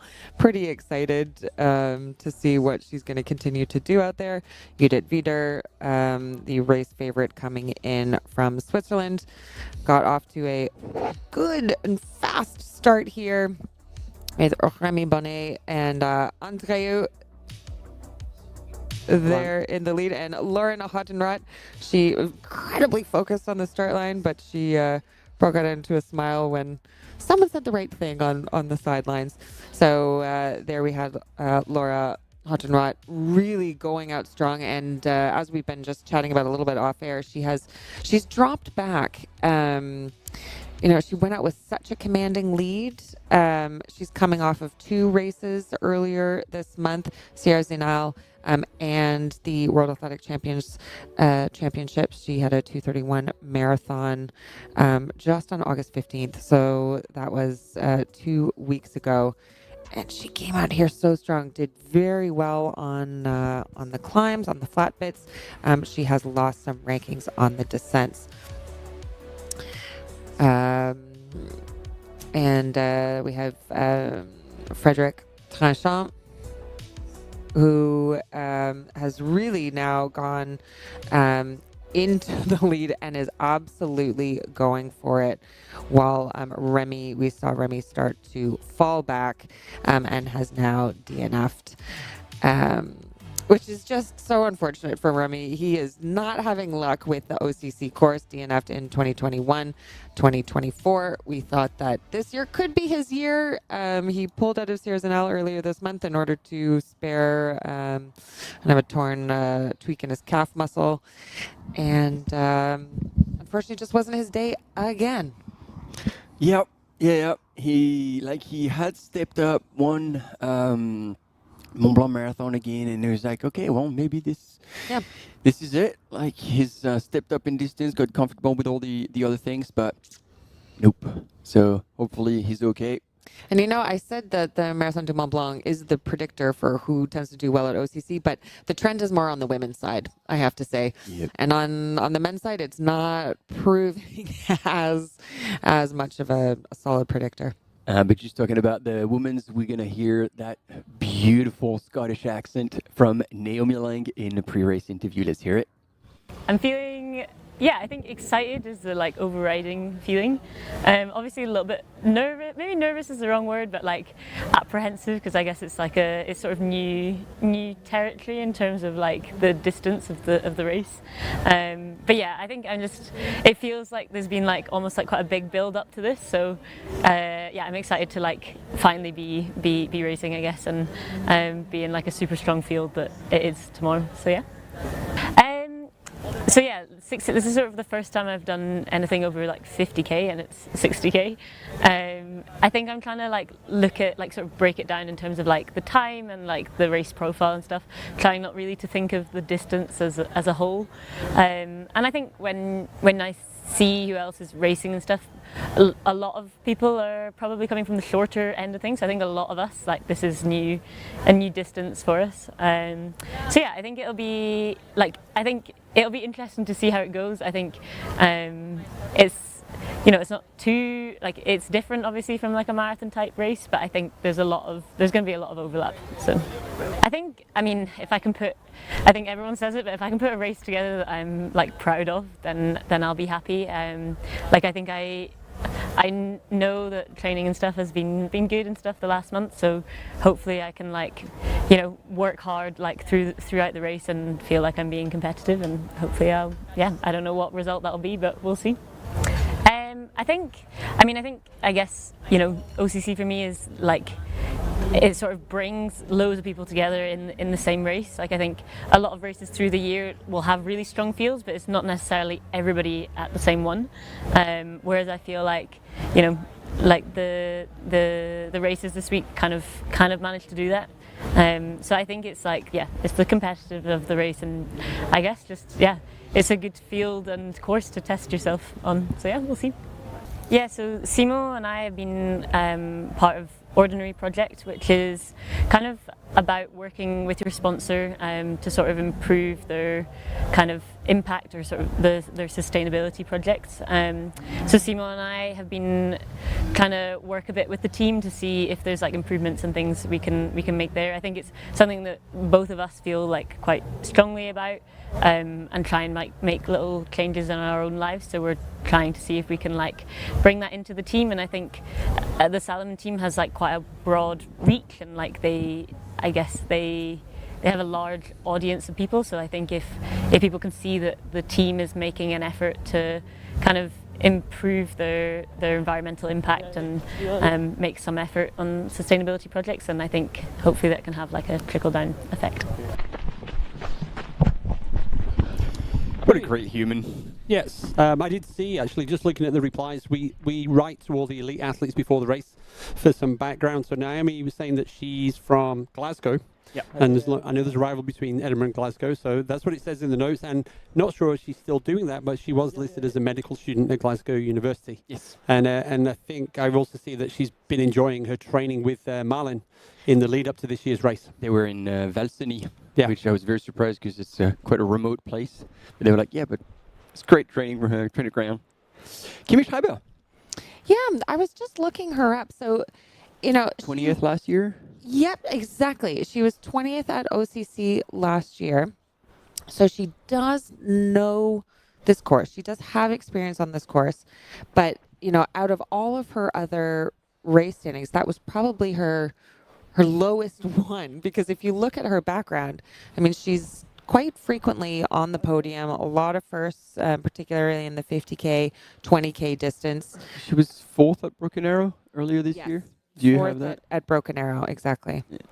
And first at the 20K Swiss Canyon Trail. So she's coming in with a pretty good pedigree. But it's interesting, when you have a field that's this deep, you're going to have people that aren't necessarily right at the top of your radar then running in the top 10. So nice to see her up there. Yeah, so Kimi from Munich, but also trains a lot in Italy. And she also says she's an author and a freelance writer. So not all of the athletes are full-time pros. Some of them have to do other things to put food on the table or supplement that. And one of her best friends is Ida Sophie Hegeman, who was running in the TDS the other night, but Ida had to stop, sadly. She did. And Ida's had a tough go in the UTMB races so far, but she's got a good one in her. I felt it for her this year, but unfortunately she was vomiting at one of the aid stations and then tried to keep going and just couldn't make it. So there was a heartbreaking video on the socials of Ida once she stopped, so it's not an easy just to say, okay, I'm going to stop. No, you could see there was a lot in that and all the training that goes with it. So that was pretty heartbreaking watching that video. And you've got the support crew around you hugging her. What do you say? But yeah. But wishing a good recovery for Ida, because I know she will come back and smash it.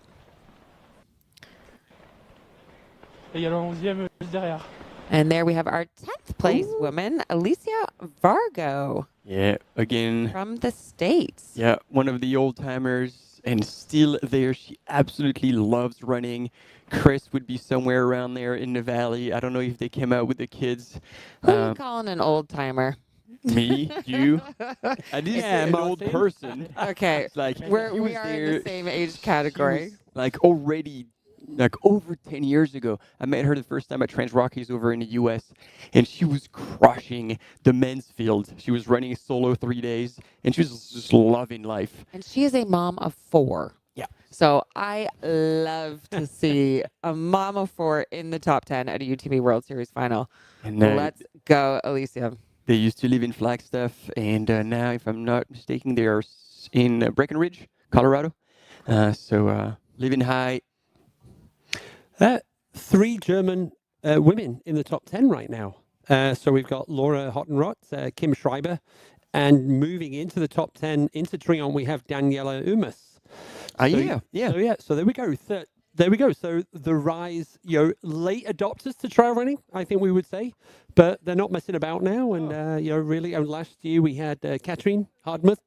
Katarina. So and you've got Hannes Namberger to look forward to in the UTMB tomorrow evening. Achtung, the Germans! They are coming strong. Yeah. It's already been a few years, but Daniela won the Gamma.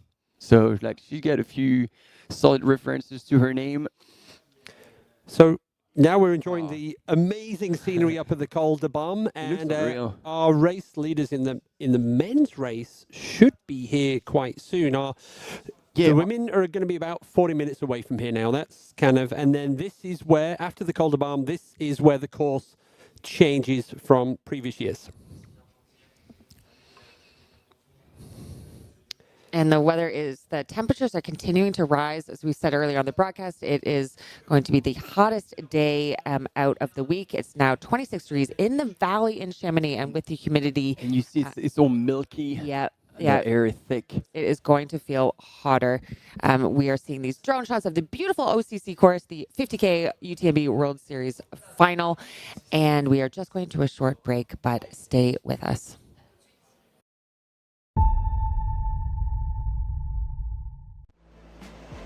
Absolutely beautiful out there. It's such a beautiful course.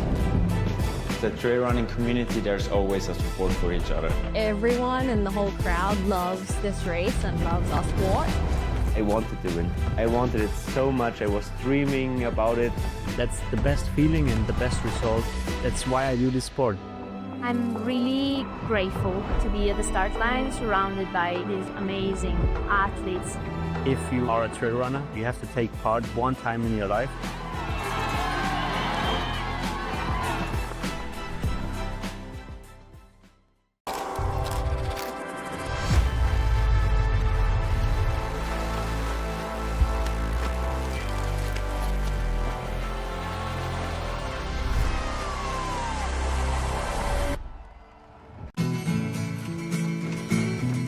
Try imagining a place where it's always safe to come in, she said, I'll give you shelter from the storm.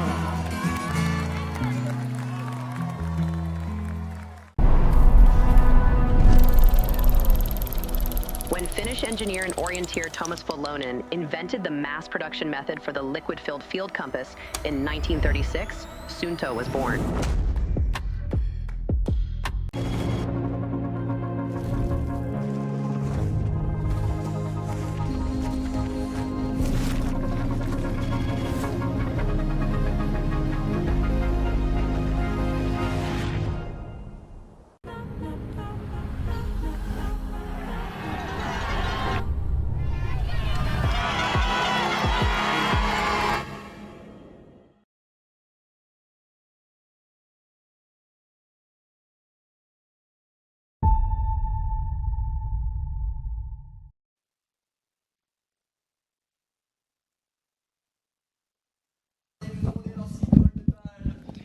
Here we go, team. Right at the Koldebaum A station, and for the first time, they're going to go right onto that single track that is climbing all the way up, as opposed to usually they go straight through and down into the Chamonix Valley on the opposite side. So, yeah, like we know as it is, the climb up to Col de Bam is already a monster, but then they're going to have to keep climbing. So, again, whoever who has not managed their effort accordingly, that's going to be a bit of a kick in the nuts. Like for that last section, it's like, oof, okay, I got to keep going. And if you're just joining us, let's just review who is in the top 5, at least on the men's and the women's side. On the men's side, the big news was that Remy Bonnet DNF'd, unfortunately dropped out. We have Frédéric Tranchant from France, who is in a, I would call a fairly commanding lead so far. Andreu Blanes from Spain in second. Maximilien Drian from Belgium. Then we have Peter Engdahl running with Nashon Kiplimo. So we've got a spread of nationalities: French, Spanish, Belgian, Swedish, and Kenyan in the top 5 on the men's side. On the women's side, Naomi Lang from Scotland, who we've been following, incredible descender. Really, she's talking about how this was her longest race that she's done, and this is a big one to pick. It's not just a 50K, it's a 61K. She is in first. And we had Judith Wieder. I think Judith is now, even though on the rankings it shows her in second, I think she's been running in third. And Sarah Alonso in second from Spain. We've got Lauren Gregory in fourth, and McKenna Morley from the U.S. as well. So 2 Americans in the top 5 on the women's side, which is not something you usually see. No, and you know, they're like, these are new names, essentially. These are people who are coming from the track, coming from the road, with a whole lot of speed, and you know, they find out that, you know, they had the right footing to be competitive on trails, because those transitions do not necessarily translate into high performance. If you have speed, you don't necessarily carry it over trails, but you will see, if we have eyes on Lauren Gregory as she runs downhill, she's actually like outstanding. She's a super, super strong runner. She's a natural, pretty much. And Lauren, she has really kind of changed up her training this year. You know, I was listening to her in an interview last week, and she was talking about how, you know, she would do 2 workouts a day, but her second workout was the bike, and now she's just 2 workouts, both runs. She's just throwing it down. You know, you talked about how she's moving up in distance. She first got comfortable moving from track to trail, getting comfortable with the 2-hour distance. Now we're seeing her, obviously this is a much longer race than 2 hours. So she's doing really well at this stage of the course. Can she keep it up? We are Not quite halfway, just coming up on halfway. Can she keep it up for the second half? Like just to finish on Lauren, I had a chat with her before the race, and because that was going to be her furthest distance to date, and again remind you, like she did her first 50K earlier at the beginning of the season, so that's a bit of a step up. So she was like, I'm going to be conservative. I'm going to be covering ground. And then on this last part, which is going to suit my strength, suit my speed, then I'm hoping to play my cards. So the fact that she's in fourth right now is the perfect situation for her. And if she's still following her plan, we could expect her to crank up another gear in the last 10, 15 Ks. And that'll be the question. Does she save enough energy? Yes. Because it would be so hard to hold back if, you get caught up in the excitement, as experienced as you might be, you get caught up in the excitement of the crowds, of the OCC magic, and you're running near the front to kind of tell yourself to pull back a bit and save it to the end. It's difficult.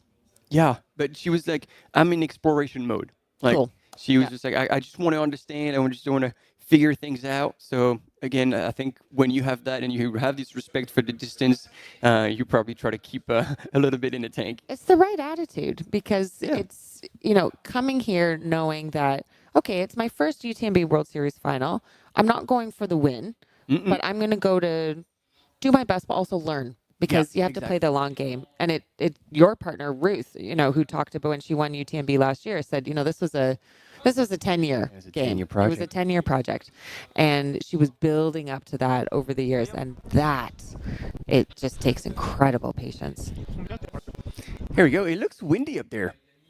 I could see the wind, like little wind turbine or whatever we call it, right behind the refuge. You can spot it there. And it's spinning fast. It's almost like there's a fern wind. It's like a really warm wind this morning, and I don't know if this is the precedent before the weather turns tomorrow. So we are at the Col de Balme. We've had a few more drops in the OCC, big names in the women's race. So Marta Perez, Maria Teresa Lachica, and Marlon Osa. So they've all dropped. Seeing her at in the rankings.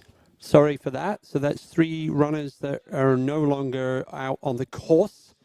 So, and then once we get to the Col de Balme, see the crowd there, that's when the course is about to change. And so after the Col de Balme, there's an additional 100-meter climb or so up to the Tête de Balme. And then there's a brand new descent all the way down to Valacine. So from the top of the Tête de Balme to Valacine, we have about a 30-minute descent of 6 kilometers, and there's a couple of little bits of climbs in there as well. So that's what we're expecting for the next section of the course here at the OCC.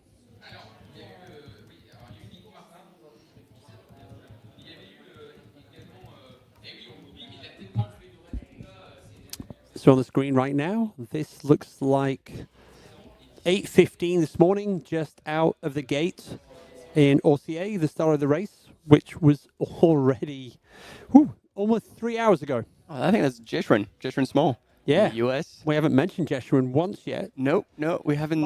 And I think that's interesting in this race. There's probably some people we haven't talked about outside of the top 10 that once we get to Valacine and Argentier, we're going to be talking about people that haven't been in the mix so far.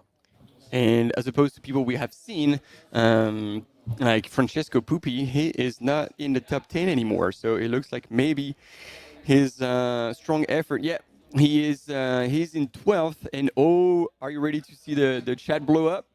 In 11th position, just on the gates of the top 10, ladies and gentlemen, Marcin Kubica from Poland. Oh, Polish power! Boom! Travis Lonkar has just told me that Tabor has also dropped. Oh no! So so Tabor Hemming has also dropped in the OCC as well. So thank you, Travis, and for the bad news. But and also in the chat, People's Free Trail kind of like nominations, the Fantasy Free Trail is kind of falling apart.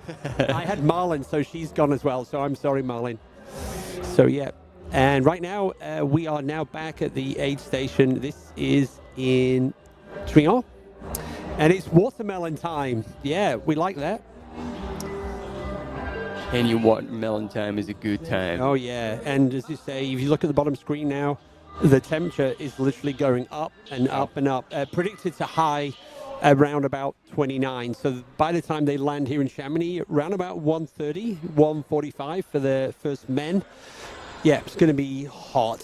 That is going to be, a challenge. And once again, whoever looks up to themselves, whoever takes a few extra seconds to get water from a trough or just pour water over themselves, this is what's going to make a difference indeed. And I 100% agree with you, Keith. Like, people might not be familiar with that name, but the Föhn is like a notoriously hot wind that sometimes blow in these valleys. And when I biked here to the Majestic here in where the studios are located in Chamonix, I was like, wow, this is unusually warm, and it was windy. So that's going to be another hurdle that these athletes will have to manage. I normally associate that wind with the winter, and it's bad news for the snow.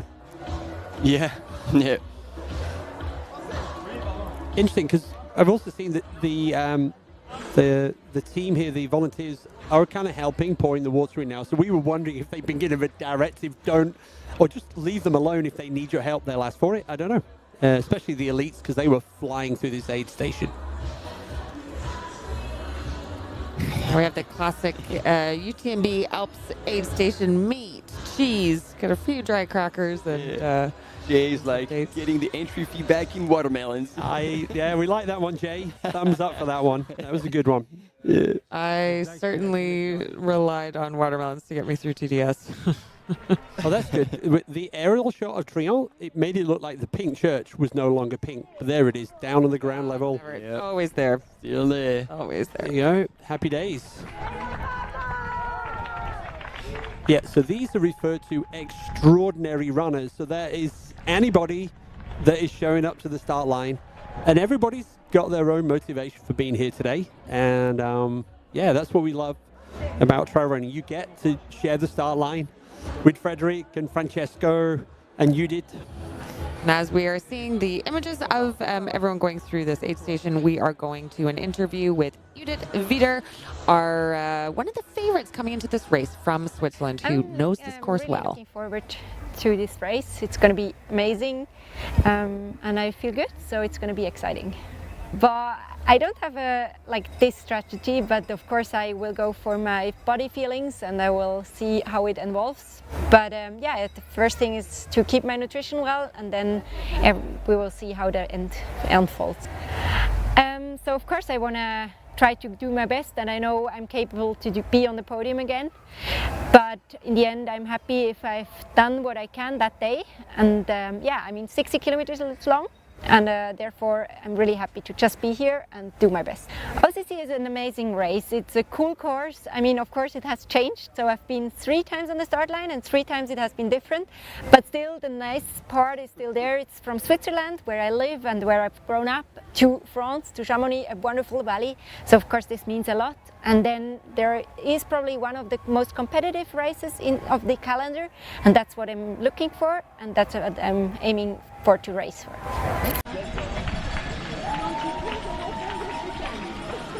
There we go from Judith Wieder, currently running in 3rd. So much experience on this course, mom of 2, and of course, she gave a very diplomatic interview that if she runs well, she'll be happy. But I am sure that with Red Bull, they are all media trained. They know how to nail an interview. But we know Judith, and we know that when she puts a bib on, as much as she's a gentle, very nice, kind person and mom and partner to Gabriel, when it's on, it's on. She's been a runner-up twice. She's got to want that. And you remember, like last year on an altered course, like very last minute because of the weather conditions, they got stopped by the train. Oh yes. Going into the net. I had a Judith Vida moment this morning walking through Chamonix, and I got stuck by the train. I was like, "This is like Judith Vida." I was like, "Yeah." So, luckily, it was. That was incredible. Things go right and nothing comes across her way. I think she could pull it off. I'd forgotten about that moment. The barrier came down. The train was coming. And they were like, they stopped, and well, there was a few a role follower. That didn't stop, and the chat was going fun with that one. But yeah, we're back on the normal course. We've gone from extreme weather last year to extreme heat this year, and there we go. And now we can see the rest of the pack in this OCC race. We have the vast majority of runners are still on just in that section between Champex-Lac and La Giette. So it will be a long day out for them, but you got to get your money's worth. If you're coming all the way out to Chamonix to run one of the races, why not take a whole day of it and enjoy the scenery? Hey, so the Pink Church has been around since 1883, and nobody knows why it's pink, and it's only turned pink in the last 20 years. Some people like it, some people don't. We love it. It's kind of like an iconic moment of the race, and there are about 160 people living in Trient, and about 80% of them volunteer to help out at the aid station. So that's super cool. So yeah, they take great pride, as do all of the towns. You'll see that in Saint-Gervais tomorrow night. The pride of being a volunteer and promoting your location on the course. Yeah, there's so much local support. I live just down the valley in Servoz, which isn't on the UTMB course, but it's the next little village over from Les Houches. And my neighbors are volunteers with UTMB.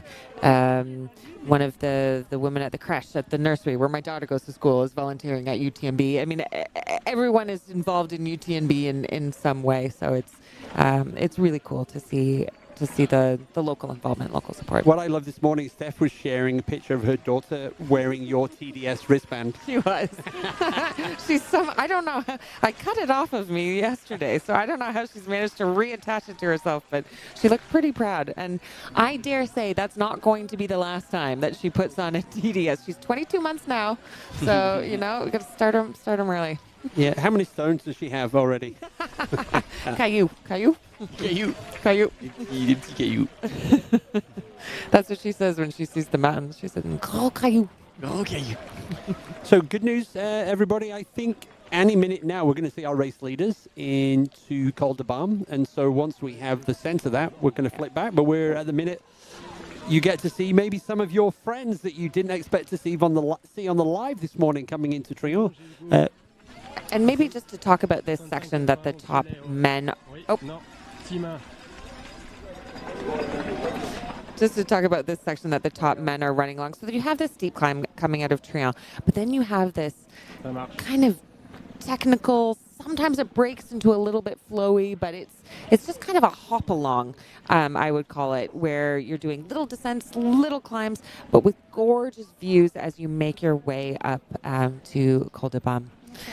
And the top women are still on that steep climb, so they haven't yet reached that nice plateau. Yeah, the front of the men's race is up there now, and we're going to see that shortly. And then the new part is immediately after Col de Balme. Yep. They're going to carry on slightly further up before they begin the descent to Vallorcine, and then on the way down to Argentière.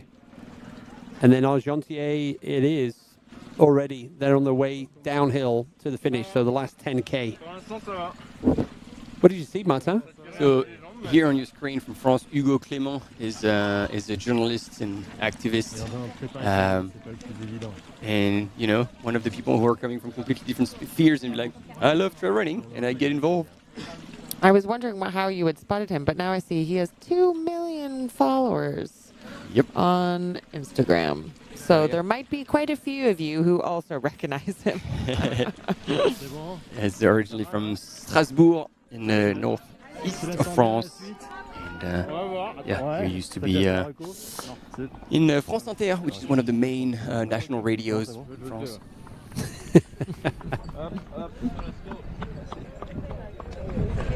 It seems like, he's on top of things. Getting it done. Let's go. Here we go. And wow. That. Look at him strike. Wow. What a savage. Look at him go. He is just leaning into this the whole way. Big time.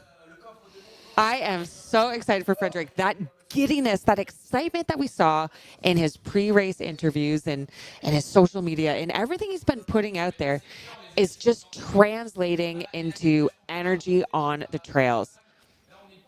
And Frederick, wow, what a day that he is having. He's coming in, filling up on water.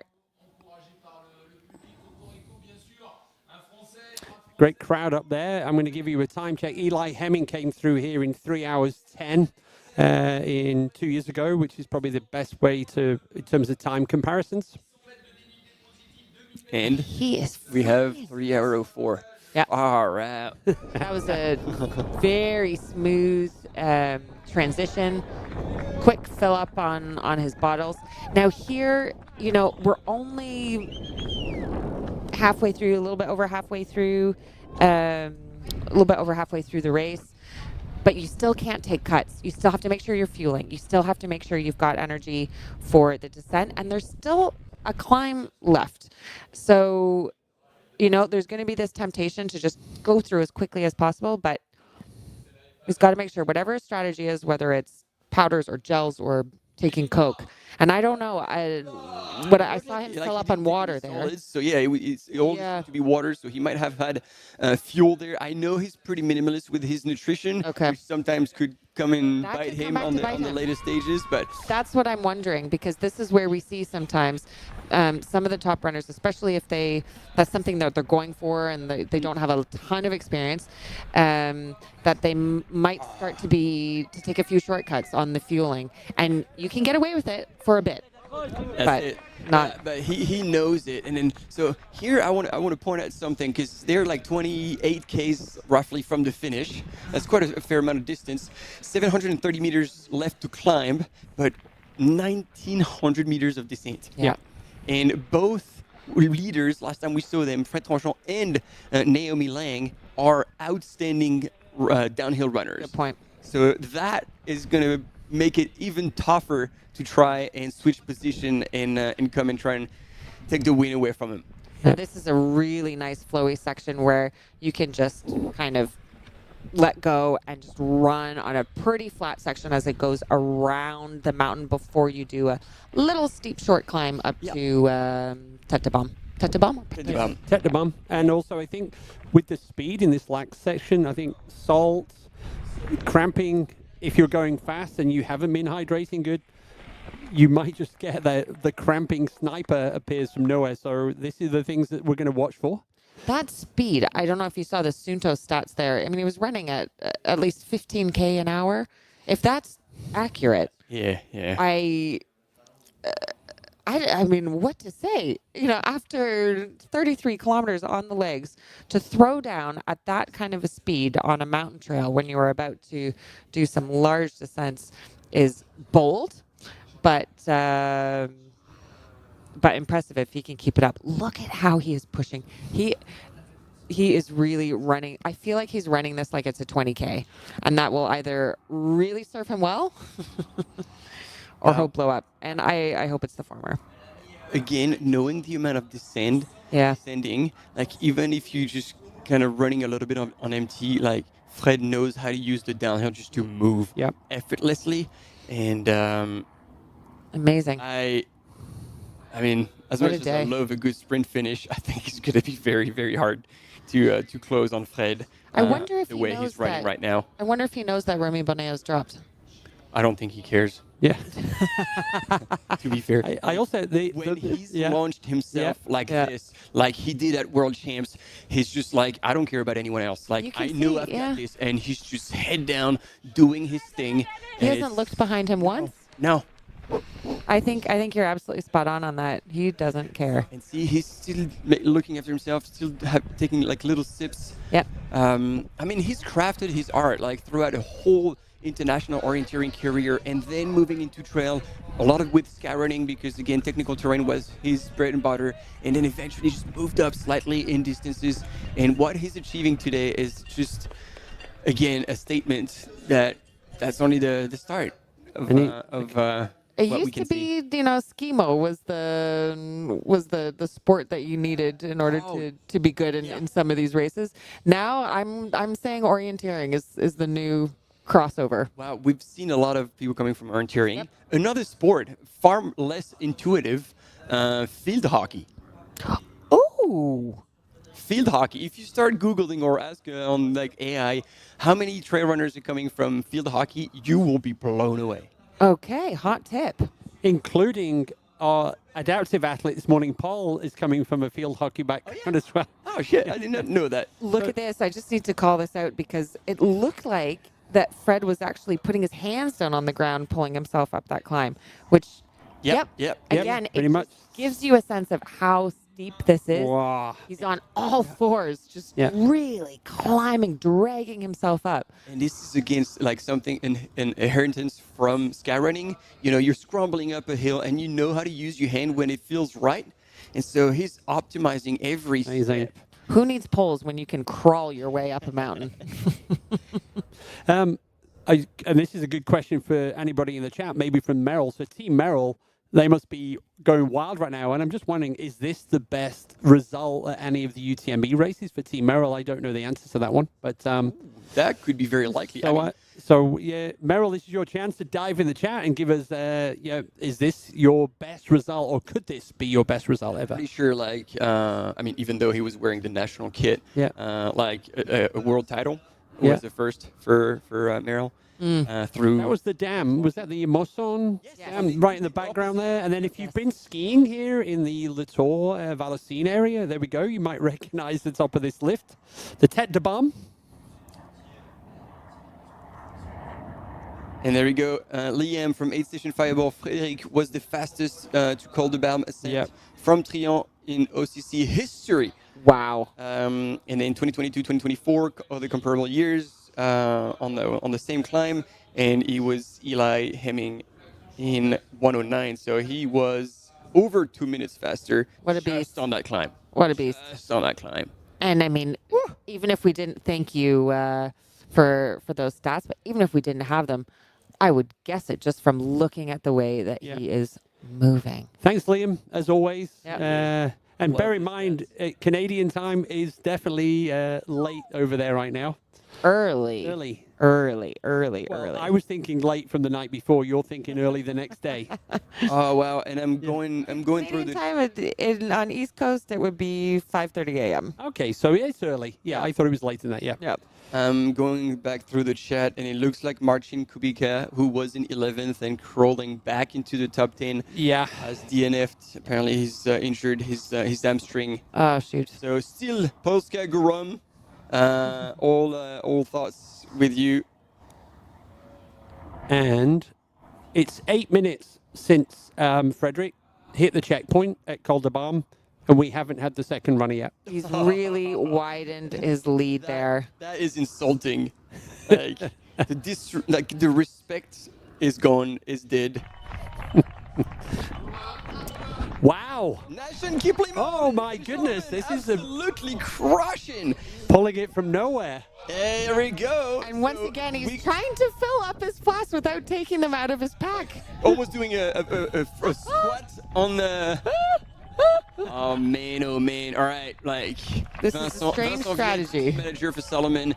There's a clinic that needs to be done here with the Salomon athletes. So Liam, actually, we're gonna challenge you. Can you give us nation split, because he might have actually climbed even faster 100% than Fred on that section. And look at him go. He is still bouncing off the trail, looking absolutely fantastic. He looks like he just started running. He looks like a fighter. He looks like a bit of a boxer. He's come onto the trails. He's ready to go. We're going to give you a time gap there. So exactly 8 minutes exactly between Frederick and Nation and Sylvain. That's why it was so loud next door in the French booth. Sylvain Cachard is up to third place now as well. Another French. So, there we go. There's the dam. The dam in the background. What a backdrop. And then wow. Sylvain back here as well. He had a tough season. It's like almost 6 months, I think, out because of injury, and was just coming back at CEST now. and he was super stoked with his result. He's like, all right, the form is here. I'm in good shape. And man, he is back. What was his injury? I don't know exactly. I knew he was out. I don't know exactly what the injury is. Can somebody let us know in the chat? I'm pretty sure, although, all the Frenchies will be on the French channel, but I might try to get that information and share it with you all. Right, but Sylvain was 17th 2 years ago at this race, so he's come a long way in that particular aspect as well. It was a foot injury. Oh, there you go. Yeah. All right, look at that shot. Yeah, this Whoa, is the new section of the course, and wow. Okay, the camera is having trouble panning quickly enough to be able to follow Frederick Tasha going over this course. I cannot believe the way that he is moving through these mountains. We have a drone struggling to keep him in frame. And so Liam is pulling up a stat that is actually interesting and might give us another reading, because Nation's split was 1:10 on the climb, so still 2 minutes 19 slower than Fred. So it means that Fred has kept pushing on and haven't slowed down, and it's the rest of the field that actually went backwards. Nation was able to just also maintain the speed, but still 2 minutes off Fred Tranchon's split. Like, Fred today is on another planet. And now we have had Andreu come in fourth, 2 minutes and 40 seconds behind Sylvain Cachard. Maximilien Drillon still in the top 5.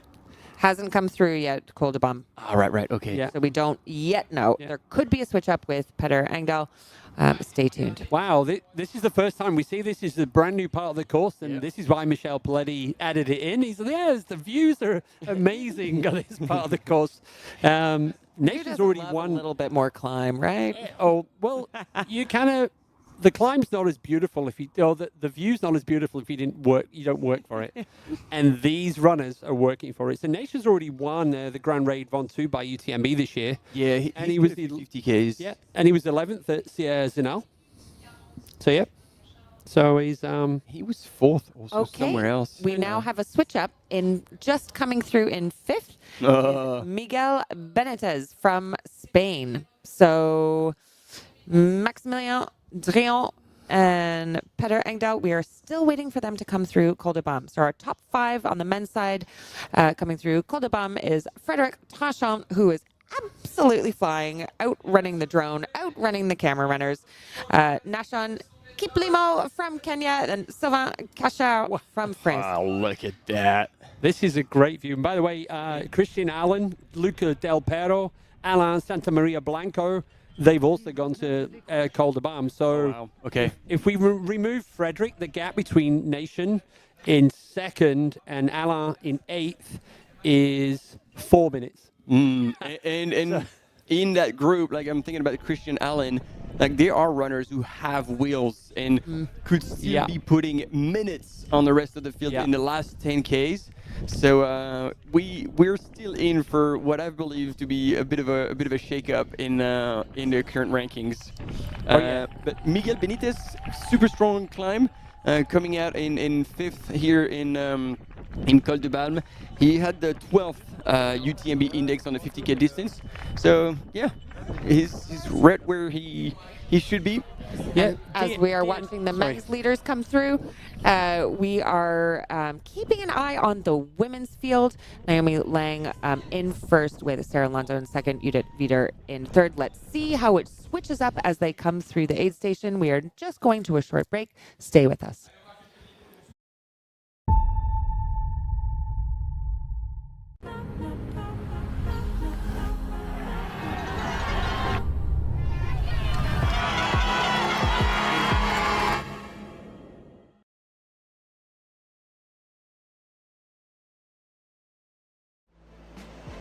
Absolutely beautiful out there.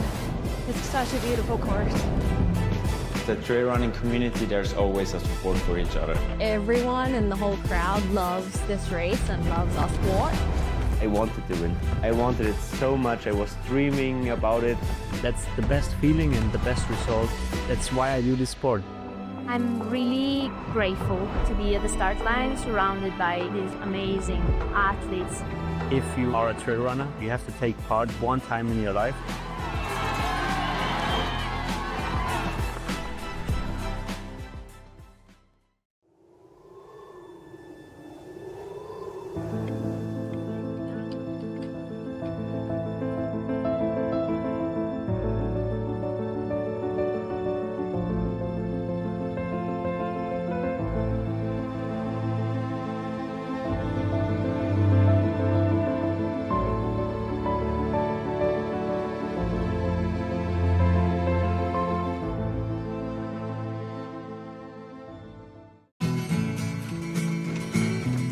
Try imagining a place where it's always safe and warm.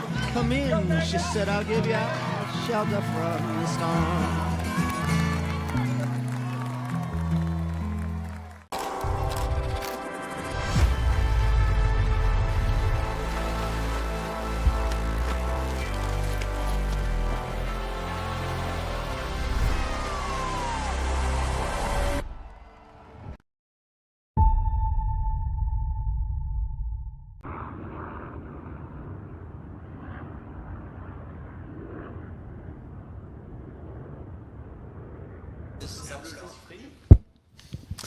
And we are back with you following the leaders in the OCC race, the 50K final in the UTMB championships.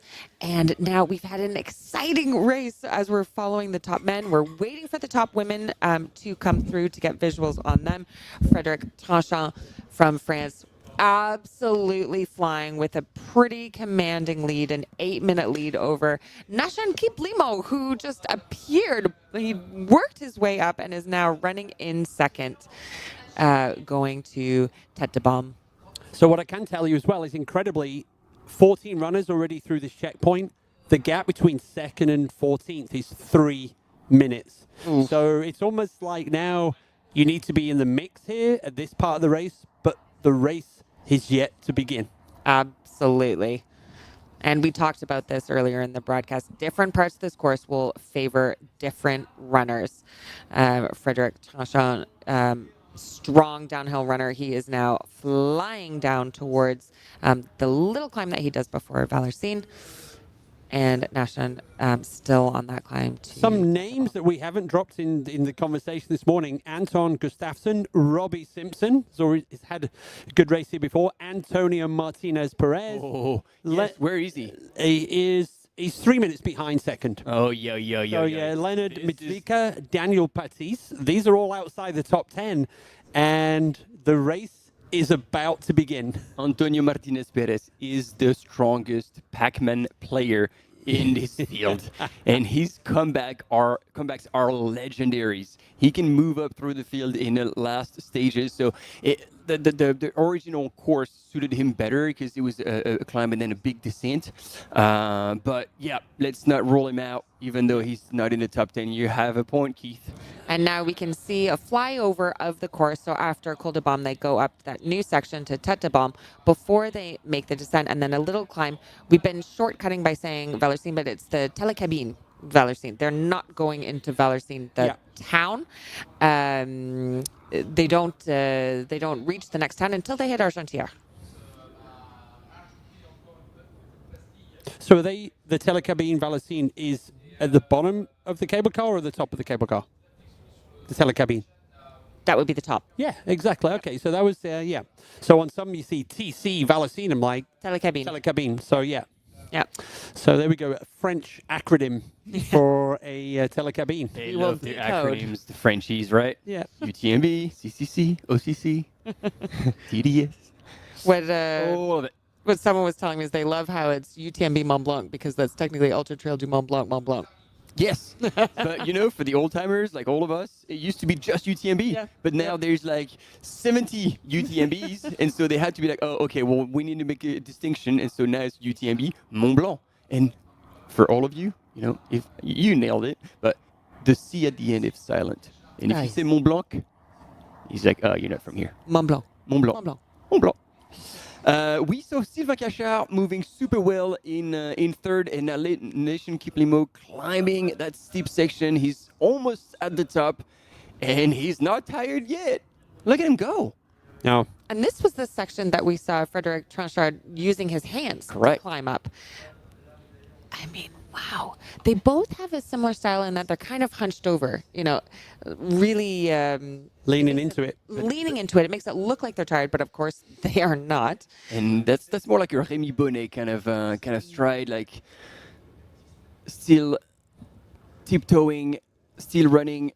I think Fred was power hiking at this point, as you say, like holding onto the grass on that steeper section. And now we are expecting the first woman to come through, Naomi Lang, we assume, to come through Col de Balme in about just over 10 minutes. See? Look at this style. This is smart. And I love when, newcomers in the distance show respect to the distance. Like, hey, this is 60K. I've never done 60K. I'm going to use poles. And this is going to pay off. And this is probably thanks to the poles that he managed to creep up on everyone on that climb up to Col de Balme and still there while he will still be keeping some strength in the legs. Yes! Yes! The bomb. Sylvain Cachard absolutely nailing the race strategy. Well, I'm just fascinated by how the pole strategies are changing. I heard Yao Miao, she's coming into the race, into CCC tomorrow, specifically saying, I will not use poles. We also Jen Lichter. Yep. We didn't see Yao Miao use poles in Val d'Orem by UTMB, and she said the flow was really good. Yep. But, for many of us, including myself, poles are a massive advantage. Yeah. If you're comfortable and you've trained in them, this is a huge gain. And again, I want to give a shout out to all the cam runners out there, because right now the images that we're getting, which is on the part of the course that has never been done before, and usually there's very little reception, but the organization wanted to show you that, the production wanted to show you this image. I mean, it's absolutely stunning. And so they are carrying a backpack that has the Starlink on it. So let me tell you, this is not like a 1,500 grams backpack. This is heavy as, and they are still keeping up with these world-class runners. So big shout out to them. It's not going to be easy, but so far they're doing amazing. Yep. So, and actually, you could see over Nation's shoulder, you could see the top of the cable car station, so the Telecabine Vallocine, which will be at kilometer 41. And then they've just got a slight kick up, 600-meter climb to the Col de Pozette. So about 100 meters of climbing that's going to come in. And then it is full speed ahead, Chamonix.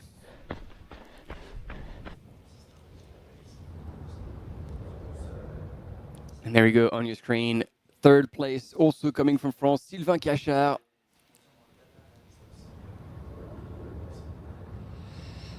Oh man, as soon as he gets to the valley, I can tell you there's going to be a lot of screaming for Sylvain, as much as for Fred, but it's good to see him here. And I dare say this isn't going to be the last time that we see a switch up in the top three. No. Ooh, no. Sylvain Cachard, 12th at Sierre-Zinal earlier this month. String of podiums in the 20K distance, 50K distance, and a dabble in the 100K as well. So interesting range. And we're getting tips on in the chat on Dawid Malina from Poland. Apparently Malina means raspberry. And he is the national champion on the road, from what I'm being told. And his last we checked was in 8th place, and he has moved up 5 spots in the last climb. So yeah, all eyes on the Col de Balme right now for our first women's athlete. So imminent is what we're saying. So let's see. We're going to find out, and we will have the cameras back up there, obviously. So yeah, third place, Sylvain Cachard, chasing down Frederic and Nathan. And over on the women's side, as we are waiting for images from them, we had, going through the last checkpoint, we had Naomi Lang, and then Judith Vider and Sarah Alonso. Then the last we saw was Sarah Alonso was in second, Judith Vider in third. So let's see where they come through. And we are now just looking at some replay images. Yes, great use of these poles, focused, head in the game. And if he nails his nutrition, that's going to be sick.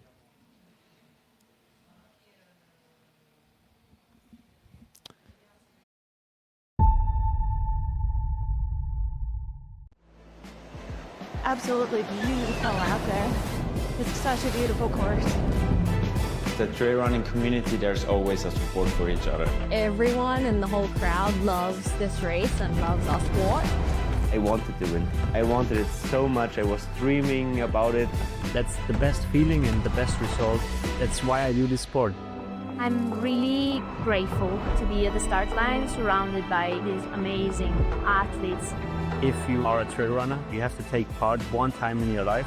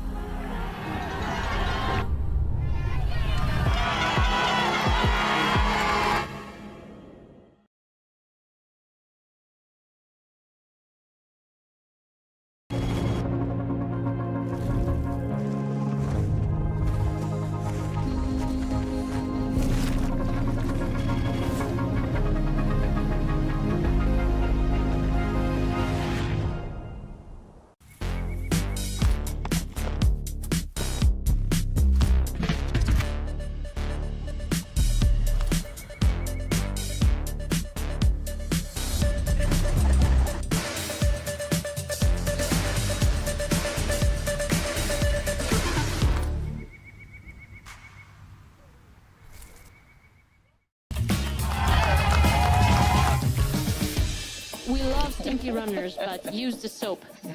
You finish your race, and your hands are nice and soft. How good is that?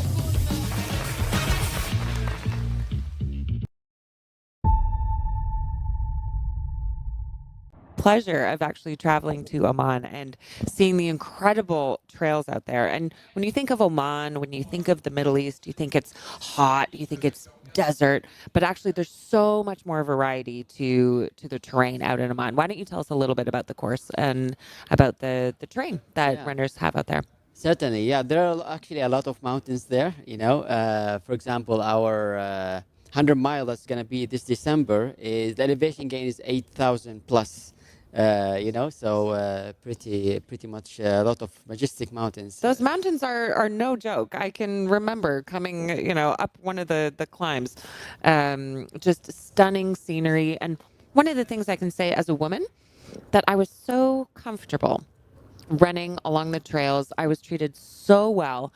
I felt very comfortable running alone in really remote places all across the country, and that was something that really stuck with me, just the hospitality and how welcoming everyone was in Oman. Yeah, so besides the diversity, like you might have seen the long coastline that we have, really pristine beaches that people enjoy, greenery in the south, especially now in the summertime, and of course the mountains that will be really cool for running in the month of December, which is our winter kind of, So the temperature goes down to 5 degrees on the top of the mountains, up to 20 to 25, so really in a day you could experience such a temperature difference. Of course, and that's something that people might not associate with the region like Oman, so that's why we're very excited for December.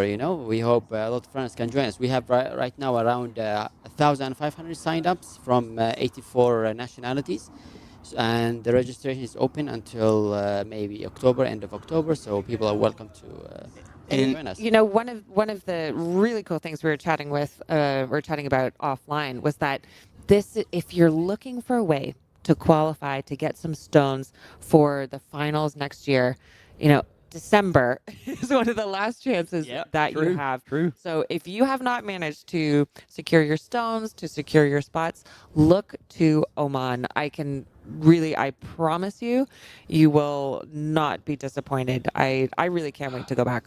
And as we have now our lead woman, Naomi Lang, coming to Col de Balme, and in a similar fashion at Fred Tranchant, she is still charging over that terrain. So she's still our Scottish runner in the lead of the OCC, and knowing again that past this point, past the aid station, she'll have 28 kilometers to the finish, just over 730 meters of climbing left, but then 1900 meters of descent. And once again, if you weren't with us, we repeat it, she is one of the fastest downhill runner in the field, which means it's going to be hard to take it away from her as soon as she gets to Col de Balme. So, and she was third at the Marathon du Mont Blanc just this summer.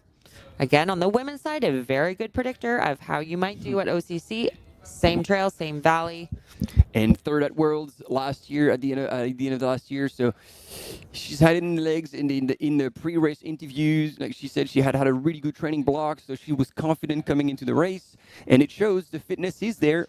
But it is her first time running over 50K. And as she said, this is 61K. It's an extra 11 kilometers. So, this isn't a small thing here.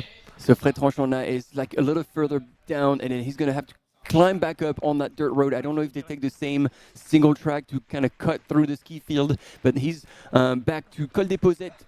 And that is a brutal climb, and he's absolutely attacking it. He's now full throttle. Now, how do the trails in Oman in terms of technicality compare to what we're seeing here in OCC? Well, very technical, and it goes from really downhill to a steep climb, because that climb that we have designed the course through is one of the highest in the region, So really technical. It's also diverse. It gives the runner all of what they want, And then Asim, I want to ask you the question, because I remember about the Oman race back in the days, and it was infamous for having a climb that you needed to scramble. You needed to use your hands. You needed to really I think it was in the middle part of the 100 miles. You were doing this at night, and then it was just like runners were just climbing. It's like, am I on the course? So are you using this section again, or is it a different course? That's still a part of the race. Nice. It's a small section of Via Ferrata, we call it. It's a part of the adventure. It's close to Alila that you mentioned. Yes. So that's still a part of it. In the days, Jason Schlarb and Speedos and those sort of guys were doing that. I remember we saw photos and they made it famous, and I'm like, as I'm personally a big fan of technical, and I'm like, ooh, I like that. So yeah, I'm glad to hear that it's still in the program. Yeah. And a great place to bring the family. If you're looking for a race destination where you can bring everyone, bring the family, and then you can have a race and a vacation. Of course, yeah. We definitely encourage +1 or more. Yep. And we're gonna announce also a few shorter races, because the +1 would like to also run a short run, 10K or these sort of things. I'm putting it on my list. Yeah. Let's see. And there are images back of our leading woman, Naomi Lang, from Scotland. And actually, I want to point out, because, we're watching the women's race in an area that we've actually never broadcasted before. So, this is exclusive images on the back end of the climb up to Col de Balme. And we've never had images. And then, so, I don't know, we can have some appreciation. We are indeed covering the women's race.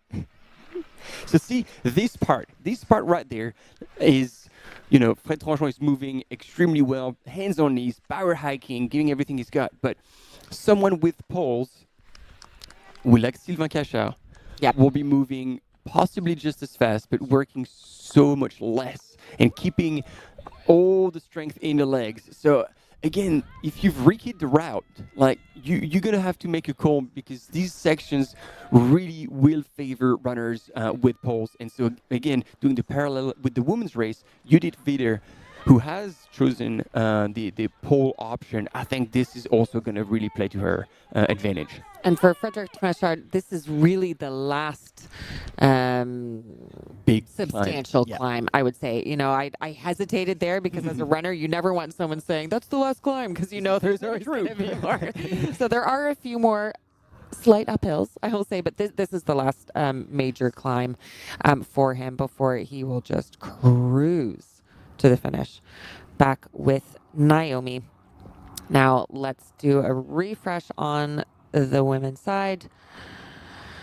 Okay, so we are imminently waiting to get an update as the women come through Col de Baume, so we can see, has there been a switch up in the top three? Where is Lauren Gregory? I'm interested to see if she's still near the top as well. But now I'm confused because is this still before Col de Baume? Because it looked like they're rolling on the side, but because I was like, oh, did I say something wrong? That these are images we've never seen because we have never seen them because they're going up. No, okay, so that was it. This is the aid station right there. Yep. And wow, so yeah, that drone shot went way far on the last part of the climb, which essentially is more runnable than I thought. Like that technical section is truly right in the middle. Yep. That technical and steep section. And wow, I wish we could hear what's going on there. It's going to be loud.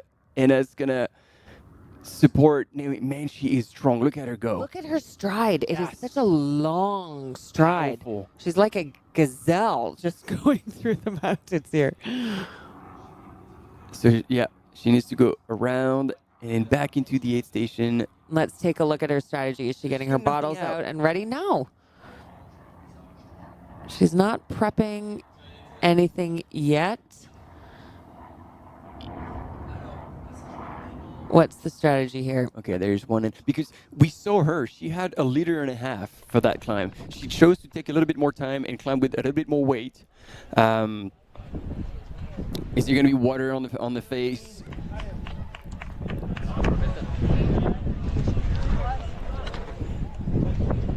Have the Solomon people lost a bet? And they said, no, you're going to have to fill your flask from your back. Filling the flask inside the bag, which is just, I have to say, it's the weirdest strategy that I have seen. But now we're seeing it from two of the top runners. And she's on her way. And without taking any fuel, without taking any food from the aid station, so we have to assume they're carrying everything. She's got gels. She's got, wow, look at her just stretch out and fly. She's in a 5K sprint at the moment. And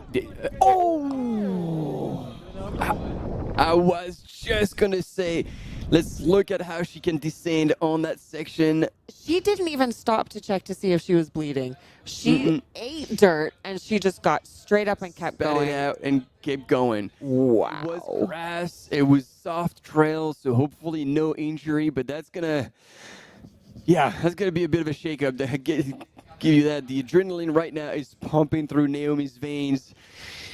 Asim, if she had done that in Oman, there would be damage. There would be blood. There would be a little bit of blood, yeah.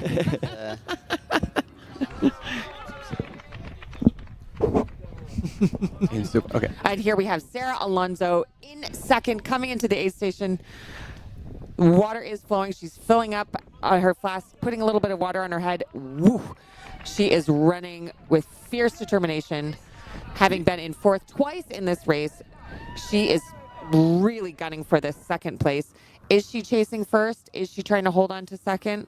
What do we think is in her head? Sarah never hold on. She is full throttle. Fair enough. We can guarantee that. I'm impressed because, on that climb that we've seen was like pretty punchy, a big, looking at the stats. And she's managed to not only hold back, but like actually stay ahead of Judith Vider, who had poles. So, admittedly, I was wrong. I really assumed that, you would have been able to close on Sarah on that climb, but no. But I think coming up in the unit is a strong descender. So this last part, particularly the final third of the race, is going to favor Judith, I think, over Sarah.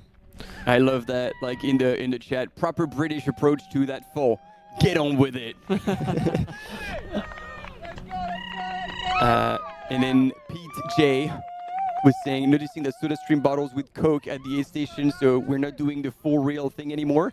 And no, because that helps not using any plastic bottles. They can just refill them. And so that's the substitute to And I don't think Coke. it's SodaStream. I do believe it's another brand. Oh, I just read. Yeah, just to make that clear. Okay, so let's look at Naomi's stride. It doesn't look like it's sideways or anything, so that fall. Oh, here she is, coming from the US of A, Lauren Gregory. And this is incredible. Lauren Gregory running in third, her first UTMB World Series final. She stepped up in distance. Yeah. But she hasn't walked through just yet. But yeah, she's moved up another notch, so it might mean that Judith Witter might be experiencing a little bit of trouble on that climb. But Lauren Gregory is slowly but surely creeping up in the women's field now, standing on the provisionary podium. This is big. This is big. You know, I was hoping that she would do well, but it is rare to see someone debut, particularly coming from the U.S., to debut in a UTMB World Series final, really right at the top with the competition this deep. Oh, she's going to be stoked. Wow, as are, I'm sure, all of the Americans who are following online, who are awake at this hour. If you're joining us from the U.S., good morning. And to be fair, I don't think we've seen Naomi and Lauren go head to head in a single descent, because we've seen Naomi and it's undeniable that she's extremely strong. But Lauren is deceiving. It's surprisingly super strong downhill on any kind of technical. She's won the Golden Trail World Series final on a technical trail. Just reeled everyone in on the last part. She's a smart runner, and as we talked about, she knows that this distance is the unknown. So if she stuck to the plan, she still has plenty of ammo in the belt, ready to fire up. Now, Asim, before we let you go, because I know you've got lots to do in Chamonix this week, I have just a couple more questions. Do we have any of the top podium winners from the Oman race last year running in the UTMB World Series finals at the moment? Do you know? At the moment, no. Okay. A lot of those who are leading still, they just keep it for the last few months. Yes. But there's talks here and forth. Like, for example, Sarah Alonso, we've talked to her. So I don't know if she's going to join or not. But essentially, we don't have... but we expect a good lineup. Oh, yes. No, I no doubt. I was just wondering if those who ran in the Oman race last year, if they have come to the finals. Definitely, the Omani athletes and elites, they're there in the lineup. We're going to keep our eyes out for them, because I think to be able to race in the Oman race, it really sets you up well to be able to take on the technical trails trails here. Those trails that I've been on in Oman are no joke and a lot of fun. Yeah, definitely. Well, thank you so much for joining us today on the live. And if you are looking at your race calendar, if you're following along, if you still need a race to be able to get your stones for next year, check out Oman. And regardless if you want the stones or not, it's just a really nice place to visit and a challenging race to test out.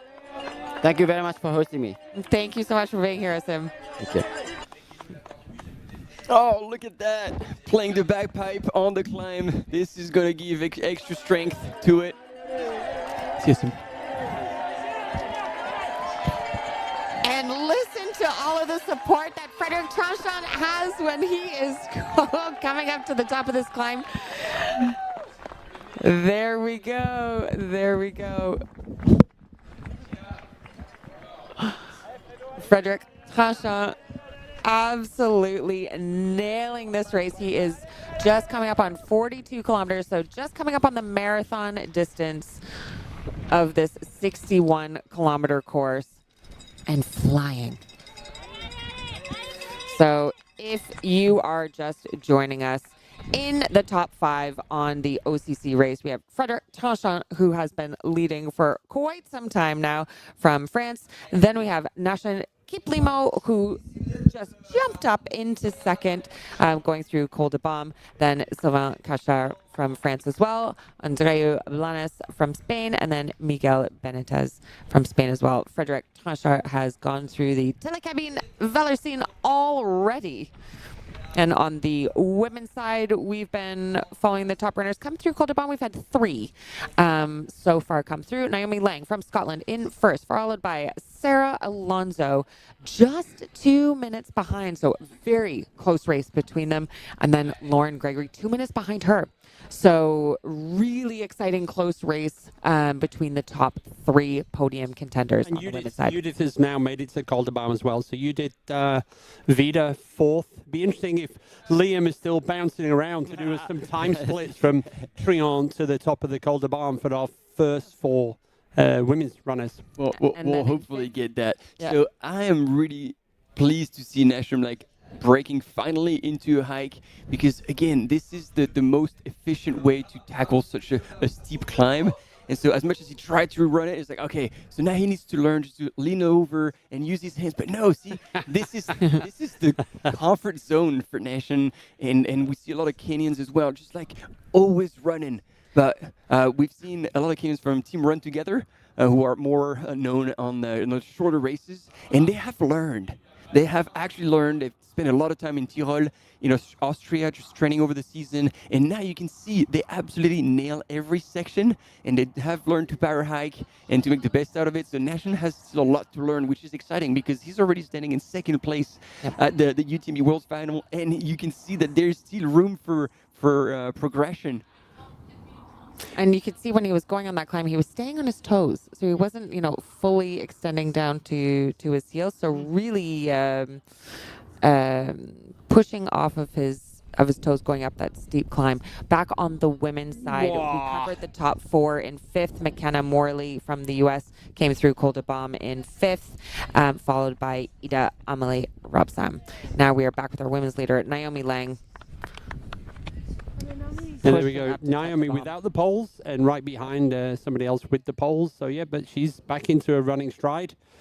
So it'd be interesting to know if our buddy Liam, Aid Station Fireball, is going to crunch some numbers, our top 4 in the women's race. How do they compare in the time splits on that climb from Trion up to the Col de Baume? And I'm just being told that the bagpipes that we saw on the course is actually a Polish runner. No way. Talk about globalization. Polish runner in France playing the bagpipes. How cool. I did see somebody in the chat saying it's a shame that there's not the Scottish flag, so the Saltire, the flag of St. Andrew, but No, these actually have been the rules that they've been, that's been established, because otherwise you could have many other, and it's okay, anything UK, it's the, what would you call it? The Union Jack. Union Jack. I knew there was Jack, but I was like, Jack Daniel? No, that's not the right one. Yeah. Union Jack flag for all of them. But I think we've repeated it enough. And then, when we have interviews with her, it is undeniable. We know that she is from Scotland. Yep. 100%. So here we go. The almost at the top of the Tête de Baume, and then the view across there. That's where she's so the left quad did slide on the side. Oh. And then it looked like one water bottle had flown out, but she just caught it. She is showing, I feel like she's a bit of a limp. She's showing just labored. I don't know if it labored. Yeah, that's the right word. We've just seen her flying, and this is not anyone would feel labored after the amount of kilometers that she has in her legs. But it is showing that she's human, and that she's working. She's really working hard at this. And there we're back with Lauren Gregory. Absolutely incredible first performance so far. There she is, and we got some friends up on this section of the course that they're doing now, saying it's an absolute ass kicker. Yes. And I think that's seeing these runners spend so much time climbing still on that section. In my mind, it was okay, Col de Baume, and then you go Tête de Baume up, and then kind of weave down the valley. But no, that climb back up where we saw Fred and Nation on that dirt road is so steep, and you end up spending so much time in there. Again, I was on it last week, and it's the kind of climb where you really want some switchbacks. And there are no switchbacks. You can see they're just going straight up, and it's head down, pump the legs. So Lauren Gregory here on your screen, power hiking with, if you are up to date with your hashtags on Instagram, it's Shit in the Woods, the photographer, who's shooting Lauren at the minute. Obviously, very fit to choose to come to this very point in the race. Yeah. I got a time check for you as well. So Frederick and Nation through the telecabine of Valocine, it's 9 minutes. So I think that's widened. Gone by 1 minute since they were down the bottom there. So Frederick is still charging. Next stop for Frederick is where he's living right now, Argentière. So so we're going to see him down there in the next 30 minutes. 30 minutes. So 30 minutes away from Argentière for our race leaders in the men's race. We're obviously gathering our women's athletes as they reach the top of the Col de Balme right now. So we've had 6 runners through in the front of the women's race so far. The gap between first and sixth, let's do that one, 9 minutes. Oh, wow, that's growing. Yep. And we're back with Frederick Tranchant. I keep adding an R in there just for fun.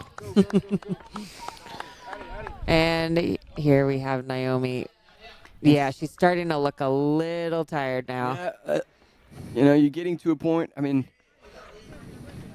she's covered that distance still. Like, she's done a 50K, so this is not yet into the fully unknown territory for Naomi. And there you go, Victor, who's part of the sports marketing team for Salomon, just sharing a few words of encouragement and advice to Nation. And like, I didn't hear, but my guess, seeing Nation's reaction is like, hey, think about eating and drinking. And all of a sudden, he's like, just going down on the gels and the bars. Yeah. And it's good, like, that's what you need to do as a team manager. You're out there in key moments to help out your runners, to give them whatever they need to, like a little bit of guidance, whatever that's going to help them. Yep. So well done. And the climbs are a good place to do it. Did something put a chewing gum in it? I can't hear anything. Yeah, look at that view. Incredible view there. So on these wide open trails here. Col des Posettes. Yep. Do we have a split time there? No. So between first and second now, we're seeing on the screen distance of 1.8 kilometers. Fred Tranchant could finish in moonwalk and probably still win it. Massive on a course like this. I've never seen it before. No. That is massive. Sylvain Cachard, 90 seconds behind Nation, the telecabine. So, currently, the Kenyan kind of either side of 2 French athletes. Yep. This is Frederick's race to lose at the moment. I mean, I know that there's still a lot left, but given how he descends and given that gap, this is his race. This is his race right now. And as soon as he's going to get the indication when he gets to Le Tour on how much time he's got, he's going to be able to just like let go of the gas pedal and just like, all right, I'm just going to be playing. But this is a pass. Oh, no. Okay, sorry. No. And we're here with Sarah Alonso, our second place woman. She is chasing down Naomi Lang. There was 2 minutes between them at the last aid station. Sarah, twice a 4th place finisher. And as you say, Martin, she's not trying to hold off 3rd. She's trying to go for first. Yep. I know why you thought the red Salomon pack was the thing why you thought it was the pass. Yeah. I got confused. That's what we're looking for. Passes. And what has happened to Francesco Pupi on the men's side? Well, he's thin. So he's actually moved back up. He was outside of the top 10. So let's see if we can get an update. Just keeping an eye on that. Gone through Col de Baume in 10th. Behind David Molina and Alain Santamaria Blanco. Christian Allen and Luca Del Perro.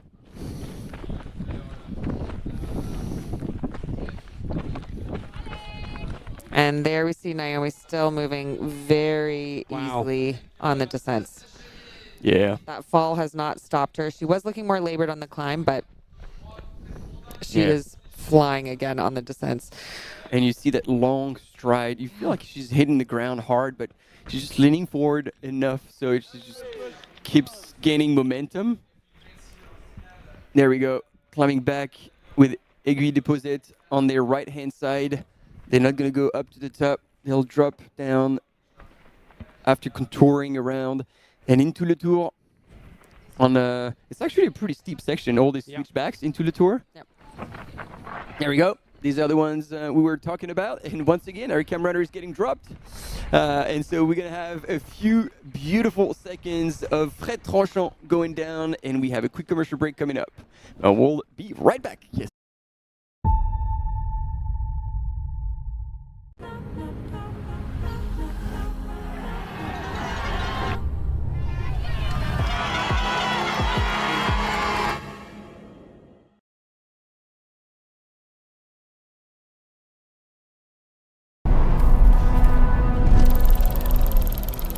When Finnish engineer and orienteer Thomas Volonen invented the mass production method for the liquid-filled field compass in 1936, Suunto was born.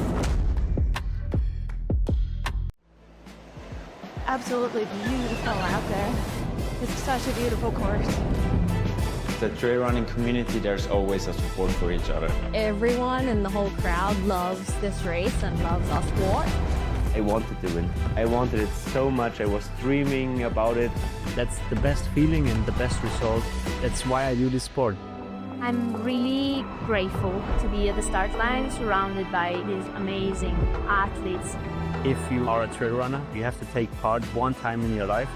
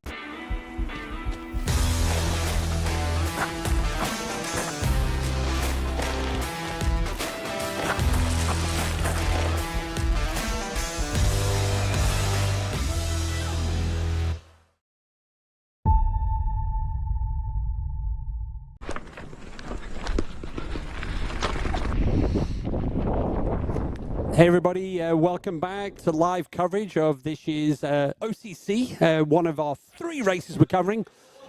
Time elapsed 4 hours since we started this race at 8:15 local time in Switzerland in the OCA this morning. We were just following the race leader, so Frédéric Tranchant is our race leader. He is gone through the cable car station at the top of Vallaucine and is now on the descent. You can see it on the screen, on the descent down to Argentier, where he actually lives.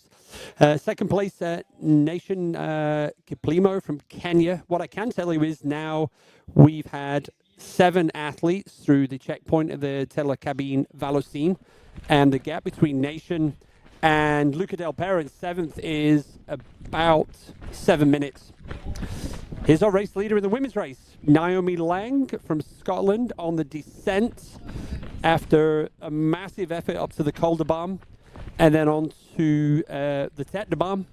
So Naomi right now is on her way down to the top of the cable car station in Vallaucine. As you can see on the screen, 37 kilometers into the race. We're expecting our winners with the men's race in about an hour and 20 minutes into Chamonix. And our women's race should be in around about 1 o'clock. It's about 30 minutes later. Sara Alonso is on the chase. Sara is chasing Naomi Lang. So the gap at the last checkpoint was 2 minutes. Behind Sara, we have Lauren Gregory, 2 minutes behind Sara. Judith Vida, 5 minutes behind Lauren. And then we have McKenna Morley. McKenna is literally neck and neck with Judith at the last checkpoint, as was Ida Amelie Robsam. So yeah, lots going on, and we're jumping between the men's and the women's race. And this is not a done deal, more so in the women's race, but right now Frederick is on a charge and a masterclass at the front of the men's race.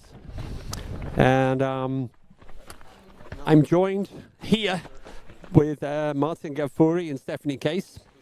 After the last ad break, they've just gone foraging for food, because we also need to have an aid station for the speakers as well as the athletes.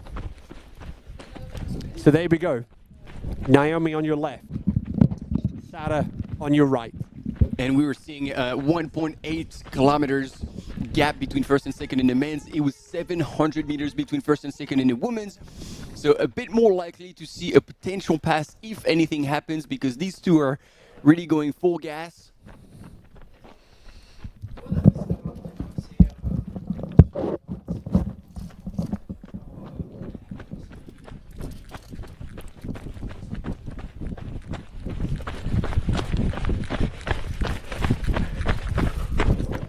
Yep, so Naomi on the downhills, this is her strength, and she is ripping up those trails on the descent down now to the cable car station at Vallocine.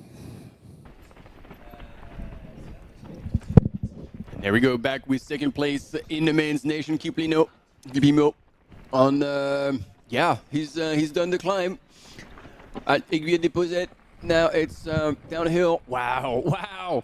I mean, if you're familiar with this terrain, there's a world between these two runners, even though they're first and second. Fred is now probably like 5-6 minutes, not even that, from getting to the bottom of the descent. He chewed through it. That's insane. Yep. And now he's on this much more runnable section where it turns into more Jeep track. It's not nearly as technical as it is in the higher sections where we see Nashan still running. Oh, I mean, obviously it makes sense because he's gone through the descent, but now it went from 1.8 to 2.3. Yeah. Unreal. We're not going to get a time check in Le Tour, but Frederick's going to go through Le Tour before they head down to Argentière. So Le Tour is 47 kilometers elapsed, 3,000 meters of climbing. So there's only 300 more meters of climbing left in the race for Frederick. Yeah, we can see that. Oh, wow. Yep, he's looking strong on those descents. Yeah, he's gone through that descent in no time. That is. Ooh, and I just want to do a temperature check. It is now apparently up to 28.5 degrees in Chamonix. So coming through towards Le Tour and Argentière, it's a little bit higher altitude than Chamonix, but that is really starting to get hot. We're now past midday. This is the hottest day that it's going to be for the week. It's a little bit humid. So the runners are going to be feeling that heat, and making sure they stay hydrated, even for these final sections, will be critical. Ida Amelie Robsham on your screen, ladies and gentlemen. I don't know exactly in which position she is. Quick check here. Round about 6th, I think. Now she has... I didn't get it wrong because we still have a shot in the distance, but that is my guess. Ida Amelie, 5th at OCC last year. Corrects me. 4th at Zagama earlier this year. That would make sense, Martin. She's on the descent. Yeah. Frederick Plasham. Yeah, this is the car park of the ski area at Le Tour.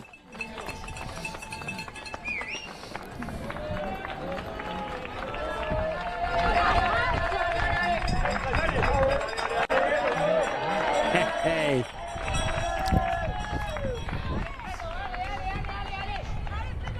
Now, it was interesting there. He was reaching, it looked like he was reaching for his flasks as if he was expecting to see water. There is a water fountain here up on the right, which he might be going for. Nope, he's going to run past. Oh, no, because it's empty. Oh. It was empty.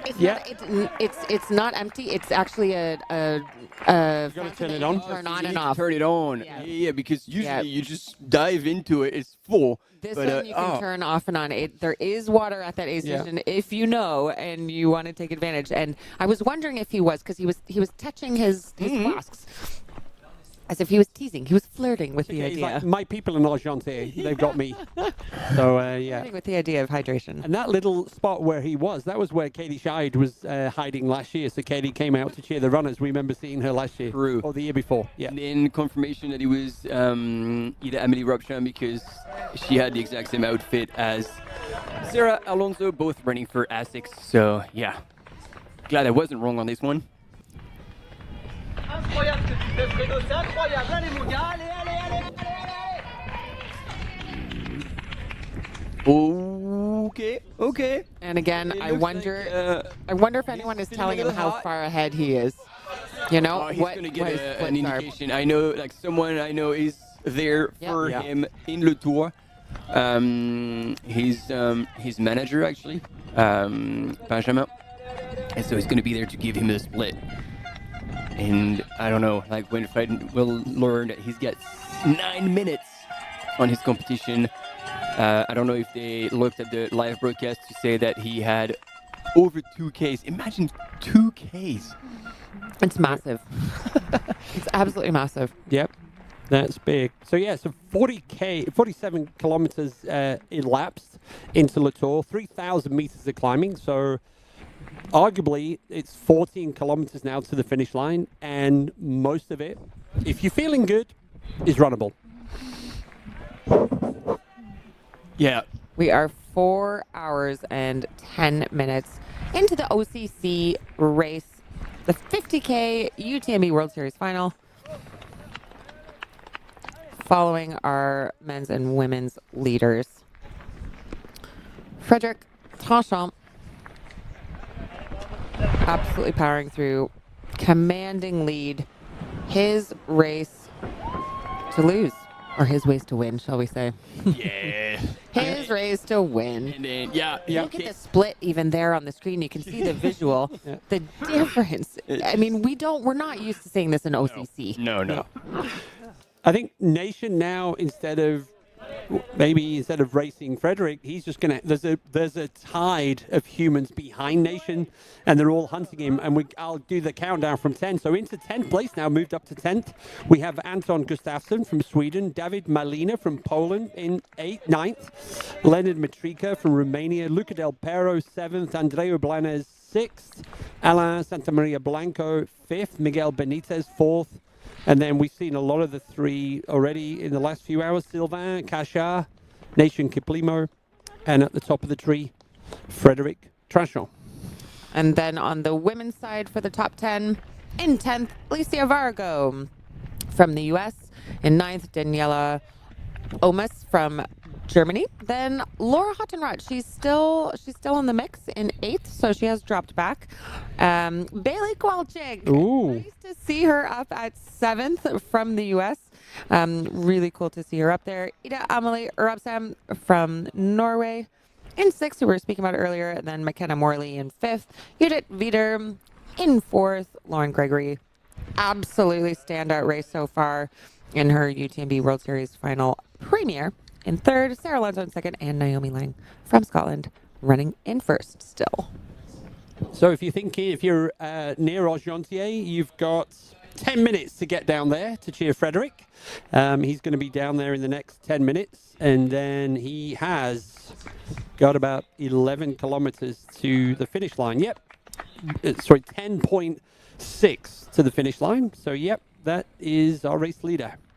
And, I have to say, I was totally wrong on predicting how this race would go, because I said, look, there's so much variation in the course and the field is so deep. We're going to see switch ups, all the way through into the final third. And this race will not be decided at the beginning or the middle. It'll be right up to the last point. And I think I'm wrong. I think for me, unless something major happens, the race is decided in terms of who's winning on the men's side. Yeah, he was just in a league of his own today. And like when we saw him make a push intentionally, like he knew he had what it took to just stack it and just stay on top. And like he's gradually been increasing his lead. And like on no segment was anyone faster than him on the climbs, on the flat, on the descent. There's no wonder why he is the reigning world champion on the short trail, which is that kind of 45 to 50K distance. Yep. So we got a quick commercial break coming up, team, but we'll be right back. Stay with us.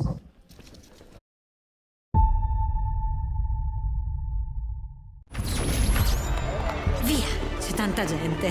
Non ci facciamo prendere dall'entusiasmo. Allez, bien en gestion, le cardio est bon, c'est parfait. Mi è venuta una vescica. Fa un male cane. Aïe, ça va pas du tout cet orteil. Ce l'ho fatta! È finita!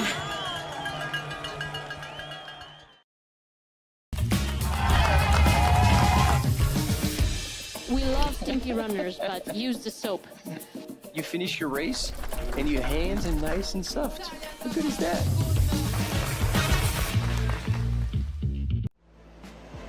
Absolutely beautiful out there. It's such a beautiful course. The trail running community, there's always a support for each other. Everyone in the whole crowd loves this race and loves our sport. I wanted to win. I wanted it so much. I was dreaming about it. That's the best feeling and the best result. That's why I do this sport. I'm really grateful to be at the start line surrounded by these amazing athletes. If you are a trail runner, you have to take part one time in your life.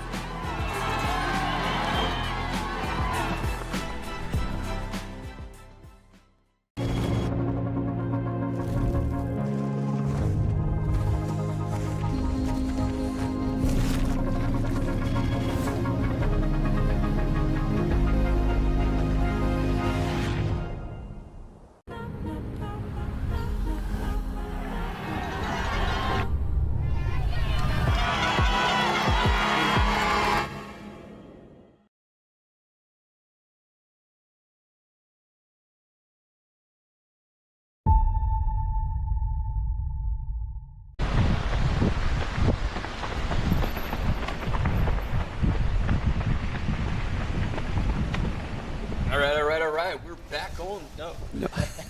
Almost.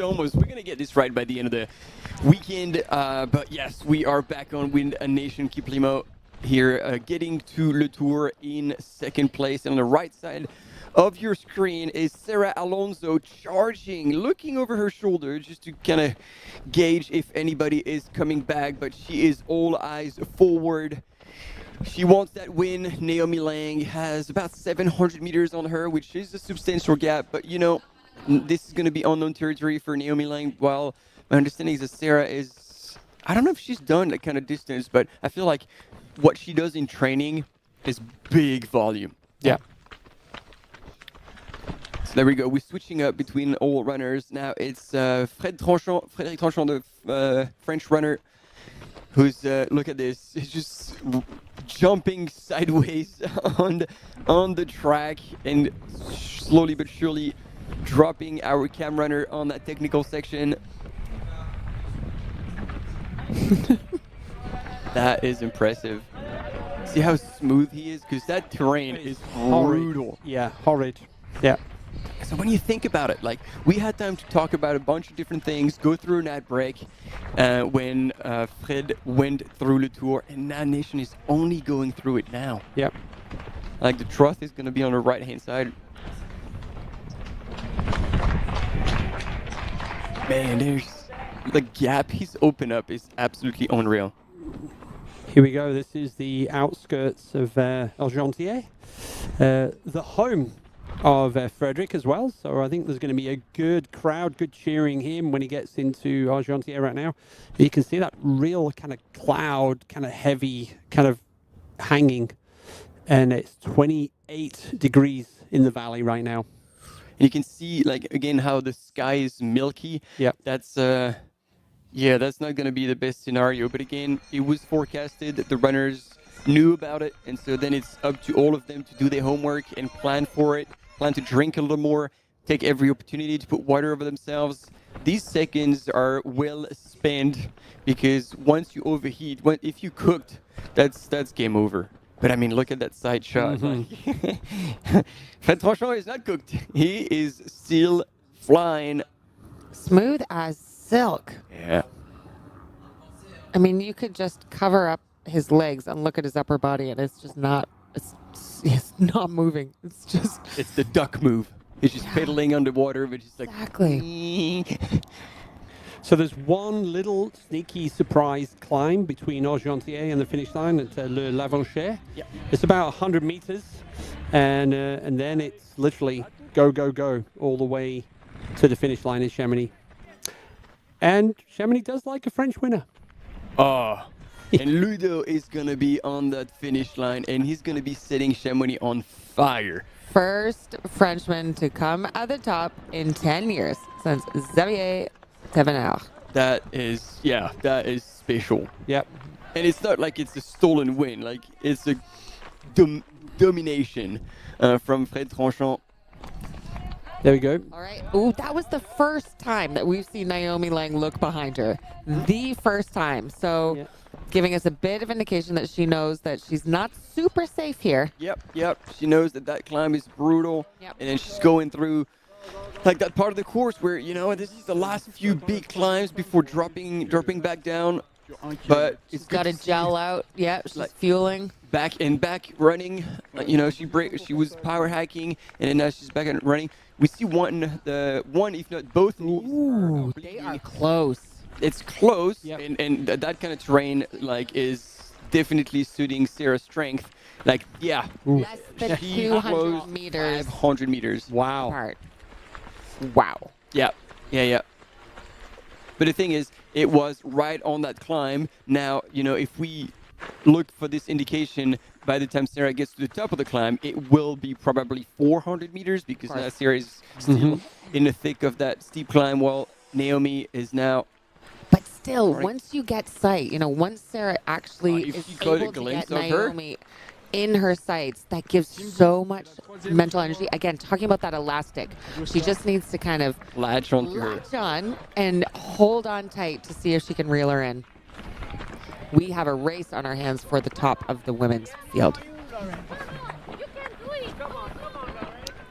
Whereas on the men's side, there's a race, but it's for second, third, fourth, fifth. Yeah. Under the railway line that connects Chamonix to Vallorcine. And we'll see that again in the CCC and UTMB, but more from the Vallorcine side. Yeah. Yep. We can actually extend it. It goes from Martigny all the way down to Le Fayet? Probably past that, no? I know it goes to Servoz. Anyway, it goes all the way across a cute little red train. If you're in the valley, that's a super cool way to explore everything. You go to Martigny in Switzerland, get some Swiss chocolate, go back to Cham, have a Swiss fondue. It's all about the food around here. So I can give you the top 10. There's Lauren Gregory on the screen, and our top 10 women at the Col de Balme are separated by 20 minutes. So first to 10th is a gap of 20 minutes. And so we've already seen Naomi on this climb, we've seen Sara Alonso on this climb, and now we've got Lauren Gregory on that same climb. It's a tight race on the women's side at the top. And for sure. We've seen already all the ground that Fred has covered. Like, where the women's are, it's still a long way from the finish. A lot can still happen. Yeah. Who's got some energy like Fred still in the tank? Masterclass. Yeah. Masterclass by the Frenchie. And what I like on the women's side is that, we've got Naomi, who's kind of stepping up in this kind of distance. We've got Lauren Gregory stepping up in this kind of distance. And then you have Sarah Alonso, who has already gotten in the top 5 a couple of times. And so it's a really interesting mix between the three of them as they're duking it out.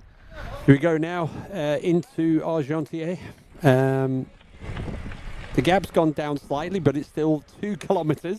Yeah, and again, because sometimes there are variation in terrain. Yep. But here we go. So it's a 2 kilometer gap, which also means that Nation is running super well. 100%. Because up until now, Fred was always faster than everyone on every section. Yeah. So Fred might be running on fumes a little bit, which is totally fine because he's built such a lead. Wow! Look at here we go. Hey. Easy to get to Argentier from Chamonix, and that is the biggest crowds we've probably seen of the day so far. Yeah. Goldebaum was pretty vocal as well. Yeah. He's got his flask out. He is ready to fill. Smiling. He knows that he's cool. Absolutely smashing it. Wow, that was not much. No. He's going to refill again? He's going to refill, yeah. Yes. he got me worried for a second. That was like a shot of water. Yeah. Yeah, or it might have been like energy drink a little bit. Yeah. So drinking, filled up his flask. Good lad. And off he goes. Okay, so then now there should be a bridge over the road. A new addition, last minute. It'll drop down a little bit to get to that roundabout. Yep. Hey, look at this. These crowds. Ah. This is the new Notre Dame de la Gorge. Already with less drunks. Yeah. It's early. It's still early in the day. Yeah. So they're going to be running on the Petit Balcon Sud. So as you look down the valley towards Chamonix, that is on the right-hand side of the river. And it's a fairly runnable, smooth, rolling trail. The opposite of what the CCC and UTMB runners are going to do when they get down this horrible part. Okay? Not horrible. Not horrible. Just... There's the 1K descent that feels like a 5K descent that they're going to be doing. It is truly horrible. So it's awful. Climb up to La Flégère, like that down Le Béchard? Yeah, it is. Le Béchard, that's it. Yeah, the 1K that feels like a 5K. Yeah. But that's for tomorrow.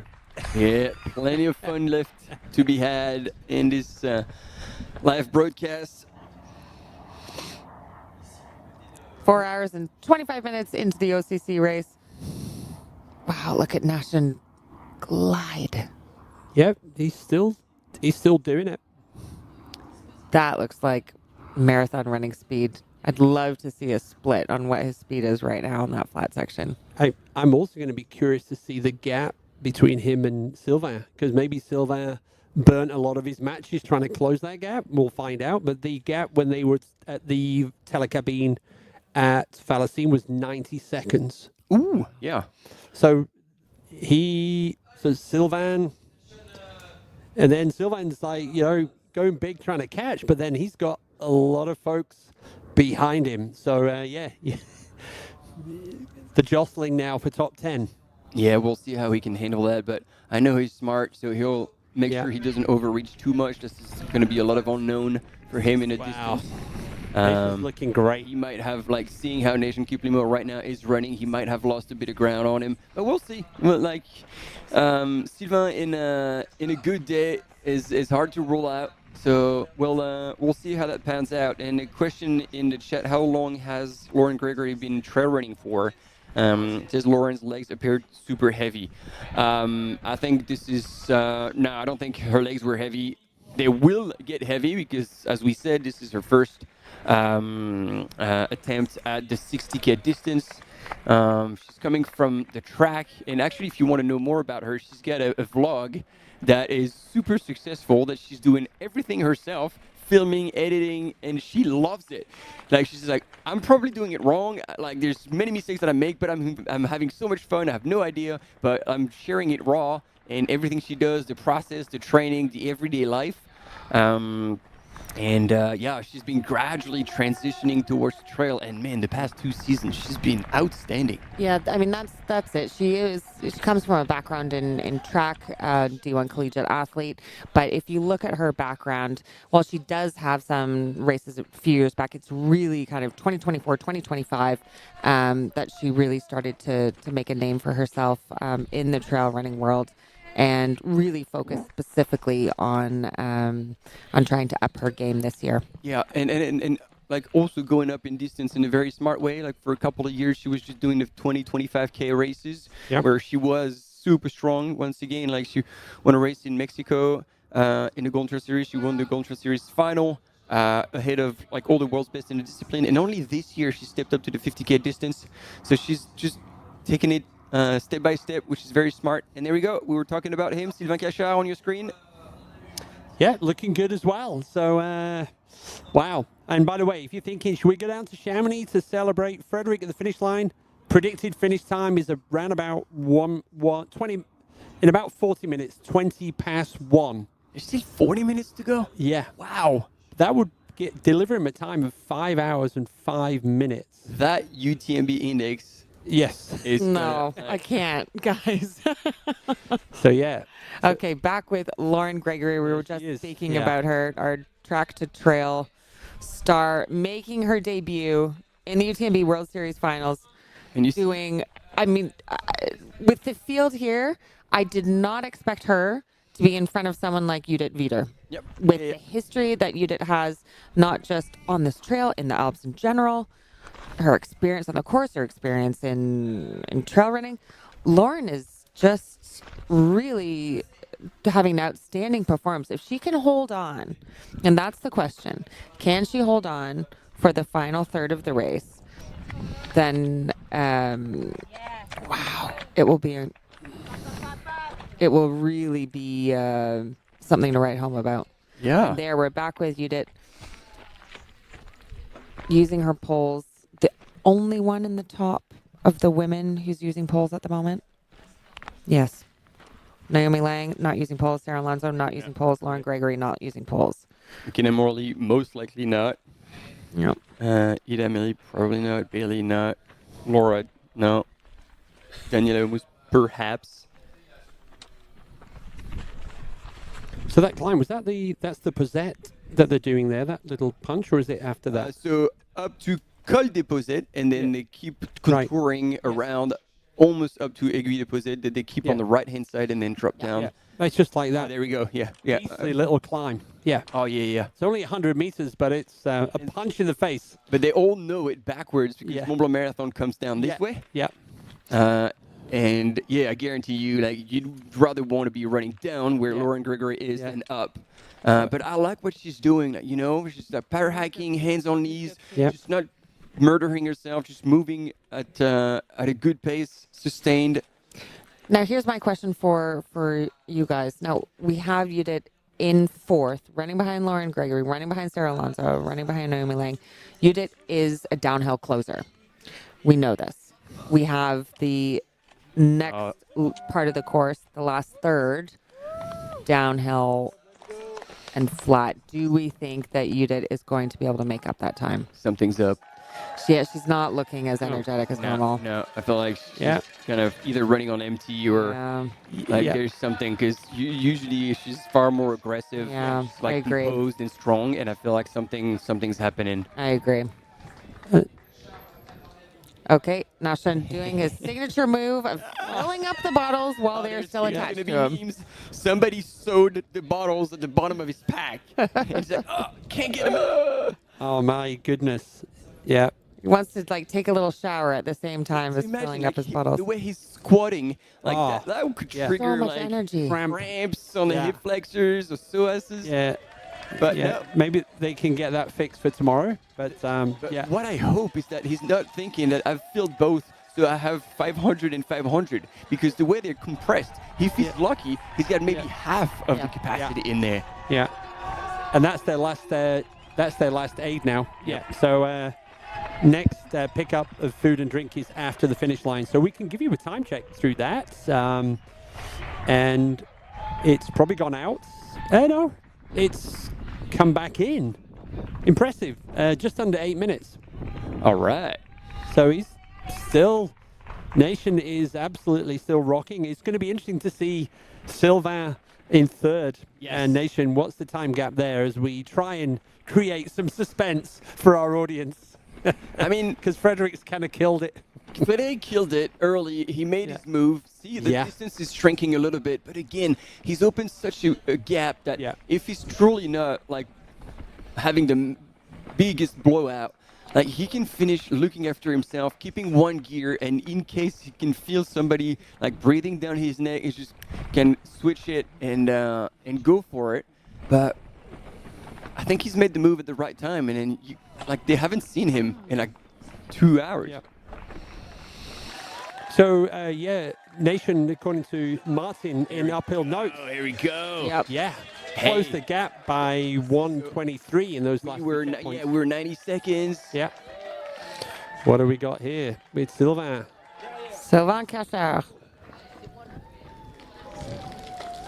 He's carrying 3 flasks. I don't know if you saw that. He's carrying 3 flasks with him. That's a tongue twister. Let's see. Let's see how many he fills up. 2 minutes and 5 seconds, Martin. It's your time check between second and third.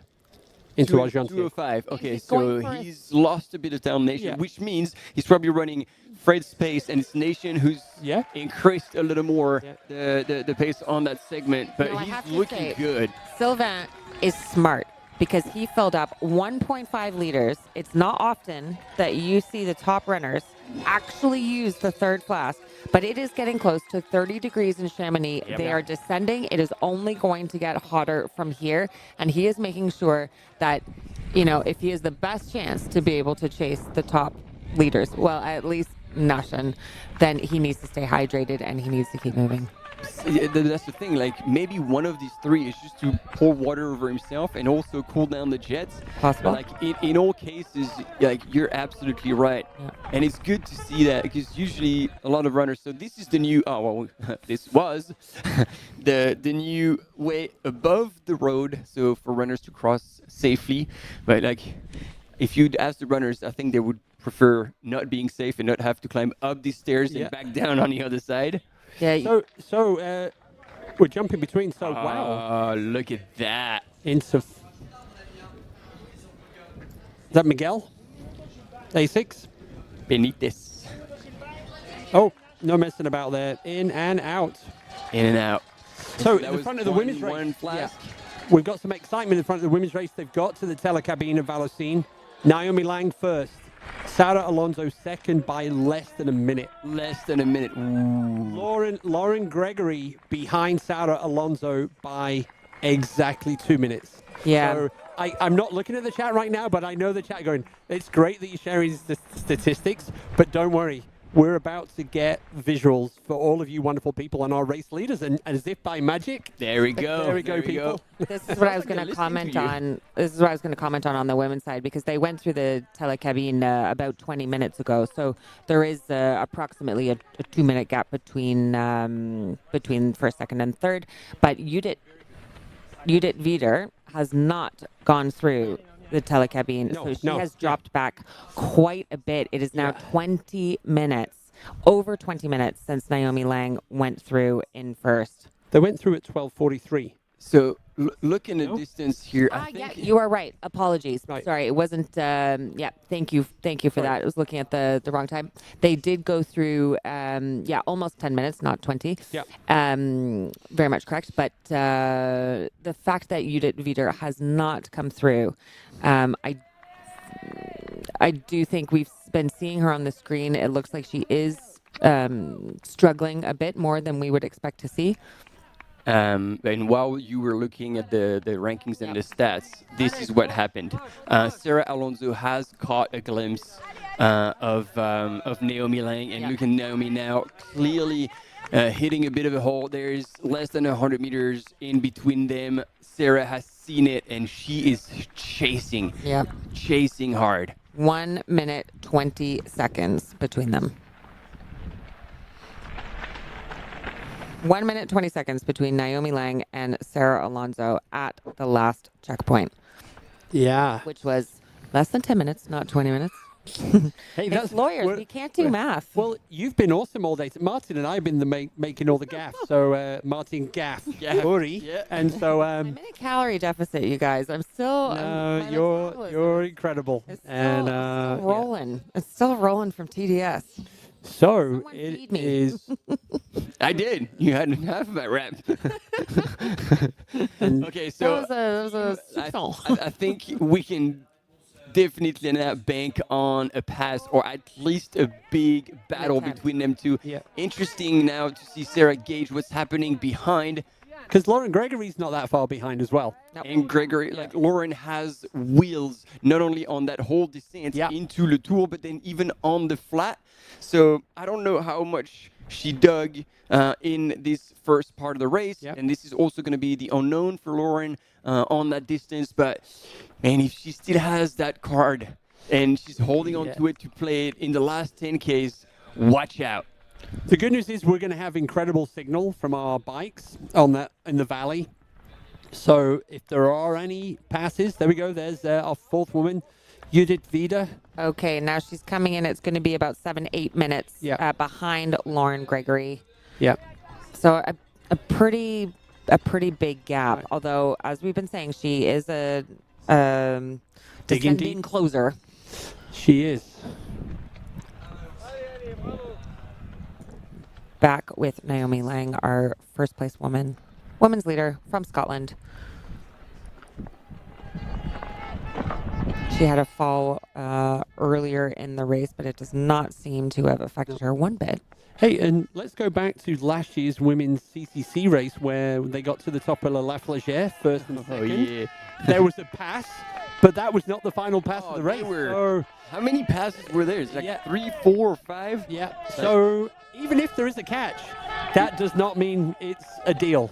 And it was interesting because like both Martina Monarchik and Sylvia Nogstar even looked alike, and you're like luckily they were for two different teams, so we could really differentiate. But like two very tall runners, strong on the downhill, passing again, and Martina Monarchik ended up bringing it home for barely a minute. Yeah, it was 70 seconds. It was a wild after 100 kilometers. Yeah. This is probably our fifth place athlete into Argentière. Yeah, that's Ana Santa Maria. Looking for water. There we go. Oh, yeah. They're starting to get really cooked. Oh, yeah. The Spanish are coming. Miguel, Alain, and Andreu. That's your 4, 5, 6. Yep. Okay, so this is the story team. This is what we were telling you. He's getting a 5-minute penalty because on the descent from Col de la Forclaz down to Trillon, there are several runners who. So he's going to stay there and cool down the jet. I mean, when you're grounded, you might as well make the best out of it. So. And he's not the only runner. We're going to see more of them being stopped. But we haven't actually said what happened. So several instances of course cutting observed by the race officials on the descent from Col de la Forclaz to Trillon. And, these are cases where I think the organization as a whole is becoming a lot more strict on what is considered to be course cutting, because none of these runners would intentionally course cut. They're at the front, they race professionally, they know what they're doing, but due to the need to protect the environment, you have to stay on the trail. And if you go a little bit outside and you kind of cut one of the corners, it's not just a matter of whether you're gaining time on the other runners, it's a matter of how you protect the environment. David Melina is about to find out the same information now. David Melina from Poland will also be in the exact same situation. It's a club that no one wants to be a part of. Yeah. Hey, chill out, son. There are lots of opportunities. Anton, you are about to get a good news. The two people in front of you are being held for 5 minutes, and you are not. So change this attitude. Be positive. There we go. It's a bit frenetic, but the guy with the white vest is not going to stop you. So you're going to go through the grid. And also, he'll be like, what's going on? Yeah, he's no idea what's going on. So this is, yep. So that means there's 2 been stopped. There are 2 more to be stopped, and we will advise when they arrive in the aid station. Yeah, so he just made up 2 positions for free. Not bad.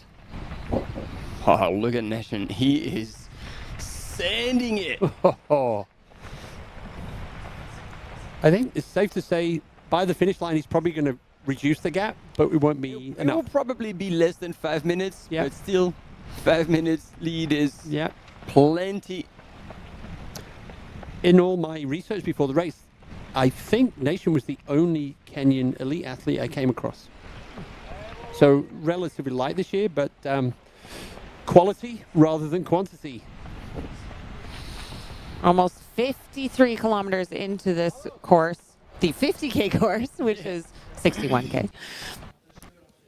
And Anton just moved up to 6th place as a consequence of the commissioners stopping those 2 athletes. As did Leonard Matrika. Leonard's up to 5th.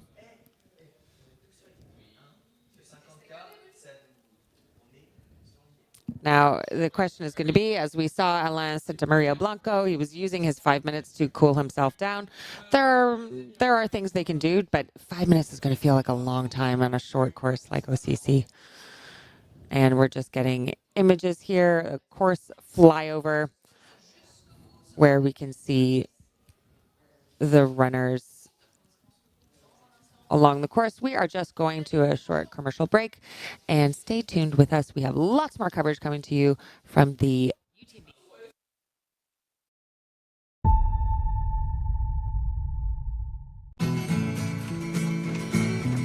Try imagining a place where it's always safe to come in, she said, I'll give you shelter from the storm.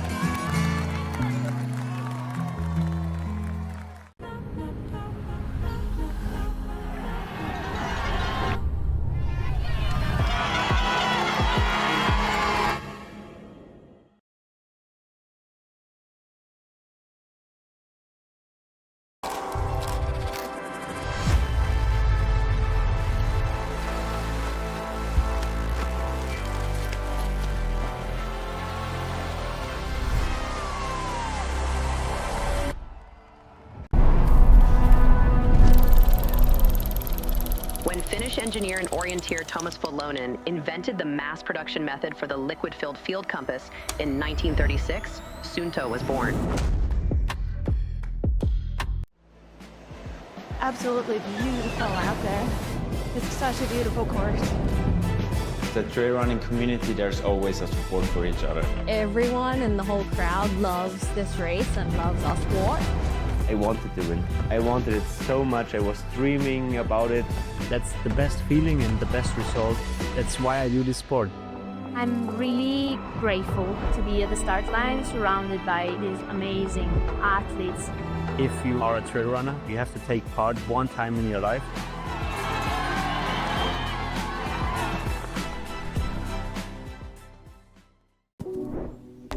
When every step counts, precision matters. Vabrum grips the wild, so you can run free. No matter the trail, confidence makes you extraordinary.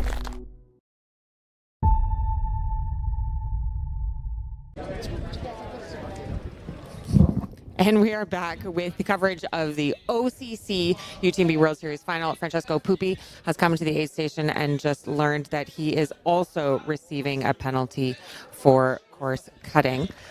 Again, these are not intentional course cuts. These are instances where the runners have kind of gone a bit off the trail as they're running down. The organization we've seen over the UTMB World Series has become more strict with this in order to make sure that they preserve the environment.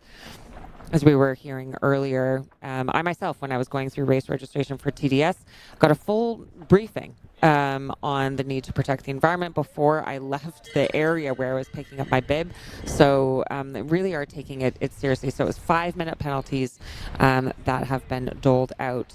And just as a reminder, because everyone's losing track now, there were 4 athletes, all men athletes they've all received the penalties now. So there was Alain Santamaria Blanco was first in, then it was David Malina, Francesco Puppi, and the 4th of the athletes getting the 5-minute yellow card, as someone's saying in the sea, it's all about the gifts, was Luca Del Pero. So those are the 4, and the wording from the commissioners was that there was several instances.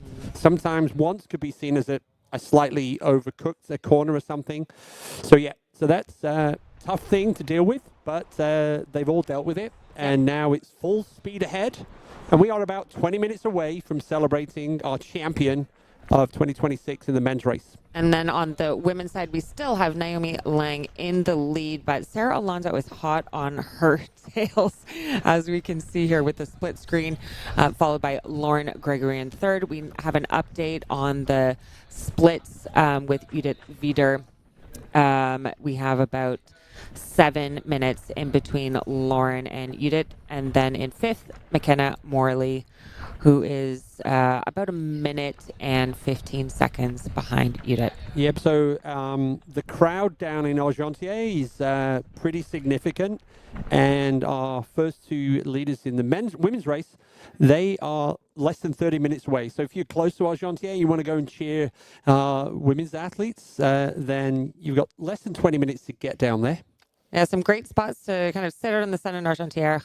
Yeah. And good spot to cheer if you are not directly in Chamonix. Whoa, look at her fly. That is Naomi Lang showing us what she does best, which is descending down trails. Absolutely flying.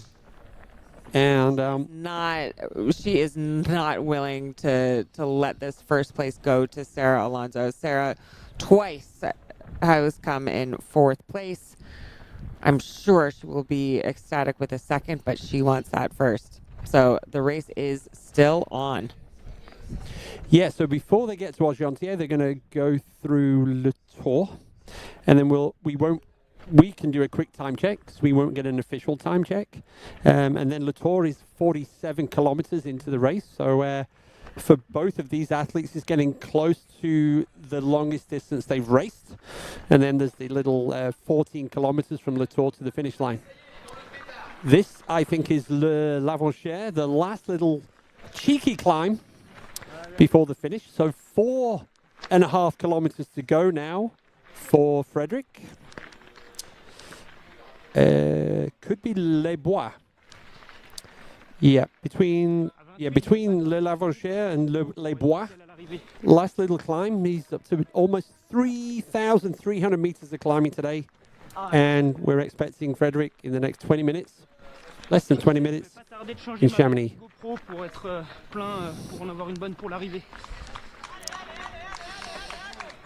That looks like the Petit Balcon Sud to me. Yes. Yep. Yes. I think the river's on their left. Yeah, yep. L'Avanchère is on the other side of the river. Right. So, as is Les Bois. So I think that they're on the Petit Balcon Sud on the other side of the river. Yep.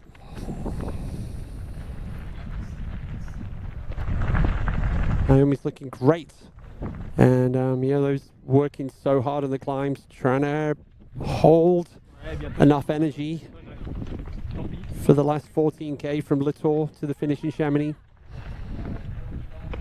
And they are going to be racing at breakneck speed. Temperatures and the mercury's gone to 29.1 degrees Celsius in the Chamonix Valley as we approach 5 hours of intense racing. And we'll go to an interview with Naomi Lang now. Yeah, I think excited is the overriding feeling. Obviously a little bit nervous, maybe nervous is the wrong word, but apprehensive, because I guess it's it's sort of new territory in terms of the distance of the race. But yeah, I think it feels like there's been almost quite a big build up to this. So I'm excited to finally be racing, I guess, and be in a super strong field that it is tomorrow. So yeah. So yeah, this is sort of the first time I've done anything over like 50k, and it's 60k.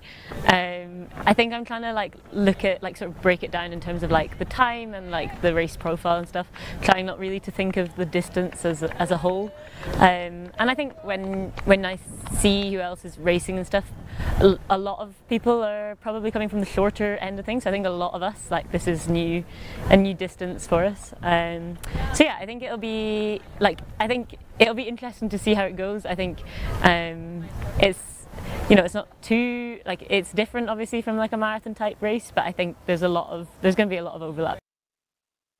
So I think everyone says it, but if I can put a race together that I'm like proud of, then I'll be happy. I think I know that training and stuff has been good and stuff the last month, so hopefully I can work hard like throughout the race and feel like I'm being competitive, and hopefully I don't know what result that'll be, but we'll see.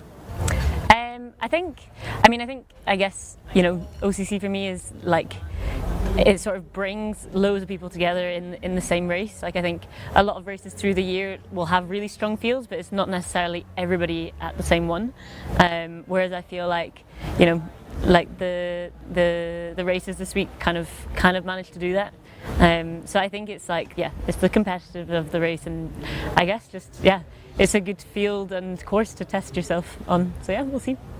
Yeah, so Simo and I have been part of Ordinary Project, which is kind of about working with your sponsor to sort of improve their kind of impact, or sort of their sustainability projects. So Simo and I have been kind of work a bit with the team to see if there's like improvements and things we can make there. I think it's something that both of us feel like quite strongly about, and try and like make little changes in our own lives. So we're trying to see if we can like bring that into the team, and I think the Salomon team has like quite a broad reach, and like they have a large audience of people. So I think if people can see that the team is making an effort to kind of improve their environmental impact and make some effort on sustainability projects, and I think hopefully that can have like a trickle down effect. There we go, gang. That was an interview with Naomi Lang, and we're back on the screen now. The excitement at the front of the women's race is pretty intense. Naomi Lang, Sara Alonso and Lauren Gregory are within 4 or 5 minutes of each other as they descend to Le Tour. On the screen right now, we have our second place men, Nation Kiplimo. He is on the final segment of the course, expected into Chamonix in the next 20 minutes or so. He's about 5 minutes plus behind our race leader, Frederic Tranchard. And as always, I am sharing the wonderful experience in the studio with Stephanie Case and Martin Gaff, or Martin Gaffuri. And the trails that National is on right now, these are like my bread and butter home trails. I just love this, the Petit Balcon Sud. I love the trails right by the river. It's just so accessible to Chamonix, and you end up seeing so many people, whether you're training or racing.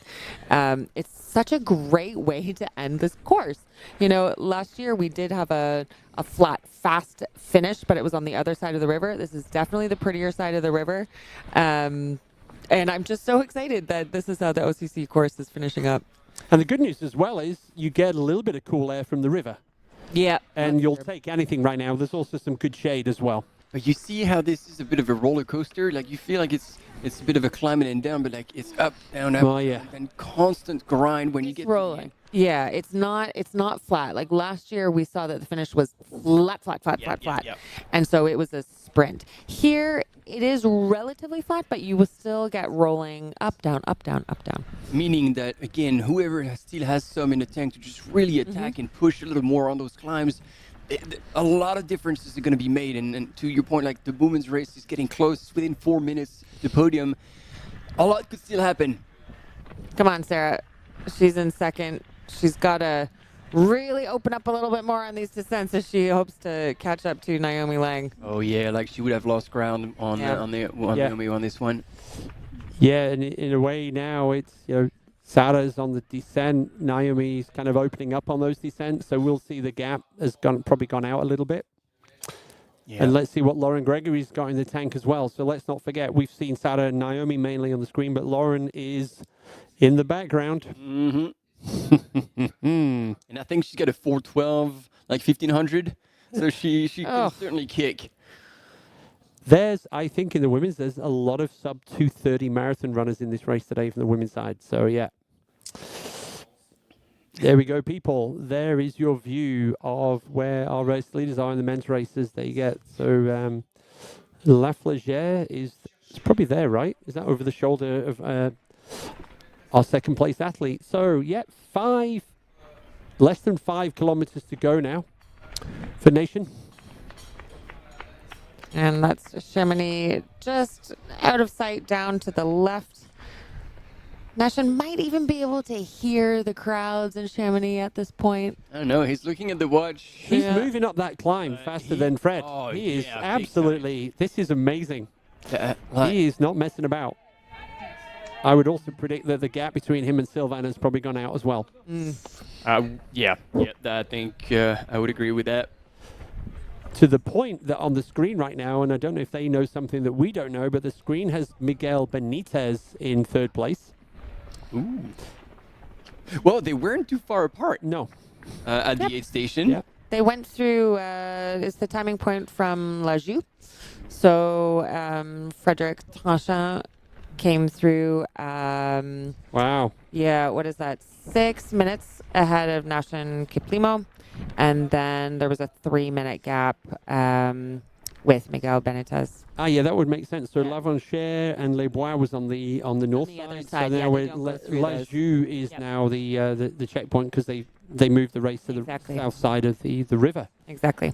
Wow. So yes, 6 minutes go Nation out of second place. So Miguel Benitez 3 minutes. So Miguel is the one that's chasing down Nation. So Nation's like, okay, Sylvain Cachard, I've seen you off. Now he's got Miguel Benitez chasing him down. But both of them, because there was only 7 seconds in between Miguel and Sylvain. Yeah. Yep. And as you saw in the chat, people, a bit of a shake-up in the top 10 men's based on the 5-minute penalties that 4 athletes were given for consistent cutting of the trails. Consistent, unintentional cutting of the trails. Yeah. Just keep wanting to emphasize this because it's so easy to criticize the runners here, but these are all professional runners running at the top of their game. It's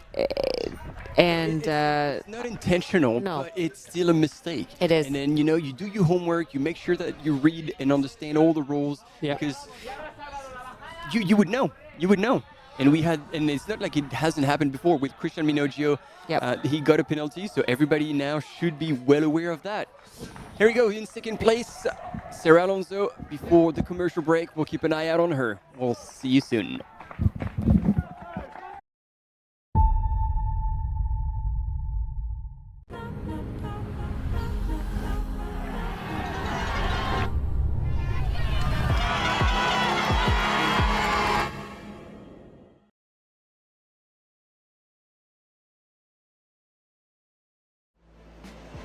Absolutely beautiful out there. It's such a beautiful course. The trail running community, there's always a support for each other. Everyone in the whole crowd loves this race and loves our sport. I wanted to win. I wanted it so much. I was dreaming about it. That's the best feeling and the best result. That's why I do this sport. I'm really grateful to be at the start line surrounded by these amazing athletes. If you are a trail runner, you have to take part one time in your life.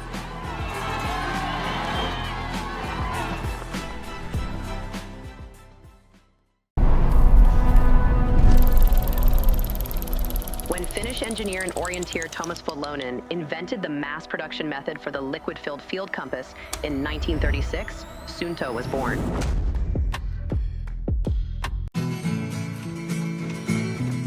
Try imagining a place where it's always safe to come in, she said, I'll give you shelter from the storm.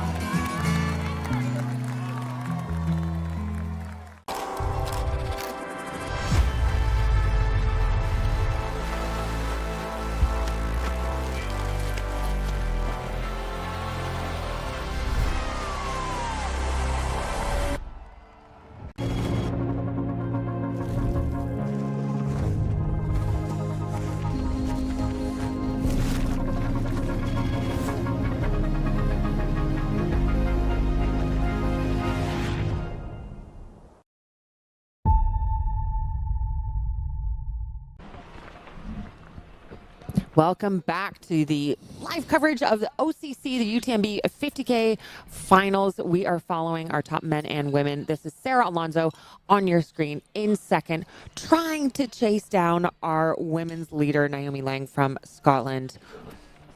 And it is close. I would love to see a split to see how much distance there is between them right now. I think Naomi, being the strong descender, has maybe, oh my goodness, it's only 120 meters. 120 meters between first and second woman. Sarah is really going for it. I thought she would have lost some time on the descent because Naomi is a better descender, but wow, we've got a race in our hands.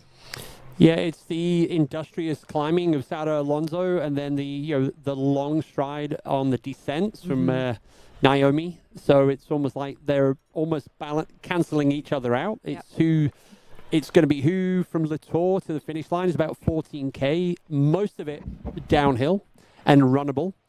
So who's got the runnable legs? And more importantly, Lauren Gregory is not out of the picture as well. So those are our top three, and we believe are the ones who are going to be the mixer now for the top three. Judith Vida is in fourth, and she is being chased down by McKenna Morley and Ida Amelie Robsam. Those two are running together.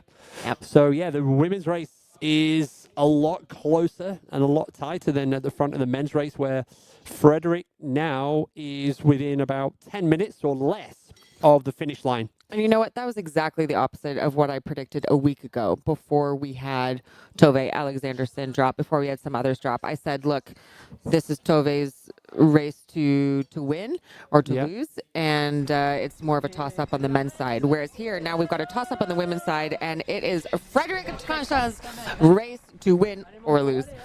Yep. He and has a commanding lead. He does. And if you know, Frederick's now going to be descending down to do the final bridge climb to take him back on the north side of the river. And so less than 8 minutes now, apparently, until Frederick hits the streets of Chamonix. If you are in Chamonix, start heading to that finish line. There isn't too long to go until we welcome the winners. Here, now we have the split, 1.3, just under 1.3 kilometers. Nation. Wow. It has shrunk, but knowing that in Le Tour, somebody was down there to tell Fred that he had 9 minutes, I would say he's probably trying to control the race. Yeah. It was like to make up 9 minutes with, I think at that point it was maybe, it would have been 30 seconds per kilometer that anyone would, nation would have had put on Fred. Now he's getting into town. This is it. It's going to go like down above the road on the little metallic structure, and then down across the Arve, the river. And immediately you cross the bridge. I saw it the other night. There's a big sign saying the last kilometer. So the red kite, if it was the Tour de France, is the other side of that bridge. Exactly. The Flamme Rouge. There we go. Flamme Rouge. And so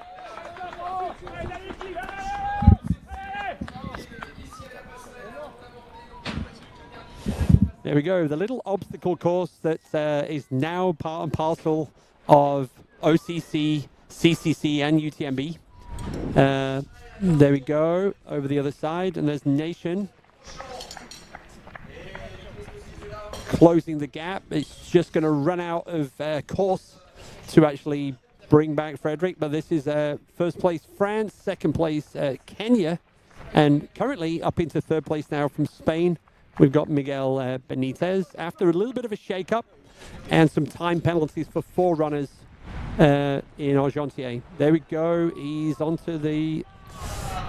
back onto the trail that leads up to the sports center over this bridge, and that's where you see the final kilometer sign.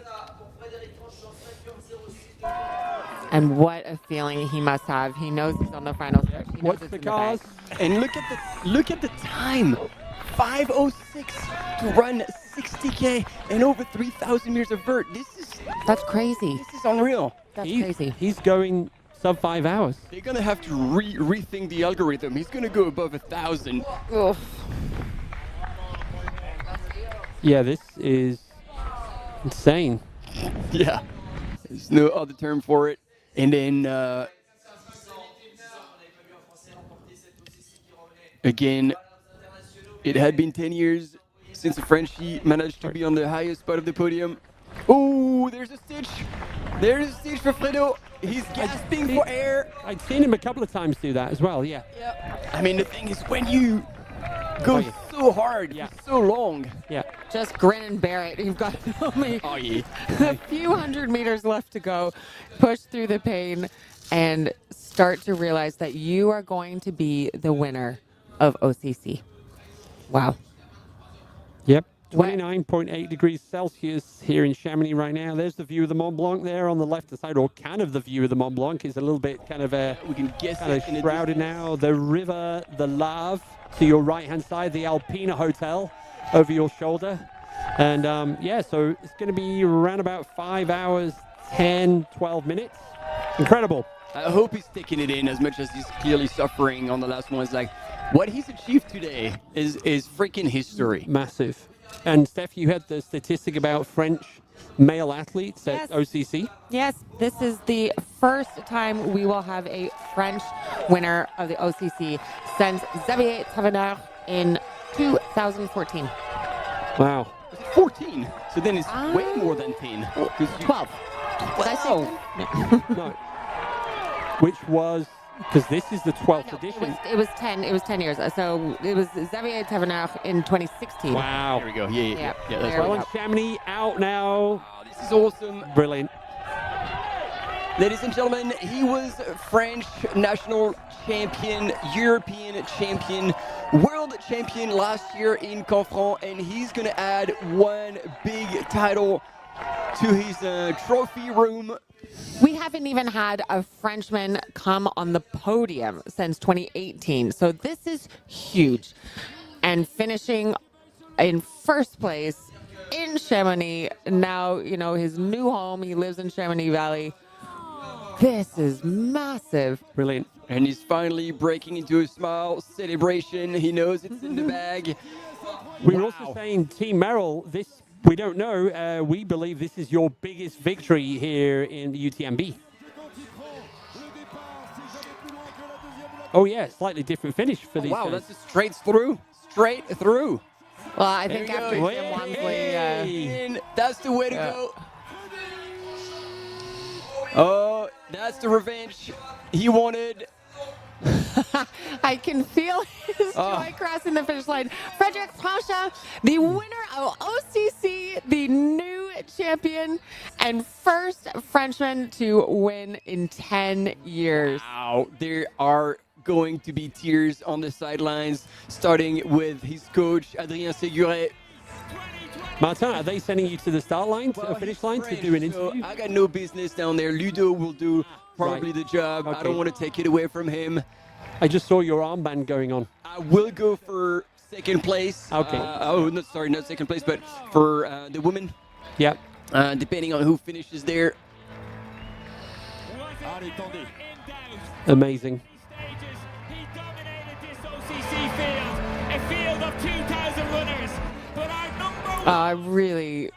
I'm just so pleased for him. As I said earlier in the broadcast, he had so much kind of almost giddy excitement coming into this. He wanted it. He was a world trail champion last year. That was his biggest moment of his career. Now this has been surpassed by this moment right now. This is the biggest moment in Frédéric's career. And a little bit of tears coming out, lots of emotion. I mean, it's just hitting him in waves, I think. Soaking up every second that he can of the crowds, of this moment, of his win, of all of the work that has gone into getting here.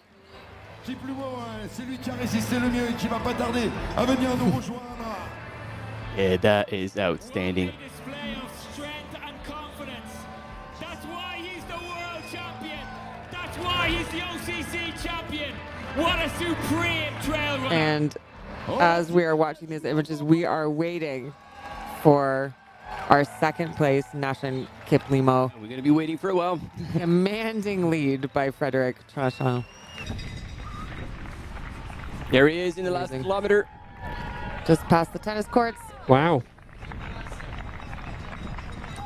Nation's also absolutely killing the algorithm. The algorithm is so off on this last finishing line. They are absolutely killing it. So we've got Nation in second, Miguel Benitez third, Sylvain Cachard fourth, David Molina fifth. These are all in Lajou.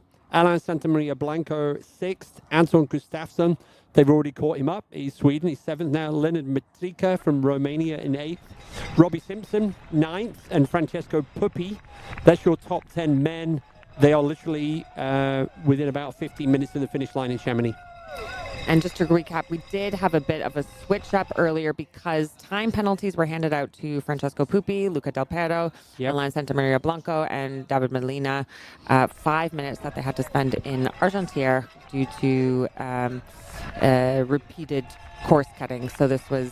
But unintentional. Unintentional. But I keep repeating this just to protect the athletes because I know, everyone can be quite harsh sometimes. But... running on the trails, making these slight cuts where you're just running slightly outside where the worn trail is. So those 5 minutes will make a difference, and they have made a difference on who's in the top 10. But we are focusing on the positive here. And there we go. He's celebrating. This is really cool to see.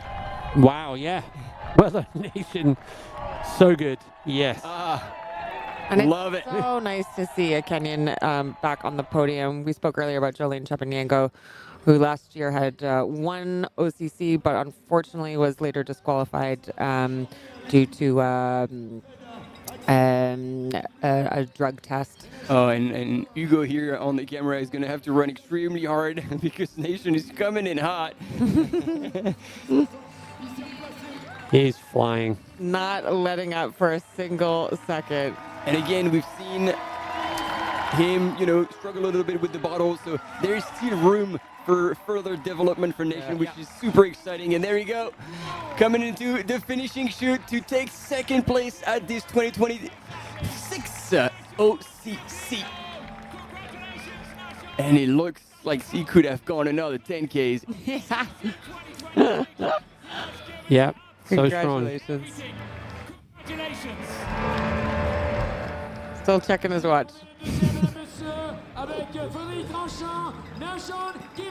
Now, we were commenting how it was a different finish this year, and I wonder if it had anything to do with Jim Walmsley absolutely bailing when he took the final turn on the finish line at OCC last year. But actually, this is only for OCC. And I think they're still going around for CCC and UTMB. I believe so. Yeah. I can't remember. I remember overhearing that. Yeah. But unsure why that is. But yeah, this time, I guess as a runner, you appreciate it. You get shot straight into the finish line instead of having to go all the way around. So time gap in the end was 4 minutes and 30 seconds. Or 4:29 was the gap in the end. Wow. And Miguel Benitez now is imminent. So the third place man, last year's top 10. Here we go. All right. Ladies and gentlemen, Naomi Lang still leading the women's race. In Argentière, yes. And we should get an update within a minute or two to see how far behind Sarah Alonso is. 100%. That was a quick transition. Yeah, she needs to get out of the air because if cross path with Sarah, that is going to be the stinky eye. Like, you look at each other like, who's going to shoot first?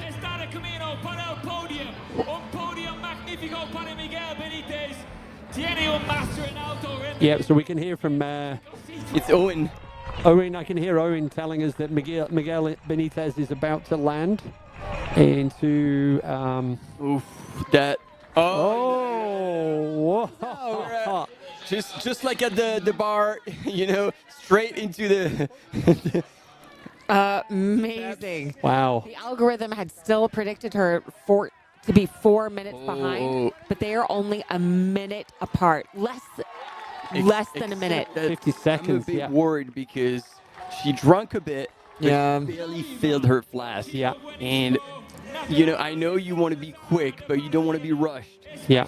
And as you see, it's getting close to 29, 30 degrees in Chamonix. And on the back end of a race, over 30 degrees. Damn. On the back end of a race, if you run out of water, that could cost a whole lot. Here we go, ladies and gentlemen, your third place in OCC, Miguel Benitez. This is the holdup of the day, I gotta say, because we said his UTMB index was like 850 or like, he was nowhere near in terms of UTMB index, and he truly outran himself. Look at the joy. Oh, it makes me want to cry. I mean, you can just feel it oozing out of him. Wow, the joy. Pride and joy. Yeah. That's it. We will get the top 3 photo in a second. So Merrill, Salomon, and Asics, your top 3. That's right. France, Kenya, and Spain. Yep.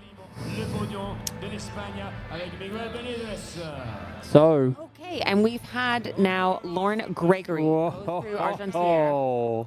Just a little bit over a minute behind Sarah Alonso. So between first and third place, we have 1 second under 2 minutes. All right, we got Steve Mackesha striding it out in the last kilometer. Man, I can guarantee you, even though he's going to fall short of the top 3 of the podium, he's going to be over the moon for his first participation at a 60K race. This is an outstanding result, and I hope he's going to be pretty damn proud of himself, because he had the balls to say, like, yeah, I'm going to choose to take poles, and sometimes, as Elise, like, I don't need poles. Like, he just made like hard decisions and delivered 4th place here at OCC.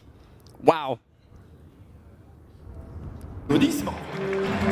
And historically we always say the podium being 3, but actually the podium goes 10 deep. And the prize money perspective, correct. Prize money, so the winner gets 13,000, 7.5K for second, 5K for third, all the way down to 1K for the last, I think it's 8, 9, and 10. So your big prize purse across all of the races this weekend, it's about 120K in total, top 10 women, top 10 men across all the races. So yeah, that is the prize purse. And the prize money split is the same for CCC and OCC, and then UTMB is a notch higher for like 20,000 for the for the win. So the OCC and CCC are the same? Yes. Okay, cool. Yeah. I knew there was 2 the same. I thought it was it was CCC was UTMB, but no, they keep UTMB on that pedestal. Exactly. Yeah. And then on top of that, the athletes have probably got some pretty good bonuses in there if they land a victory or a podium in these races as well. So, and also this doesn't do your exposure in the trail running community any harm either. So yeah, there's a lot to celebrate here. Oh yeah. The good news is the boys are sat in the shade under the arch. Sitting down, sipping on Orangina. Sylvain Cachard still looking behind, doesn't want to get past, but yeah, this is it. Yeah, see, this is him being professional all the way. You don't want to celebrate like he's gonna cry. He's gonna cry. He already is. A big softie. We absolutely love him for that, and he's just giving it back to the crowds of Chamonix. What a day. Sylvain Cachard. That's so sweet. And he's not hiding. He's just putting everything away, full face, into the finish line. Can enjoy it. Enjoy it. Yes. He's just in total disbelief. He keeps looking behind him. Oh, he was like... Your steps from the finish line. Oh, look at him. Oh, this is good. It's so good. As we said, he was injured for the biggest part of the season with a foot injury, was left without the ability to race, and this is a hell of a comeback for the young Frenchman. Was he looking behind him to see if someone was chasing him, or was he looking behind him at the crowds? And he just stole the Orangina and just down it. I don't think he can believe what's happening right now. This is so cool to watch. Oh, he's cooked. But man, he did so well. Yeah. All of them. He was 17th here 2 years ago, so wow. progress over perfection. It's nice Yeah. to know that, when you cross the line, you've given it everything you've got. Like Nashan looked like he could run a little bit more. Yeah. He does not. And there we go. Meanwhile, a pretty fierce battle is going on in the women's race. They are so close. We saw about a minute between Naomi Lang and Sarah Alonso. Naomi so far still resisting and holding on to the win. And then Lauren Gregory was also just over a minute back from Sarah Alonso. But we're getting to Lauren's territory with the more runnable section. So again, this is the unknown for the American runner. She hasn't run that distance before. Still a little bit of a gap. Judith Wieder has not come through the telecabine at Valersine yet. So that's 6 minutes since Lauren Gregory has gone through. I think I got the math right this time. Yeah, but this is, we've got 3 incredible athletes separated by 2 minutes, and they've got 10 kilometers to go. Yeah, exactly 10K to go. Oh, sorry, 9K. So there we go. Sarah Alonso on your right. Oh, Naomi Lang on the left. Get a split. And you can't see her, but she's out there. Lauren Gregory is somewhere there as well. So, dun dun dun. Whoa, the pressure is on. We really need to add some music, sound effects to our live coverage because I would put on the Jaws. Yeah. Dun, dun, dun. Sarah is chasing, but Naomi, I thought she would have properly blew a gasket. She would be long gone. She's still there. She is. She's digging super deep. Like stacked it earlier, just coming off Calderbound, got back on her feet, and then just carried on pushing. She's just doing the same here, power hiking with the longest stride. With Sarah Alonso is just running every stride, much shorter, higher cadence. Yep. 2 different styles, but they are so close. And I don't know if Sarah is just giving everything she can, but just can't close that gap, or if she's just trying to rebuild, and prepare for the final surge. Who are you cheering for? Let us know in the comments on the live chat. And you have to reply with a GIF. But yeah, Naomi Lang, true Scottish grit, still out in front. And you'll have to remind me because I can't remember. When did Naomi take the lead on the climb from Champex-Lac up to Bovine, or was it the climb to Col de Balme? I cannot remember. Can you remember? That's good. That makes me feel better. You know what? Memory like a goldfish at the moment. No, I was just trying to remember because Naomi seems to have been out in front for a long time, and that carries a small degree of pressure. I think it was on the first climb. Right. Yeah. I think it was on the first climb. But I'm sure you'll let us know in the chat. Yeah. Okay, we've got a question in the chat. Not a question, a comment, just about what's a switchback cut and what's not. So what we're talking about the penalties that were given out to 4 of the top male runners. What was observed was multiple infractions where the top runners had cut on the trail, had cut the course a bit. So. And when the question is did they receive a warning? You don't receive a warning. It's in the rules. And so as soon as you break that rule, and actually 5 minutes is not that much because that happened with Christian Minoggio, and he hadn't gained much more time than what these guys did by just cutting the switchback, and he was allocated a 15-minute penalty at Monte Rosa. So this has been done before. This has been enforced before. So again, as a professional trail runner, you owe it to yourself to know the rules and know that if you're playing with it, you got to be ready to bear the consequences. And in that case, it could be a lot. This is not correct. The graphic there said second woman. Yeah, no. The American runner coming into that the aid station. Is that McKenna? That's McKenna. Yeah. Yep. So that is all. This is definitely not Sarah Alonso. No. So. She's taking time, having a wee shower. Yep, so McKenna Morley is up to 4th place now, so they've moved ahead of Judith Wieder. And here we go. The chat is going to be blown to bits. Polish power. Polska Grum, ladies and gentlemen, with a smile on his face, well into the top 10. David Malina meaning something Buddy was telling me in the chat means strawberry, which is pretty cool. Although maybe they were pulling my leg and telling me something completely irrational, which I couldn't check. But yes, it's awesome. Again, Poland is in the chat big time, celebrating David. 2 saisons, 3 saisons extraordinaires. Ça brille dans tous les sens à chaque fois. C'est un plaisir de t'accueillir. Merci avec Sylvain de bien s'être avec moi sur le départ ce matin, mais ça m'a fait beaucoup. So yeah, he says like, man, you and Sylvain, the two Frenchies, were making fun of me on the start line because I was trying to move everybody. It's like, forget about it, Ludo. But larmes aux yeux à l'arrivée, entre autres. And he's just like, wow, that was quite emotional. I actually had tears in my eyes on the finish line. I ended up finding myself alone pretty quickly, and this is not a very comfortable situation to be alone in the lead because you're the one being hunted. But I'm getting used to it because this is what happened at the World Championship last year, and I just stayed focused on my own race. I didn't really know what was going on behind, but I was trying my best. And Alain Santamaria is coming into the finishing chute, just holding off. He's just like, get off my leg. I think that's Anton who was having a bit of a meltdown in Argentier. He was having a moment. As a mother of a toddler, I could say he was having a moment. Gérer, contrôler, mettre un bon coup de butoir et puis après qui même me suivent, et souvent ça fonctionne. Alors la vérité c'est que là It's a recap.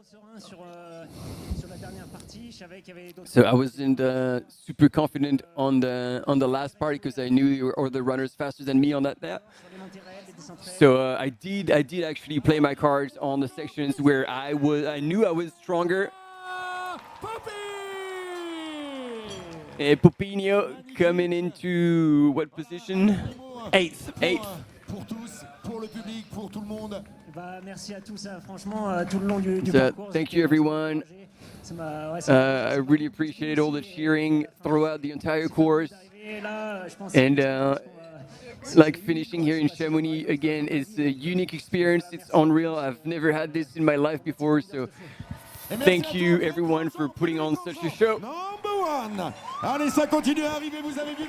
By the way, Francesco, without the 5-minute penalty, instead of being 7th, would have been 5th. Whoa.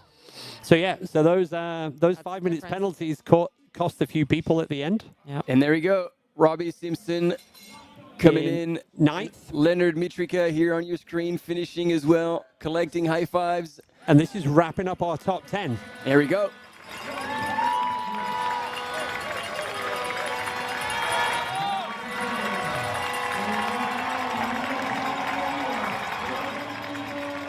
So we have welcomed our top 10 men through the finish line at OCC, and we are eagerly awaiting the women. Currently, we have had the top 6 women go through Argentière. Naomi Lang still in first. Just hot on her tails is Sarah Alonso and Lauren Gregory. Then a little bit of a gap with McKenna Morley in 4th. And then it's Ida Amelie Robstamp. So Judith Wieder has dropped back to 6th. We will expect coming through next should be Bailey Kowalczyk, unless there has been another switch up. Yeah. So, yeah, Francesco would have been moved up one place because Anton didn't have the 5-minute penalty, but Alan did. So, but yeah, so some did, some didn't. But yeah, so the spread as well between 1st and 10th in the men's race was 20 minutes. Yep. Last year it was 17, but I think Frederick just messed all up by going so fast. Indeed. Damn, he's unreal. Yeah. Wow. You can see Francesco there having a little bit of a chat. Yes, I got the switchbacks, but I'm sorry. We are so back. I love My name is Gafuri, so I can afford to make fun of French and Italians. Yeah, I'm gonna leave you to get cremated by the people in the chat on that one. What I would say as well is if you the top 20 women ranked, there are 3 women that are in the top 10 right now that were not considered top 20 in the UTMB index. That's Bailey Kowalczyk, Daniela Umas, and Greta Garcia Moran. So they are 7th, 8th, and 9th, respectively. And we haven't mentioned her all day, but she's now in the top 10. We talked about her before the start of the race. So from Vietnam, Hao Hati is now into the top 10 as well. So she's moved up throughout the race. And Hao Hati, I love following. She is, such a cheerful runner, but also such a cool story.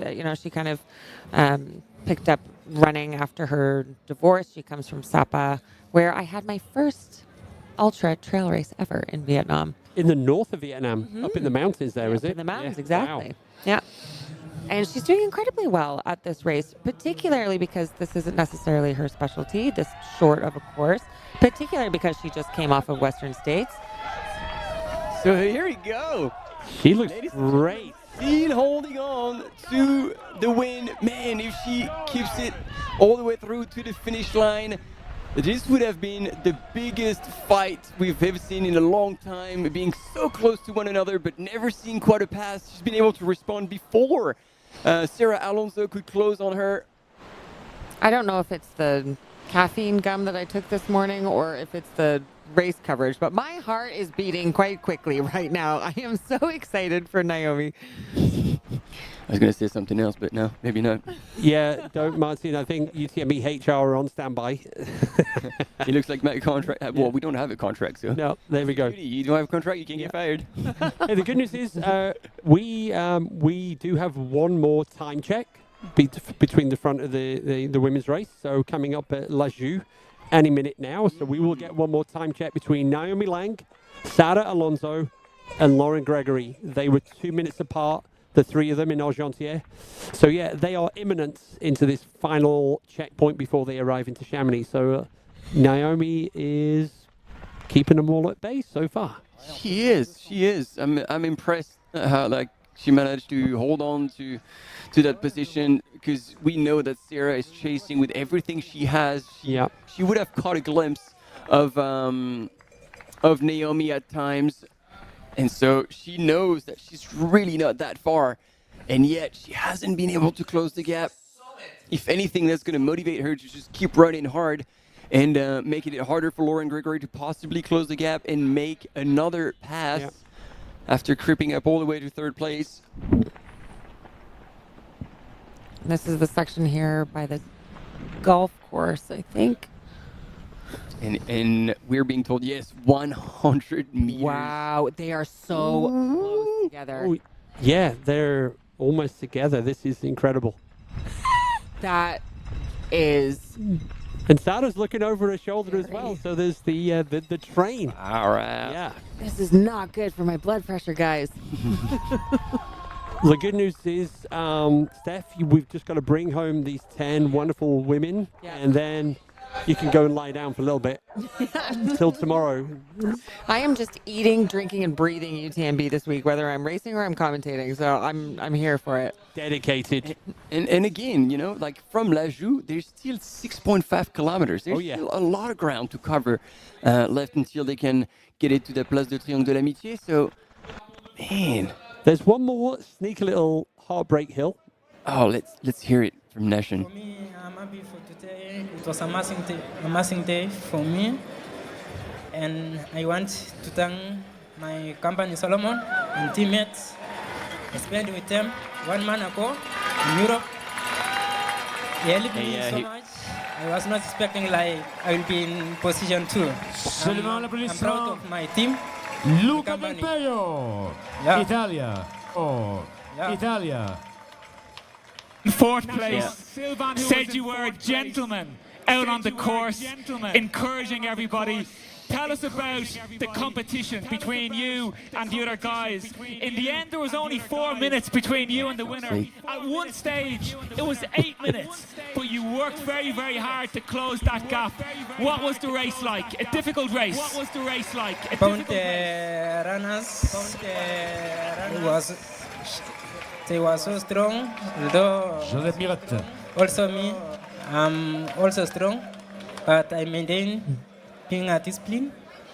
Yeah. Nashon, an incredible second Guys, place. Congratulations. time check. El Lejou, 24 seconds. So yeah, it's pretty cool from to hear from Nation that he was at the Solomon training camp the whole summer. Sorry, I can't hear you with Owen at the finish line. Sorry, Martin. No, he was just explaining because this is like it was good to be with the team. So he was indeed like they had a whole training camp during the summer, and Nation was with the rest of the team, and he said like it was awesome. You could see on the photos they were all having a lot of fun and training hard, and exciting to see him, take a second place here, which he said was not expected.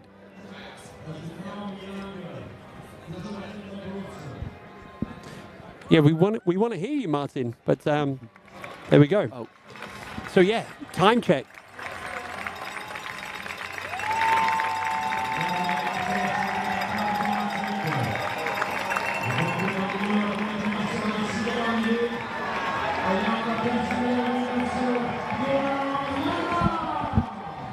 So time check, you were saying? Yeah, it's incredible. 24 seconds between Naomi and Sarah, and then we've got Lauren Gregory is literally 1 minute behind Sarah. So 1 minute and 20 seconds is separating first, second, and third. And I can't see the chat right now, but I know what you're saying. Why can't we see the women on the screen? And we agree. I'm sure it's coming any second now.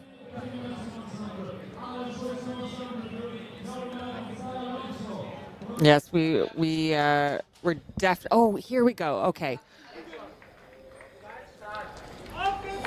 This is the 7th place woman into that's Bailey. Is that Bailey? Bailey Kowalczyk is Kowalczyk, 7th yep.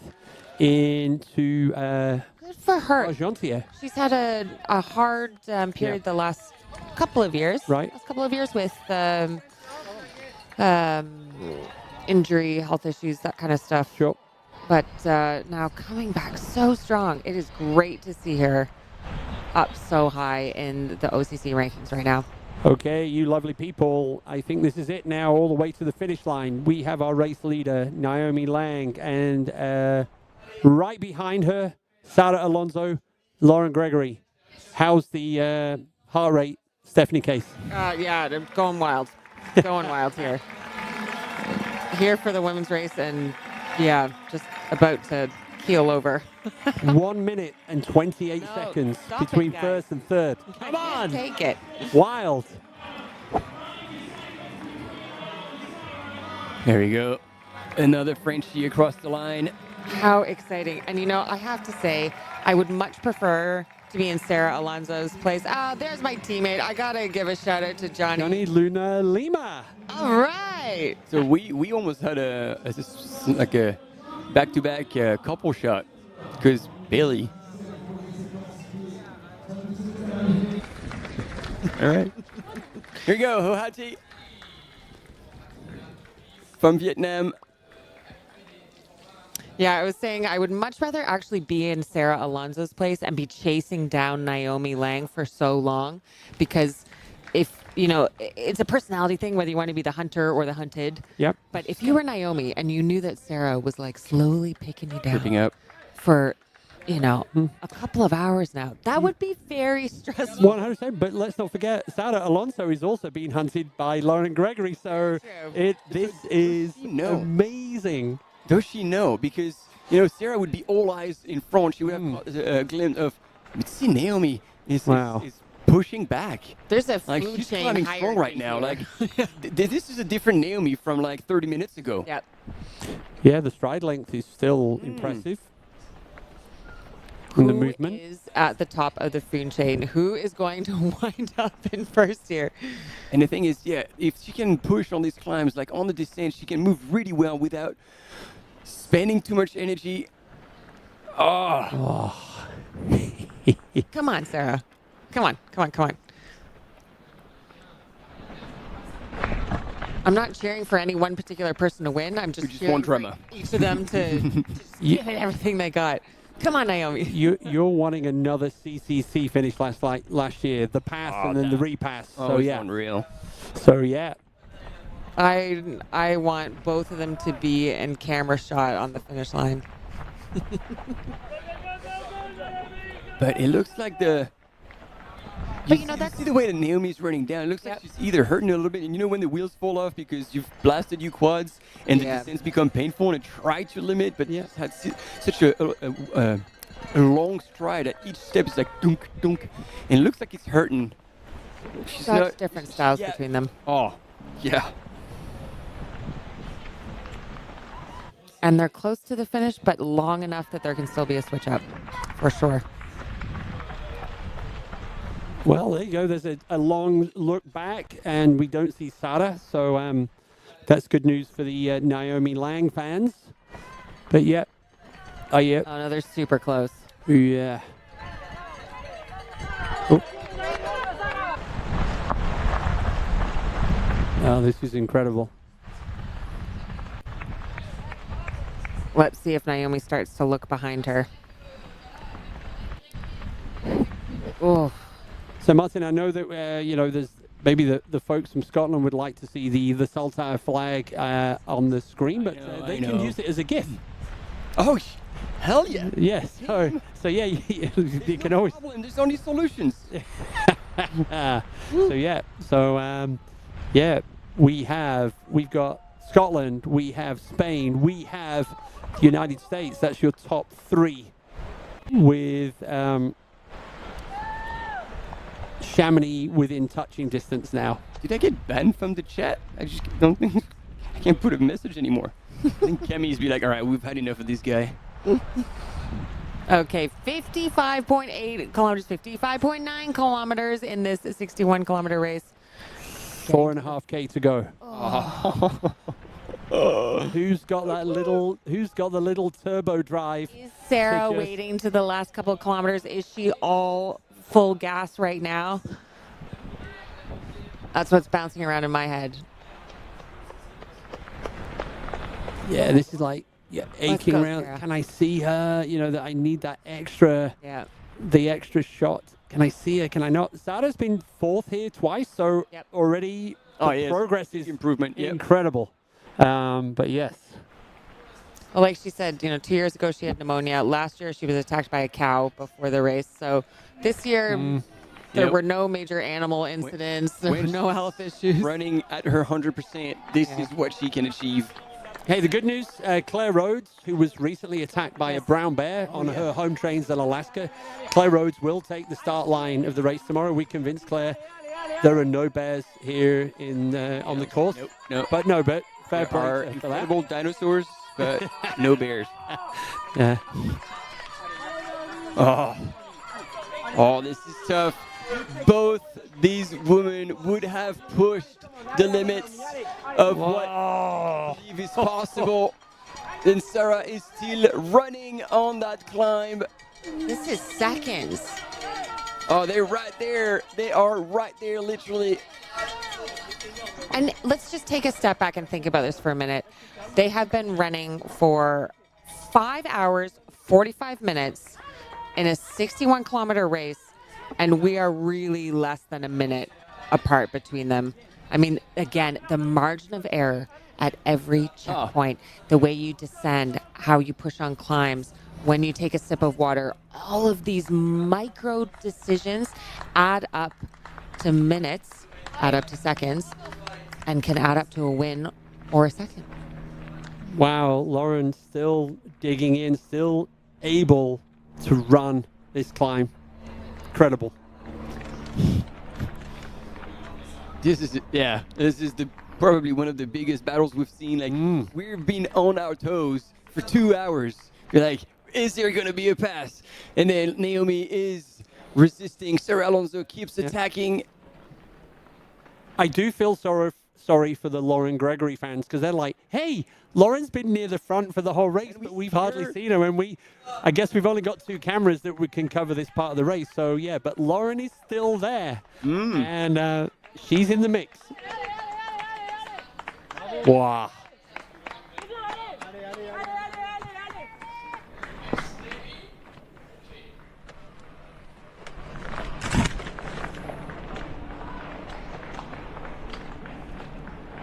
Wow, temperature now has reached 31 degrees in Chamonix.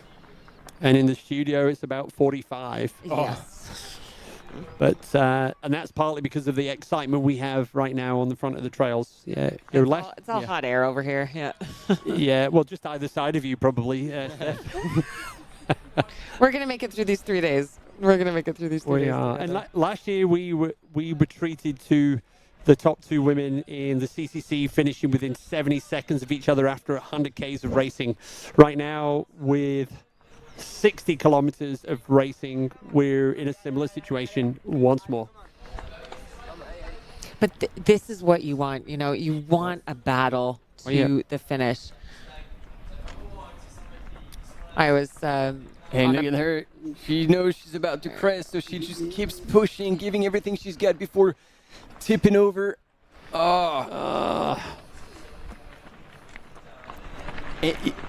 You snooze, you lose. Right now, it's so intense. Whoever just forgets to drink. No, you can't give anything up for a second. Yeah.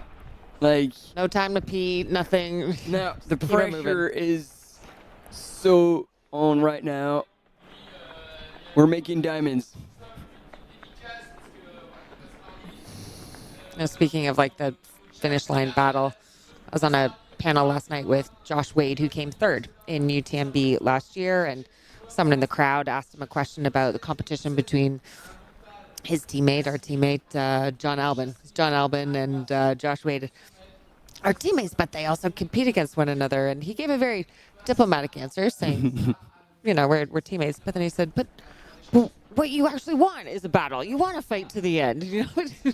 So it's this nice mix in the trail running world. We are all, you know, friends with one another. But when you get on the trail, it's definitely, you know, there's friendship and there's competition, and both can exist together, I think. You might disagree with me.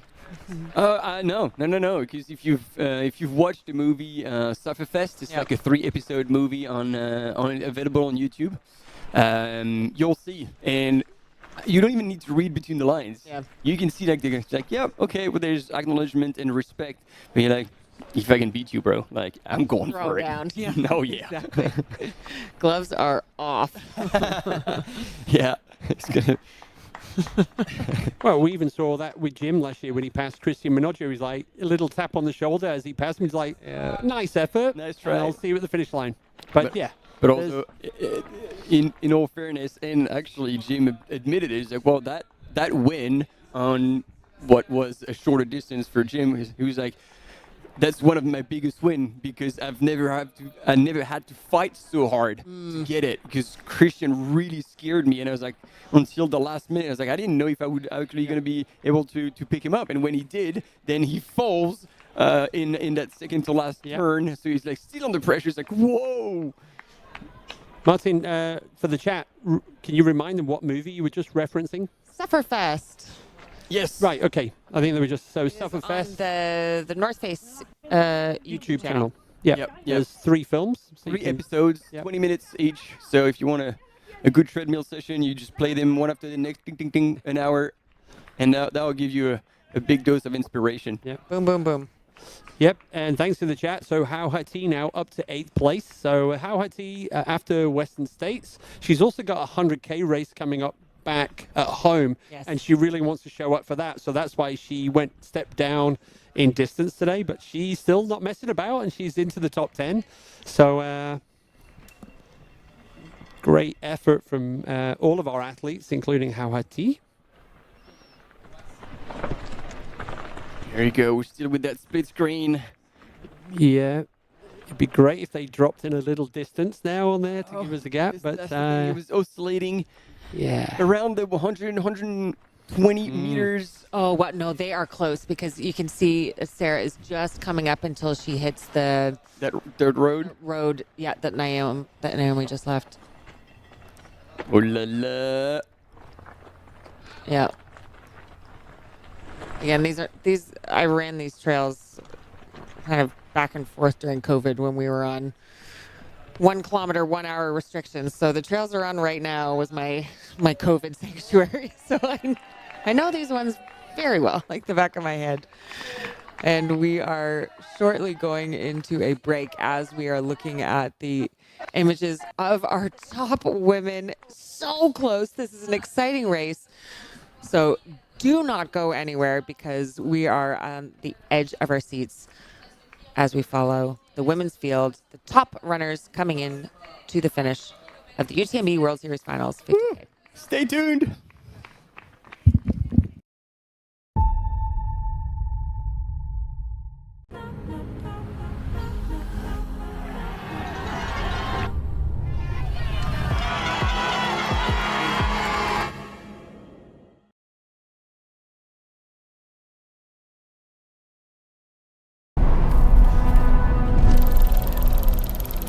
When Finnish engineer and orienteer Thomas Volonen invented the mass production method for the liquid-filled field compass in 1936, Suunto was born.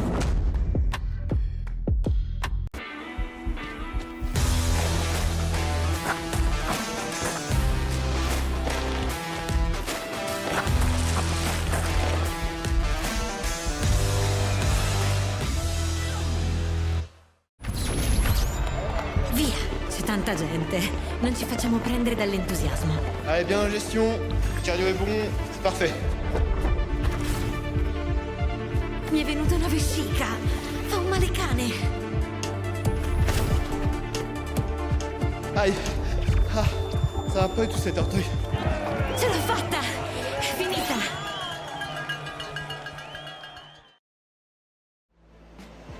Absolutely beautiful out there. It's such a beautiful course. The trail running community, there's always a support for each other. Everyone in the whole crowd loves this race and loves our sport. I wanted to win. I wanted it so much. I was dreaming about it. That's the best feeling and the best result. That's why I do this sport. I'm really grateful to be at the start line surrounded by these amazing athletes. If you are a trail runner, you have to take part one time in your life.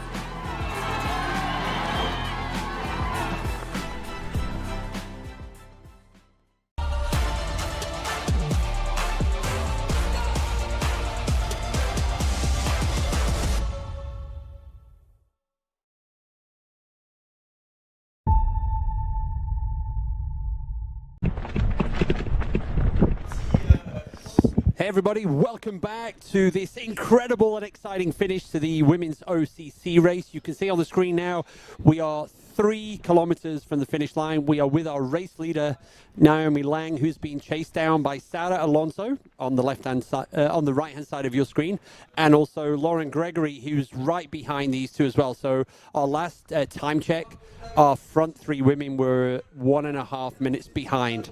So yeah, Sarah Alonso has been the chaser.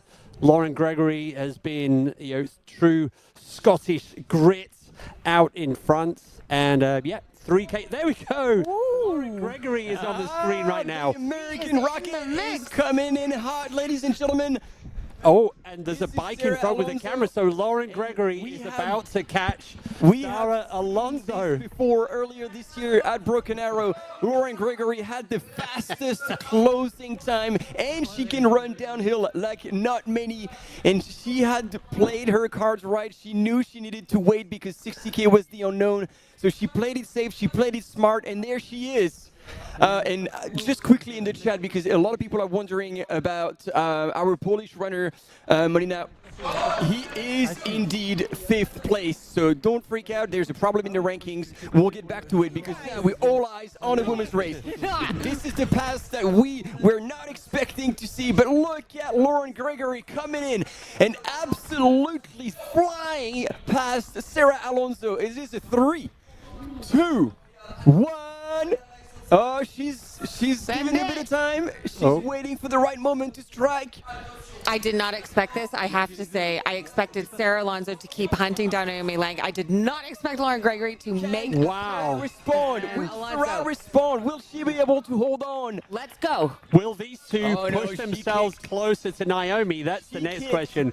Wow. Lauren kicked hard, and there she is already 5 meters, 6 meters ahead of Sarah Alonso. Wow, and she's not going to stop there. She is flying. Now, she has been really keeping this in the tank. I thought I had predicted something different. This is a long distance for Lauren Gregory. She doesn't have nearly as much experience as Sarah Alonso on these trails. And my goodness, she's been hiding this from us all, and she knew that she was holding this back, and she's surged at just the right time, because this is close enough to the finish where she knows that she can now go full gas on the last few kilometers and carry it to the finish. And look, we can already see her. She's gone. Almost out of screen. She's gone. Yeah. And then now she will carry that momentum. Look at her go. Like the difference between that. They were only 30 seconds, 40 seconds max between Sarah and Naomi. So Lauren's not going to stop here. No. Lauren is not going to stop here. She has a 4:12 reference in the 1500. Lauren can run fast, and when she's going to smell blood, she's going to go for it. It's going to be the battle of the metallic bridge. They're going to converge at the bridge. Over the road and 1 kilometer sprint to the finish. This is incredible. Wow. Now we have Sarah Alonso looking behind her, wondering, is she going to be hunted down by someone else? No. I think Sarah is safe. She is. She's got to keep pushing, but she's safe in third. Now the question is, and I see it coming up in the chat, can Lauren take down Naomi Lang? It's not out of the question. We have some nodding here from Martin. I believe so. The way that she has just surged. I mean, this is at a rate that we just haven't seen. Naomi's been consistent. She has pushed. But to be able to kind of kick it up about 3 notches to be able to make a pass like Sarah that. and Naomi going about the same pace, like for the past half an hour, if not more. And the way Lauren passed Sarah, she's moving so much faster. And let's not forget, to your point, Keith, like when they're going to get to the top, there's going to be a long downhill. Naomi's strong, but so is Lauren. Yeah, and this is going to be elbows out to the finish now. Oh, man. And so obviously now Lauren is, can I get a visual on Naomi? That will be the hook. Oh, that's it. I think it is. Oh my goodness. Oh my God. Oh. Guys, it's happening.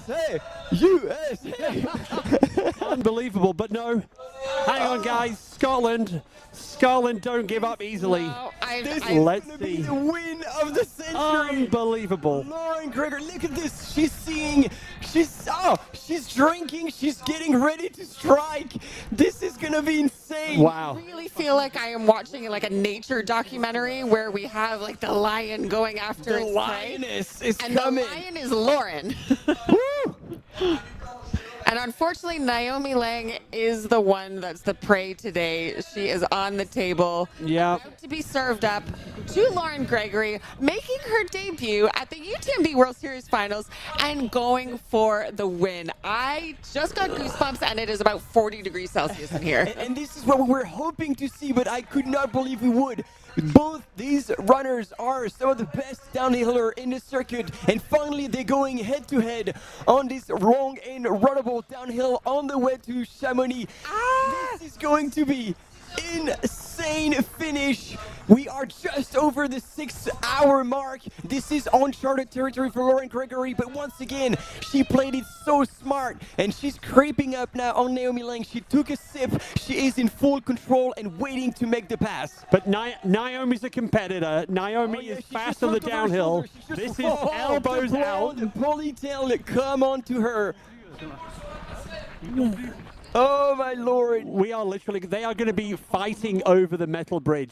This is Naomi incredible. is not giving up. No. This is not a done deal. Lauren was able to kind of pass Sarah Alonso fairly easily and really put in a lead, but once Naomi heard and saw that Lauren Gregory was on her tail, she also put it into a 6th gear. Yeah, but now they are running but look at Lauren. It looks like she's just sitting there. She's just waiting, not taking any chances. She knows she's got to kick for the final K on the road. Yeah. Her shoes have a carbon plate in them. I don't know if that's going to make a difference, but when you want to kick on the road, this might help a little bit. As a track star, is she going to wait until like the final 500 meters? As well. Like this is part of that's her bread and butter. Like she knows how to handle the situation, how to make a hard, clean pass. sitting on your competition for long enough. How you doing, Steph? God, guys, I mean, you know, Lauren played, as you say, she played it so smart. She let the two of them, Sarah Alonso, Naomi Lang, battle it out at the front while she kind of sat off camera in third. Now she has started to push. Naomi Lang is responding. Lauren, I believe, still has something in the tank, and she's waiting for her time to make that second push to try to, because once she goes past Naomi Lang, she's going to want to hold it, and she needs to time this perfectly. This is Martina and Sylvia all over again from last year's CCC.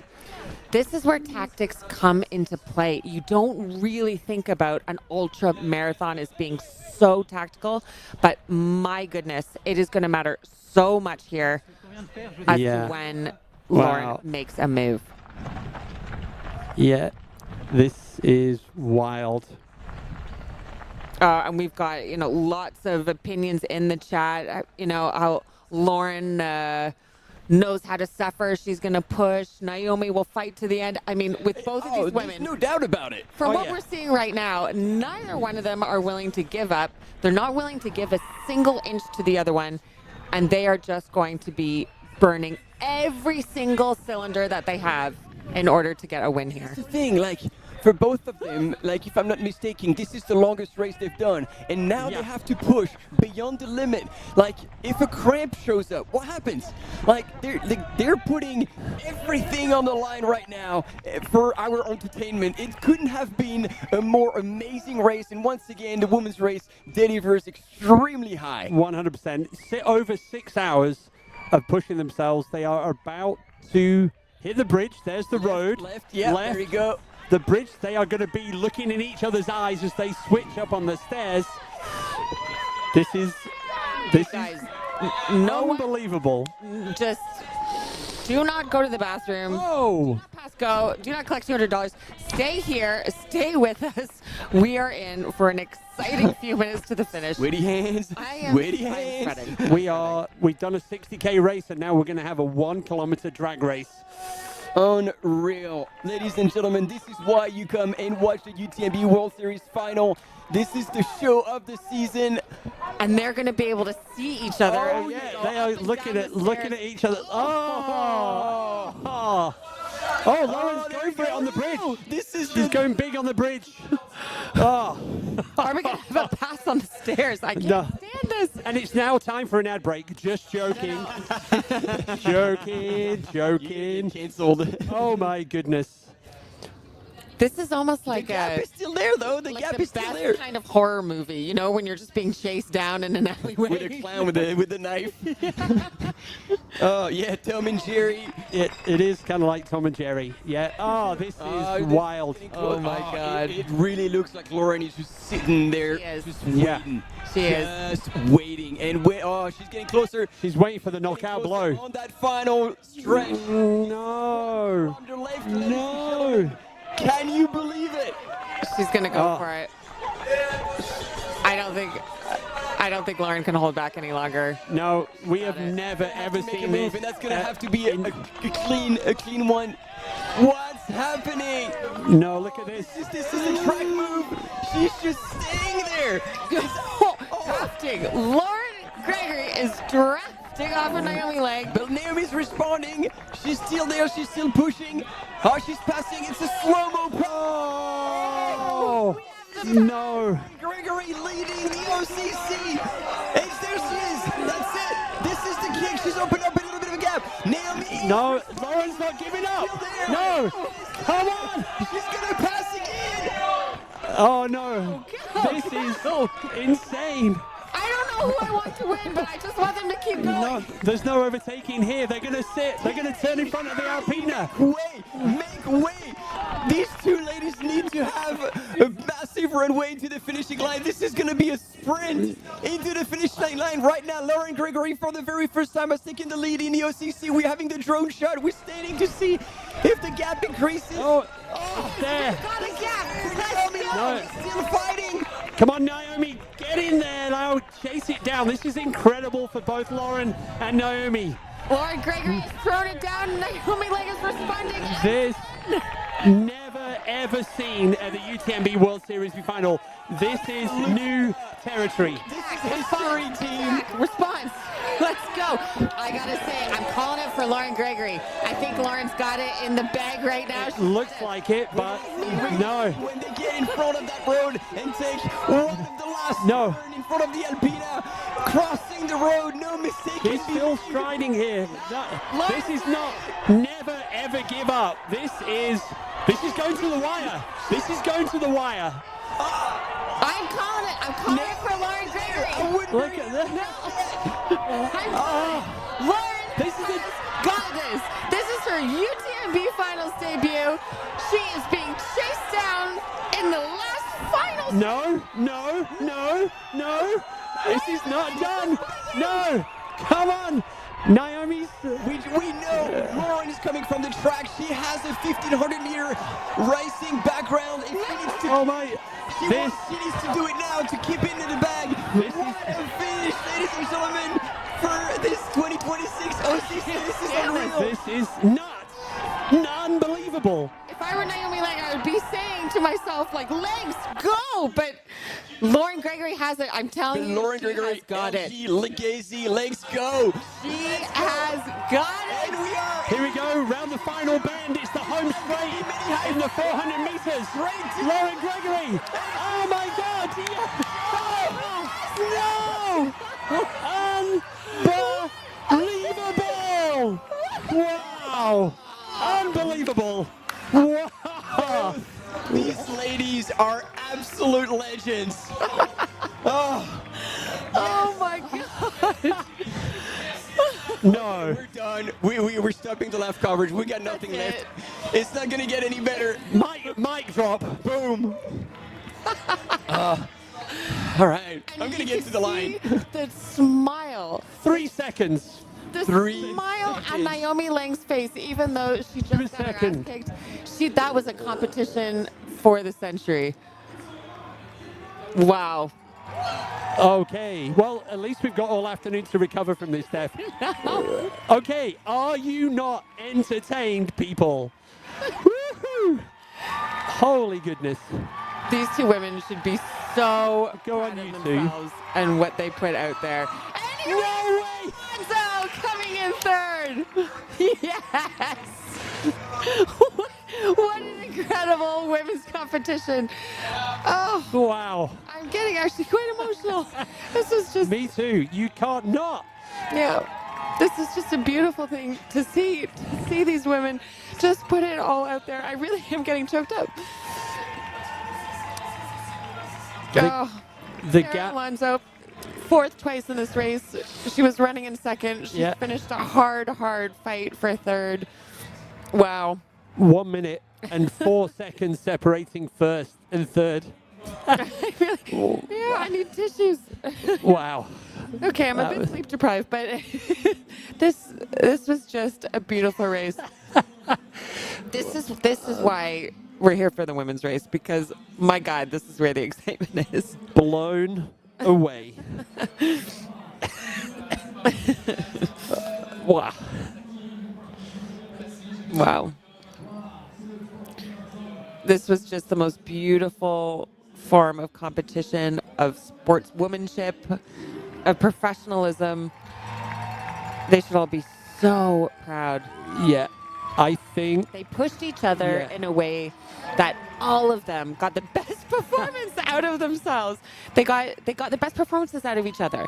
You know, if they had run this on their own, they never would have had a performance like that. Each one of them pushed themselves so much that they pushed each other. I think what captured it most for me was Naomi Lang crossing the finish line with a smile on her face. Yeah. That was, having led for so long. What a battle. Oh my goodness. That was beautiful. 3 seconds, people, after over 6 hours of racing. We're done. We're done. Oh, wow. The CCC and UTMB have got a lot to live up to now. My goodness. People have been saying, like, CCC is going to be the race to watch. No, it's going to be hard to top this one. That was like a That was 10,000 amazing. meter race That was with amazing. came down to the last lap. Look at these. So much fun. Brilliant. They were awesome. Just all smiles. I do think that's one of the coolest things that, you know, you can have such a battle like that to the end, and there isn't a shred of disappointment on Naomi's face. Of course, she shouldn't be. She just came in second, but you know, it was that was a pure battle. That was a hard fought. Look at them. And this is why we love trail running and why we love the women's race. Yeah. So we've sent Martin down to the finish line to do some interviews while we catch our breath. And let's not forget, McKenna Morley is running in 4th right now. McKenna's on her way to the finish line, as is Ida Amelie Robsam, Judith Vida, Bailey Kowalczyk, Greta Garcia Moran, Hau Hati, and Daniela Umas. That's your top 10 currently out on the course. Yep. And we're here. We're staying here for the top 10 in the women's race. The cameras will be on at the finish line, so you can watch your friends finish. And then we're going to regroup for 2 more big days. And they have the bar. I don't know how to recover from this one. This is McKenna. Here we go. McKenna Morley is currently in 4th position, so she is on the final kilometer. Woo! Yeah, this was exciting.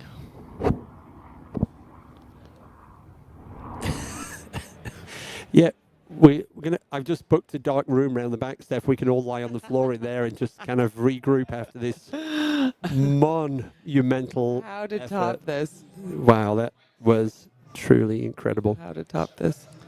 So yeah, McKenna Morley, this is her Chamonix debut as well, so that's pretty cool. And actually, she beat Lauren Gregory early this year. She's a fantastic sub 2:30 marathon run as well. So brilliant performance by her as well. So this is her longest race as well. No, wild. You're missing. And now we'll get the finish line photo of the top 3 women. Lauren Gregory in her Shamo camo. Yeah, and all I can say is thank you. Thank you very much for that unbelievable performance. What an amazing race. These 3 women are going to have a bond like no other. Yeah. I don't think we'll see something like that again for quite some time. No. But I just love, they're just like besties. Yeah. And, yeah. They all gave something to one another as well as to themselves. But it's going to take some time to process what just happened there. Yep. And for all of us. Oh, yeah. And then just as Martin starts this, the crowd are going to start cheering because McKenna Morley is literally inside the last kilometer. Wow.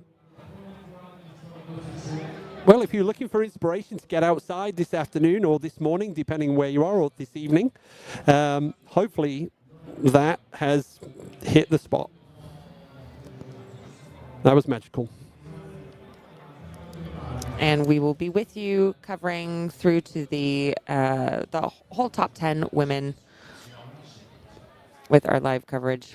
And looks like we might be going to a finish line interview with Martin, if we can listen in. Winner of the 2026 OCC. What a race it has been. Yeah, such a fight the whole time. I didn't know it would play out like that, but of course, you know, with Naomi and Sarah, like all of our strengths are the same, so it was definitely like up to whoever has the last little bit, and I guess it was me today, but it really could have been anyone. Well, you're coming from the track, so we saw you sit on Naomi's for a little while. It's like, all right, that's the track mindset, just there, sitting there, waiting to kick. And then, what a battle it has been. This is your first 60K, and this year you did your first 50K, so this is a year of a step up. Like, what was your race strategy coming into it? Yeah, my coach from the start told me to be like the hare and the tortoise, but combined. So just be the fastest turtle out there was my play. Proplessimo Maneso, Macchina Molly!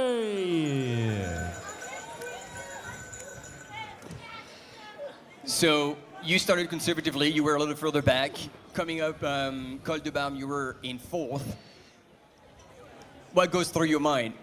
You know, I knew I was still feeling pretty good, but I checked my watch and we still had so much race still to run. So each hour I just kept reminding myself that like, it's never over, it's never over. And I was correct because it really was never over. Of course it comes down to a last 2-mile finish with 3 people. So I'm glad I kept that in my head. And you ran Speed Goat 50K earlier this summer and you finished on fumes. So was the race strategy, the fueling strategy a little better this time? Yeah, I made sure to hit every extra water stop, every single bit of gel. I would suck down my whole bottle, so I was really leaving it not up to chance when it comes to fueling, and it did pay off. And so one last question, do you realize what just happened today? I don't think so. I mean, it really, of course it's a freaking sprint, so I'm like trying to keep things going, but hitting this church area and like the crowd and everything, I think it really started sinking in, but you don't have time to sit in it because there was only 400 meters of glory at the end. Well, we got another finisher coming in, so make some noise, but... Michael Voss. Coming all the way from New Zealand, Rotorua. Lauren Gregory giving us a little bit of insight into her track mind. One big round of applause, ladies and gentlemen, for Lauren Gregory, our OCC champion. Thank you. Plus fort. Avec Alvaro Ramos Pena qui en termine. Oh, incredible. Yeah. Incredible. I know as well. So Ida Amelie Robsam from Norway. Ida should be our 5th place athlete into the finish line soon as well. I loved in the chat, someone said I went from chain smoking 10 minutes ago to crying my eyes out. That was kind of like you, Seth, but without the chain smoking. Exactly. It was like both of us. It was hard not to be moved. Exactly. By that. Wow. Amazing. Lorraine, c'est une athlète qui nous vient de la piste, du 1500, elle fait 4:12 There's something maybe a little bit funky going on with the tracking. How do you mean? Une victoire énorme et elle Does it mean that Ida's imminent? Yeah, it just says imminent for Lajou, which she's already gone through there, I thought. I believe she's already gone through. Yeah, so I think they've just there's something a little bit funky with the tracking, but we will expect to see Ida Amelie Robsam through. Yeah. Here goes. Oh yeah. No, there's a glitch there, but we do know Ida's imminent into the finish line, we think, and it looks like Martin's about to maybe. No. Owen's maybe going to do an interview with. From Edinburgh in Scotland, if I'm right. Aberdeen, but close. Aberdeen, sorry, close. From Aberdeen in Scotland. Ah. A proud Scot. Naomi, my phone is going crazy, saying they've witnessed the greatest race of all time. The crowd here, I've never seen the crowd like it. Such excitement, such joy. How are you feeling to be part of one of the greatest UTMB races of all the ages? How are you? Cooked. But also so cool to be part of a race like that. I think races that are that close at the end, they're kind of like the ones that really get the most out of you. And I feel like I don't have much more to give right now. No surprise there, you gave it everything, my God. Naomi, what was your strategy for today? Because you led the race so strongly, so well from the very, very start. Was that your strategy, to go out hard, to take that lead? Not really. I felt like the first climb was to take it quite chill, and actually I think it was quite nice. Lauren and I were together, just hiking away up the first climb, and then I think that first long downhill, I don't know, I guess I felt good and I was like, there's no point in putting the brakes on, so we'll see. But I didn't really mean to end up in, in first at the bottom of that. No, but I have to ask, how did it feel in that final kilometre?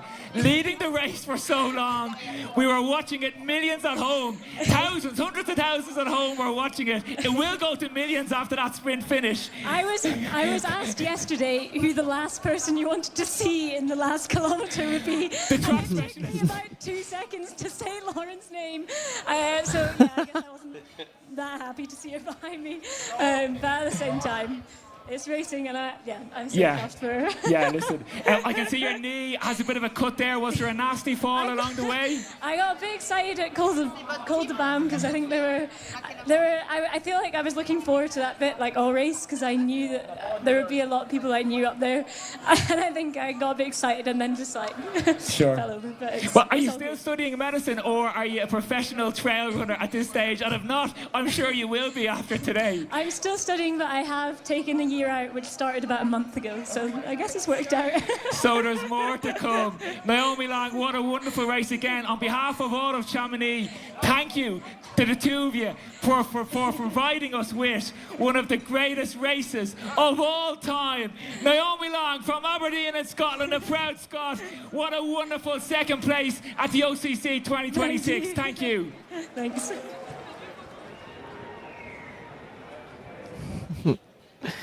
Oh, that was a brilliant interview.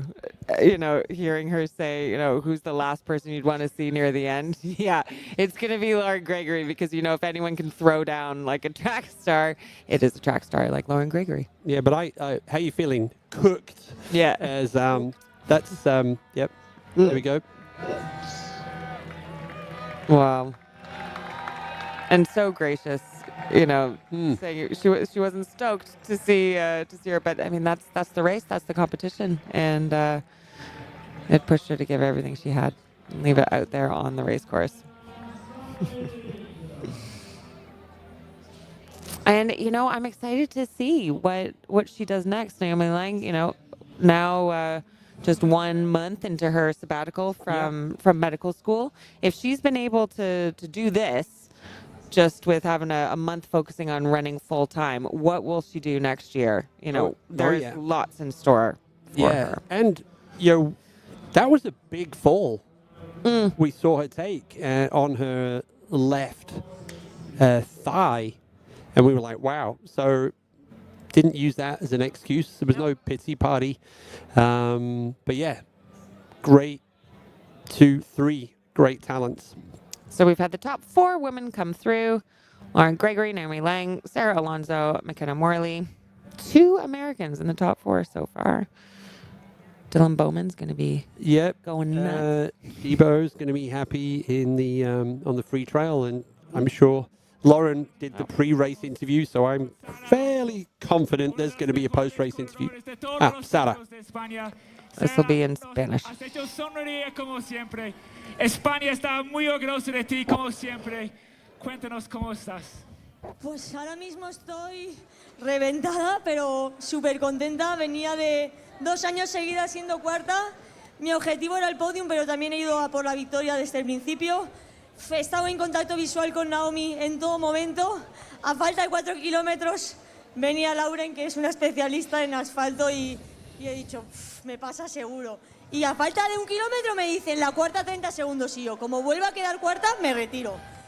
Pero realmente no, pero súper contenta. Ha habido el público por todos los lados y me lo he pasado súper bien. También he sufrido una barbaridad. Es una carrera muy dura, pero se disfruta con todo el público que hay y muy agradecida por estar aquí una vez más y esta vez en el podium. Sarah, I heard you say a few minutes ago that you don't know why we all do this. Try and tell us why we all run 60 kilometers. Not all of us. Girls like you, super girls like you, run 60 kilometers on the mountains and can still sprint finish home. Why do you do it? In this moment, I don't know if I like the 60K, but during the race I enjoy a lot. Chamonix is special, UTMB is special. There was people during all the race, and there was people cheering me all the kilometers along the way. I am super proud of the race that we do. I think it has been the closest podium in the women's side ever. I think the three of us, we have been in 1 minute, so that makes super interesting for the public, also for us. Also super hard when you are saying all the time in front and behind someone is hard to push. And finally, 3 years later, I am in that podium that I dream about it. Sure. Sarah, it's been an incredible 4 years from that breakout year in 2022. Many highs, a few lows. ¿Qué nos espera en 2026, luego 2027 para Sarah Alonso? Bueno, ahora los siguientes objetivos es finalizar el Skyrunning Series y en 2027 volveré a la OCC porque todavía los 60 kilómetros a mí se me hacen largo. En algún momento haré CCC, pero en algún momento lejano. Sarah, muchísimas gracias por estar con nosotros. Gracias por hacernos sonreír como siempre. And thank you for being part of one of the greatest trail races of all time. Muchas gracias. Thank you, and thank you for everyone. What a great interview by Sarah Alonso. And yeah, I mean, just the fact that she lost second, but she came in third. You know, this is the podium spot that she has been waiting for, that she's been working towards, and now she's got it. So, and here we go. We have our fifth place woman losing track, still in blackout after our amazing finish, our fifth place women. This is Ida Amelie Robsam. And right behind Ida, we saw Judith is just on the outskirts as well. So the close finishes extend beyond first and second as well. Oh. And you can see absolutely everyone on the women's side who is crossing that line has left it all out there on the trail. Judith Wieder, just coming in as a race favorite. She fought hard. Looked like she struggled a little bit more than we might have expected, but absolutely still a very strong performance on this course. Someone with a lot of history on this course and a lot of support. Second at OCC in 2025, second at OCC in 2024. I'm sure she was hoping to better her previous placing. It looks like she's got a scratch on her left shoulder, so she might have had a fall. She's got dirt on her left arm, so looks like she might have had a fall in the run. Yep, for sure. Oh, that was a hard race for her. That was a hard race. Wow. Sometimes the legends of the sport, they duke it out and they just keep going. And we saw Courtney last year. She never gave up. Yeah. You know, it's still a sixth place. Yeah, and there's some money for sixth place. So next in should be Bailey Kowalczyk from the United States, then Greta Garcia Moran, Auhate. Looks like Judith is having a rough time. Yep. I mean, well done to her for continuing to finish. I'm sure that wasn't easy mentally or physically after seeing what looks like was a bit of a nasty fall. When you fall and have scrapes all the way up to your shoulder, it means you've really gone over.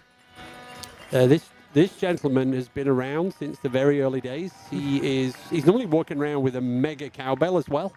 So, yep, there he is, cheering people in. I'm just going to quickly, I want to clarify, and been asked questions about David Molina in 9th place. It's because it looks like he dropped down for 5th, and I think Martin said there was some kind of error, but they haven't corrected it, so I'm going to go and double check. Sure.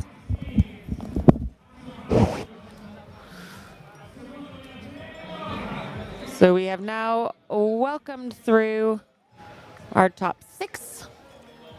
We are waiting for Bailey to come through. Another American. The Americans are having a good day on the women's side in the OCC race.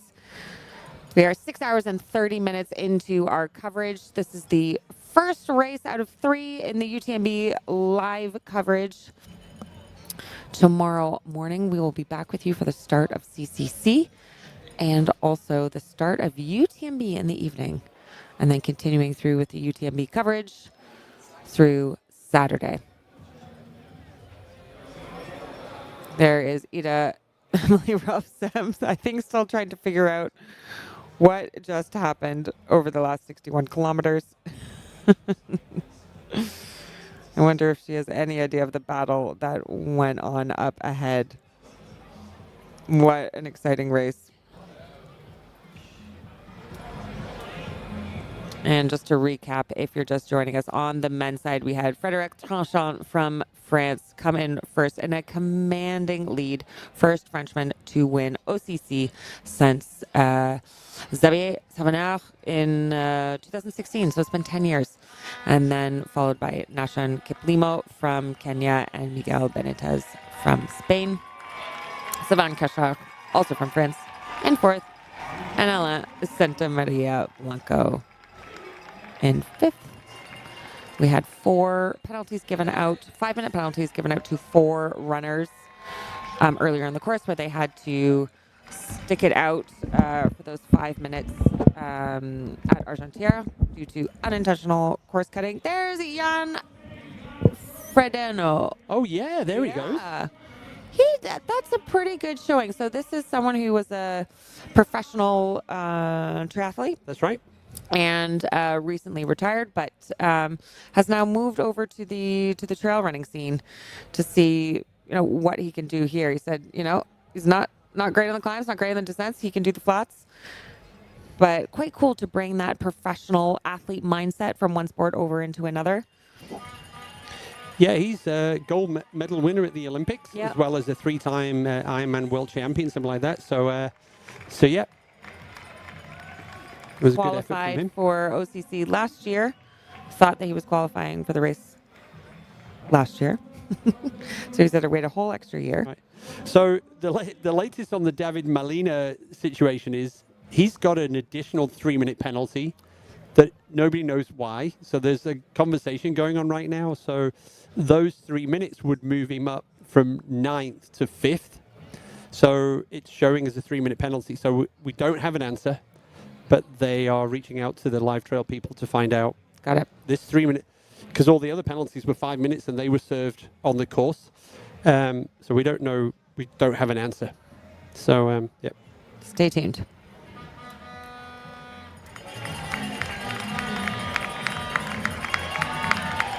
And back to the women's side. We should see the next runners come in. Okay, so now the tracking is showing that it actually should be Horati coming in next. Oh, wow. So it should be fascinating she's moved up. She has moved up from 9th into 7th. Horati, who recently came in 9th in Western States, I believe, to be able to turn things around quickly and do a race that's shorter than she's used to is... and there we go! Yeah. Horati, look at how happy she is. This is an incredible performance for her, and she is stoked.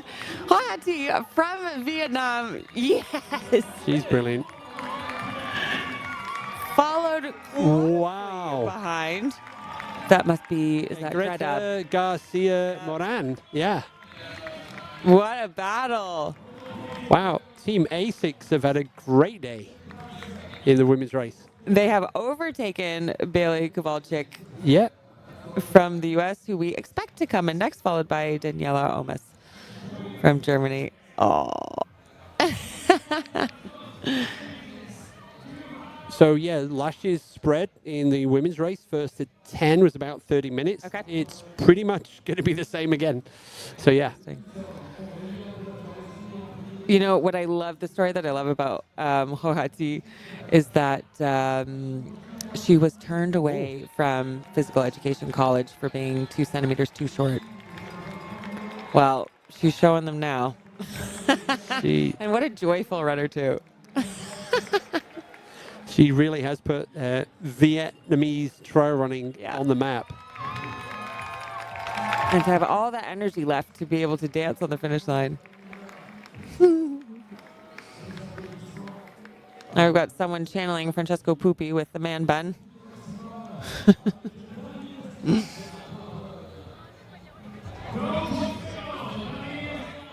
And eagerly awaiting the next 2 women to round out our top 10 finishers on the women's side of this UTMB OCC race.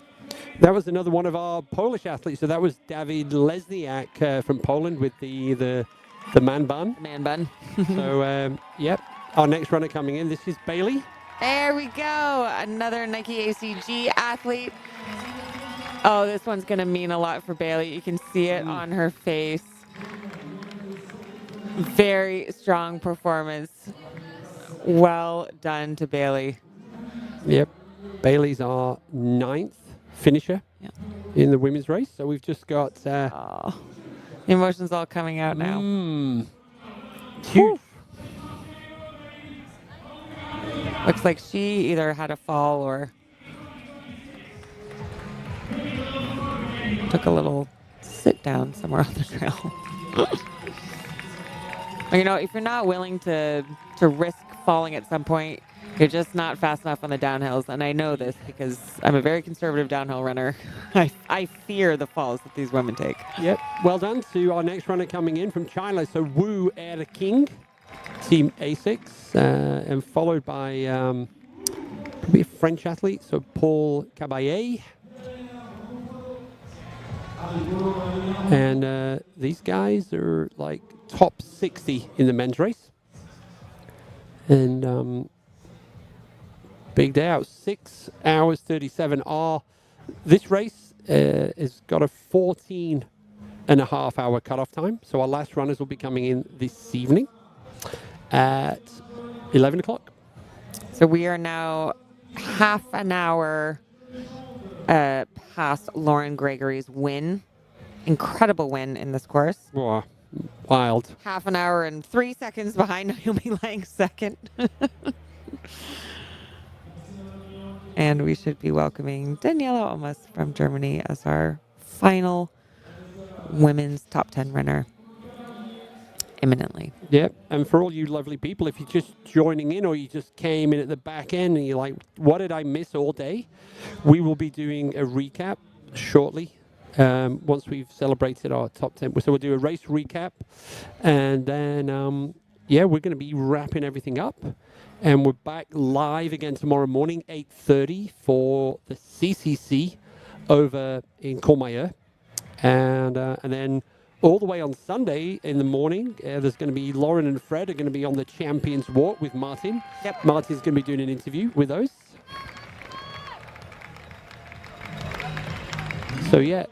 So, and if you think about it, last year, Jim was 20 seconds ahead of Christine Minoggio at the finish line. And we thought that was close. So the women said, hold my beer. We're gonna put on a show, and we're not gonna have 2 athletes. We're gonna have 3 within about a minute, and our win is gonna be 3 seconds. You know, we're almost at the stage now where we needed a photo finish. Yep. So unbelievable. And they're going to be replaying everything in their heads about where they gained a second, where they lost a second. Look at these guys. Yeah. If you're only listening to us and you're not watching us, you need to tune in and look at the screen right now. That's Asterix and Obelix, the cartoon characters. And Germany looking good for the 10th and final spot in this year's OCC. So Daniela Olmos, Team ACG, another ACG athlete. Daniela, her rival is imminent. We are waiting for you.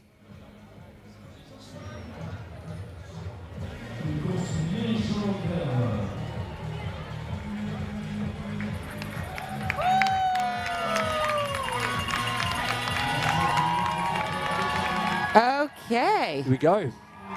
Amazing. And now here we have our final women finisher for the top 10, Daniela Olmos from Germany. As you say, another Team ACG athlete. Incredible performance. And that rounds out our top 10. I'm still kind of reeling from the performances that we've seen today. We've had a question in the chat as well about, just a reminder of the prize money that we are looking at. So if you were first In OCC today, you're bringing home a prize purse of 13,000 euros. Now, this kind of decreases down to 7,500 for second, 5,000 for third, going all the way down to 1,000 euros for 10th.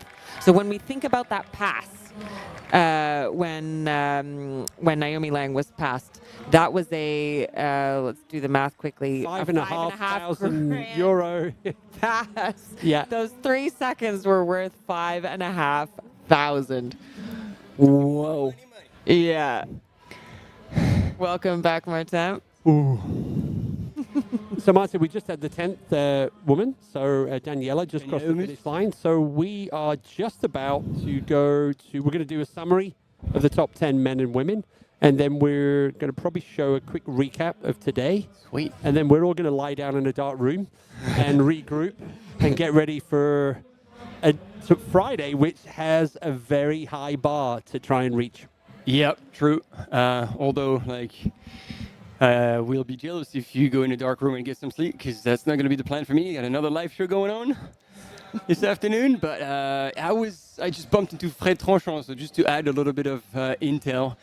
He said he was really cooked by the end, and we saw him having a stitch and all that. And but yeah, around it was not actually in Luton, it was probably in Argentina, where he's been told hey, keep it up, but don't overreach. Yeah. So he had received that piece of information, but then he also said man, I don't think I'm gonna line up to a 50, 60K anytime soon. He says that now. He says that now. We all know what's going to happen by tonight or tomorrow morning. Yeah, all the adulation he's going to get for the rest of the week. Be like, oh yeah, this is pretty good. We'll do it again. And well-deserved adulation, by the way. Yeah, I mean, he just folded that race.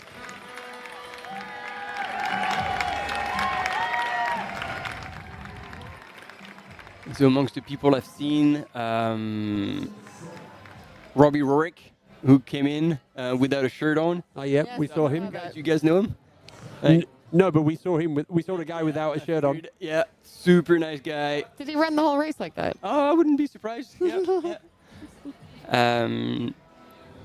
Who else did we see crossing the line? Michael Voss, a runner, talented, extremely fast road marathoner from Rotorua on the north of the North Island of New Zealand. We heard you giving the Kiwi greeting as he crossed the finish line. Did you do that? Yes. Yep. Did you see Jan Frodeno finish? Yeah, he did. He finished. Awesome. How did he look? Yeah. Not bad. Yeah, he didn't look bad. And here we go. Here we have the men's ranking, the top men. First, we had Frédéric Tranchant just absolutely dominating in this race, followed by Nashan Kiplimo, who surged into second in the final third of the race, followed by Miguel Benitez in third, Sylvain Cachard in fourth, and Alain Santamaria Blanco in fifth. And again, Frédéric Tranchant getting first in this race today is the first time a Frenchman has won OCC since Xavier Tabenard in 2016. Top 5 women in the OCC. 3 seconds. My God, Lauren Gregory surging into first in the final few hundred meters, followed by Naomi Lang, Scottish, who was leading for the vast majority of the race, in second, and Sarah Alonso in third, finally hitting that podium after 2 fourth-place finishes. Keith is pointing out, look how close their UTMB index scores are, 804, 803, 802. And then... strong performance by McKenna Morley. Yep. I was putting a question mark on her abilities to run on the ups and downs and steeper terrain in the Alps. She certainly delivered, and I'm sure she'll be super excited and hungry for more. Yep. And then Ida Amelie Robsam rounding out in fifth. Yeah. So again, backing up her, was it second place at Mont-Blanc Marathon earlier? Second or third? Yes, I believe so. I'm just going to fact check ourselves. Okay, and if you're a latecomer, going, hey, did I miss anything today? Here's a video. It's a 1-minute video recap of our day and your day. Yeah. And early on into the Champelac aid station, Rémi Bonnet was still in contention, in the lead.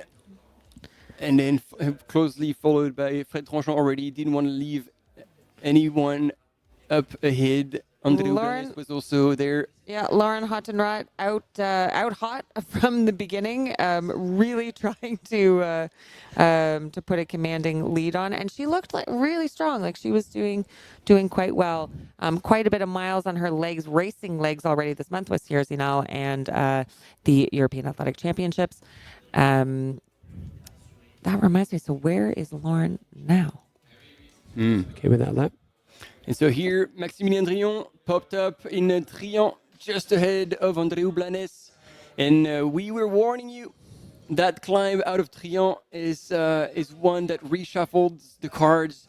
And on the way down into Trion for the women was a fierce battle going on. Naomi Lang was already in the lead and paying a lot of attention to the amount of water she was taking. Sarah Alonso left in second.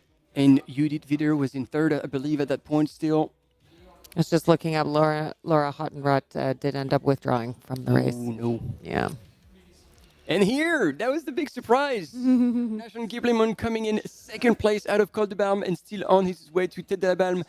And here, our Frenchie, who couldn't quite hold on to the podium, but did a fantastic fourth place. They might show, are they going to show? Yeah, this is the fall that I knew they were going to show that. It was a hard stack.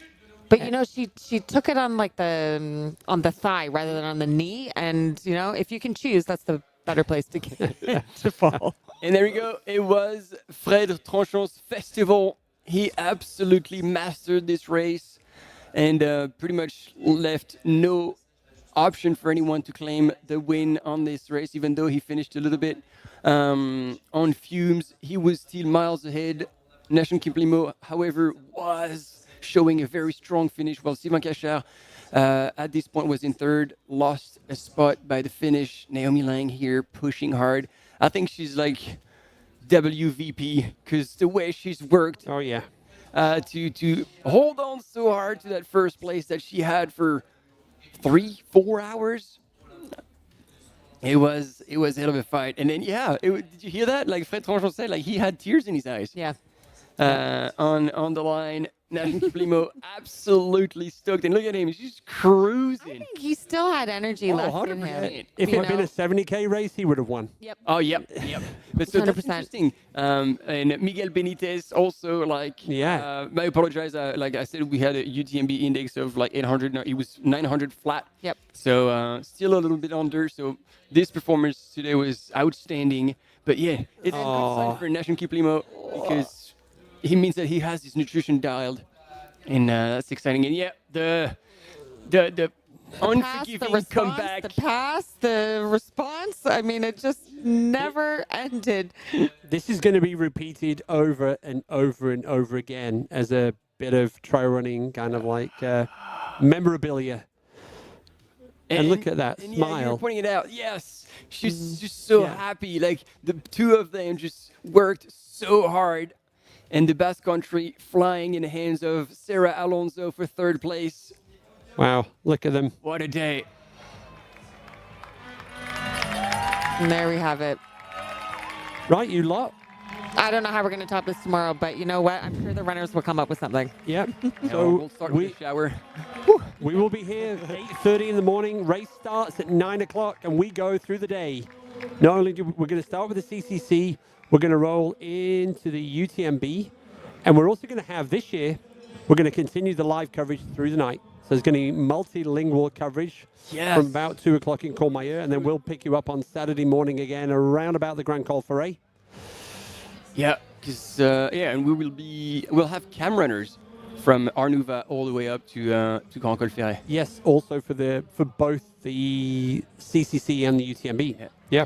Every year we seem to be able to put things up another notch, and this year it's not just us, it's the runners that are really taking things to another level. And so I'm so excited to see what plays out on the trails tomorrow through the night and into Saturday, and we will be with you for it all. Thank you so much for joining us today. Thanks for being with us. Like, again, if it wasn't for you, we wouldn't be doing it. So Keith, last word.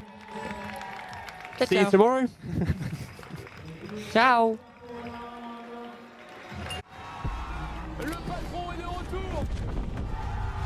Come on, Germany.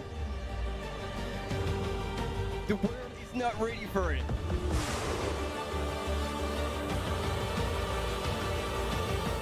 The battle is on. Wow. Oh, so good.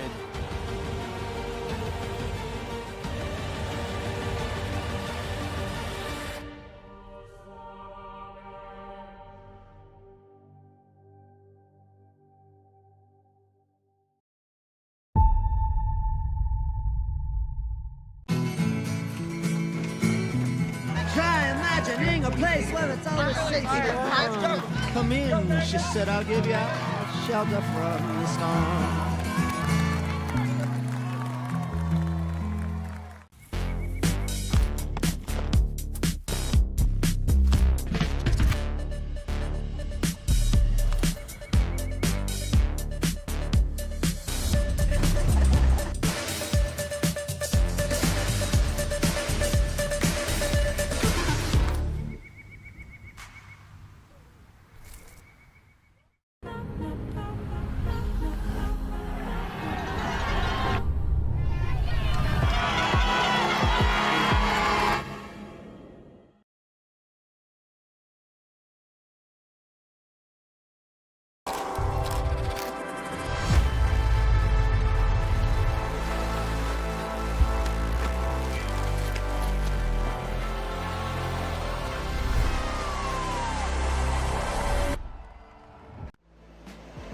Absolutely beautiful out there.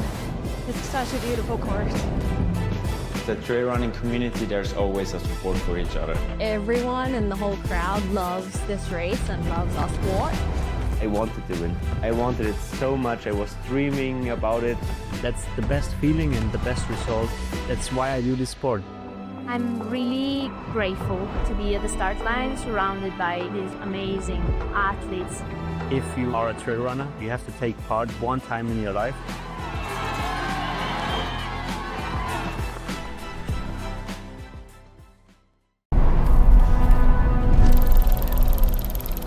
When Finnish engineer and orienteer Thomas Volonen invented the mass production method for the liquid-filled field compass in 1936, Suunto was born.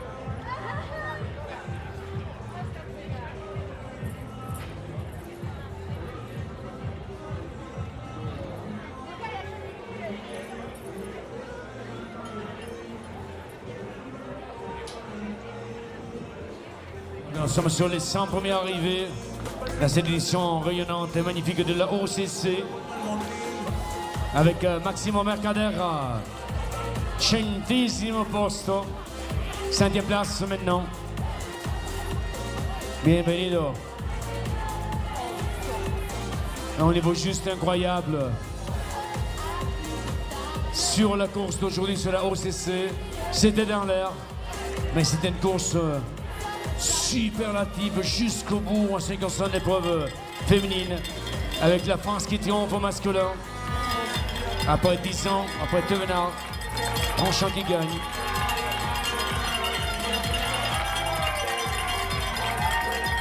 Et encore, dernier mètre à l'arrivée pour Josué Pumakayo, avec la fierté de son drapeau. Et juste derrière, nous avons encore un arrivée féminin from Sweden, Agnès Josefsson. Notre 21e dame qui passe la ligne sur cette OCC 2026. With Jemina Foley from Great Britain. Good job, Jemina, and Agnès Josefsson. Jemina, third place in each category. Donc ils sont sur la liste de prière, you remember Jemina in tonight in the prize giving ceremony in each category. 30-34.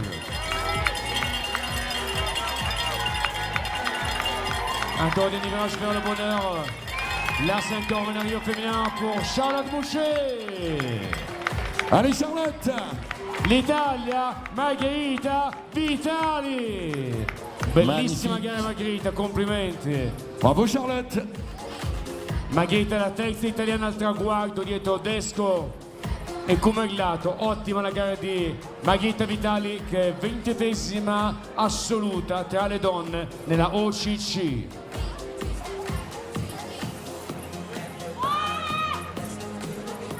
On a bien compris. Magnifique. Bravo à toi. Allez, on peut l'applaudir. Charlotte Mouchet qui en termine pour nos Françaises. 22e dame. Derrière, on a eu Margarita Vitali à la 23e place.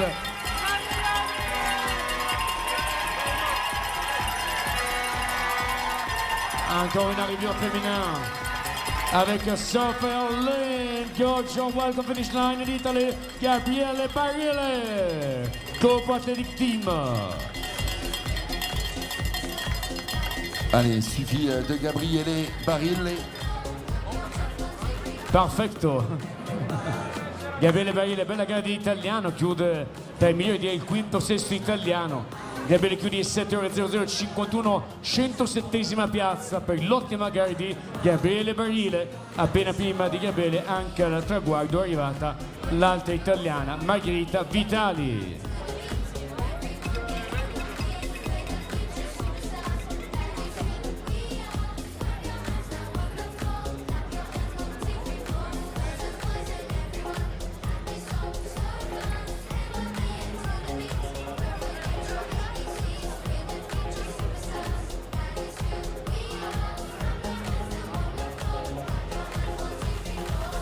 Encore un grand merci à nos bénévoles, à la presse, à tous vous. Vous êtes là avec vraiment une journée très très chaude, mais magnifique au point de vue sportif. Encore une arrivée. On va l'applaudir. Representing Brazil, Igor Cruz Ferreira da Silva. Brésil.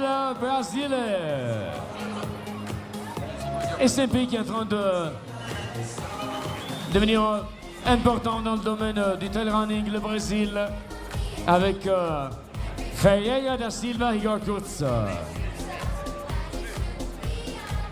Le temps d'une photo sous cette arche qui représente l'histoire du trail. Alors l'arche d'arrivée aussi pour notre finisher. Representing the Great Britain, Royaume-Uni, Mr. Alex Hammond.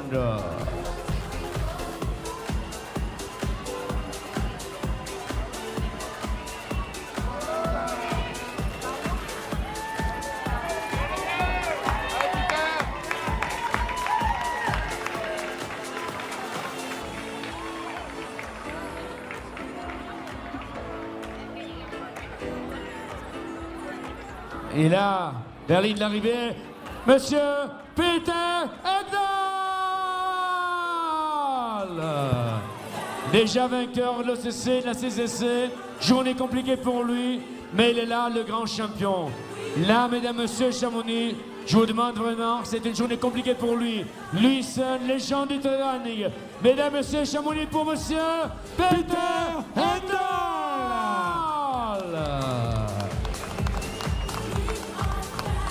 C'était une journée compliquée pour Peter, mais aussi pour, je pense aussi à la journée vraiment compliquée aussi pour Rémi Bonnet, pour Francesco Pupi, pour Daniel Patis.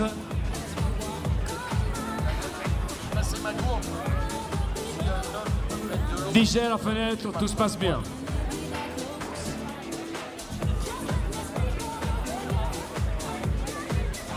Là, Peter Egdahl.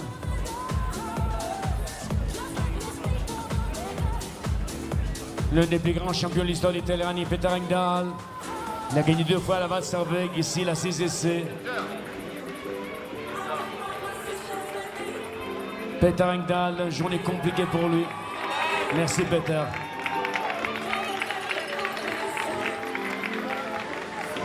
Pour la France, vers la vie, Monsieur Thomas Gramouillet. Et puis Holly Burton from Grande-Bretagne. 26th place in the women's race category, Holly Burton. Avec Holly Burton et Thomas Gramouillet. Bravo Thomas. Bravo les gars. Tour de retour. Le scalp, les pots de fort qui battent.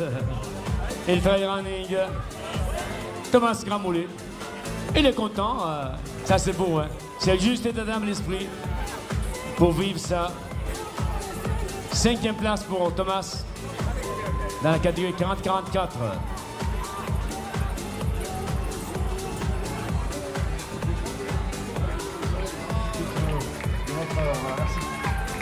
Merci à toi.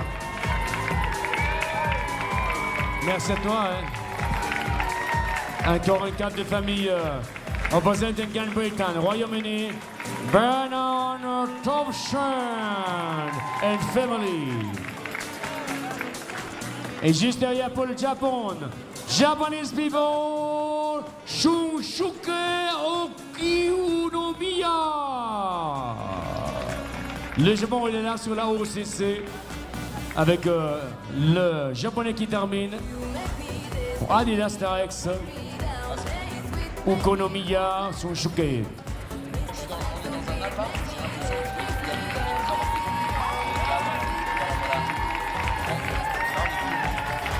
Encore des arrivées féminines. Elle représente la Suisse. Mesdames, Messieurs, le pays de lequel nous sommes partis ce matin. Merci le cœur au peuple suisse, merci le cœur à Madame Nadia Feisler. La voilà qui termine, Nadia Feisler from Switzerland. La Suissesse qui est 27e scratch féminin sur la OCC.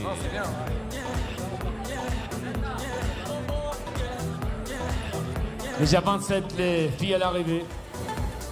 116 en total sur le classement.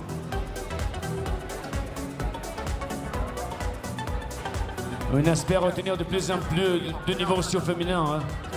Sur 116 classés, nous avons déjà 27 arrivées féminines.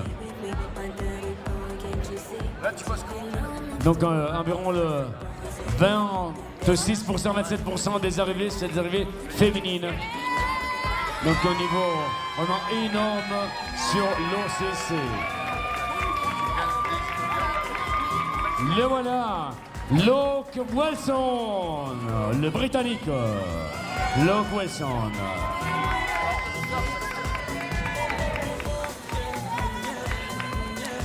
Pour ce soir, le rendez-vous c'est à 19h30 pour la remise des prix. Et peut-être déjà pour l'arrivée de la première équipe de la PTL. Oui, on cherche confirmation, mais ce qu'on a entendu, la première équipe PTL va arriver peut-être déjà aujourd'hui, c'est les frères Gabiou. Good job, welcome finish line. Chamonix qui va applaudir. The first place in the category, United States of America, Pat McKenzie. Yes, sir. The first place in category for you, first place in category. Pat McKenzie, the best time in category. McKenzie. Et là, drapeau avec le Chili avec Andrés Sanqueza Pizarro. Et je rappelle, il y a 124 filles qui sont là sur scène pour ces finales. Andrés Sanqueza Pizarro. Côté Elsa, tout au bout, tu vois où il y a le rond-point pour aller au parking. Et eux, ils sont tout au bout, la dernière ligne là dans l'angle. On va te reconnaître, maintenant je l'ai eu au téléphone.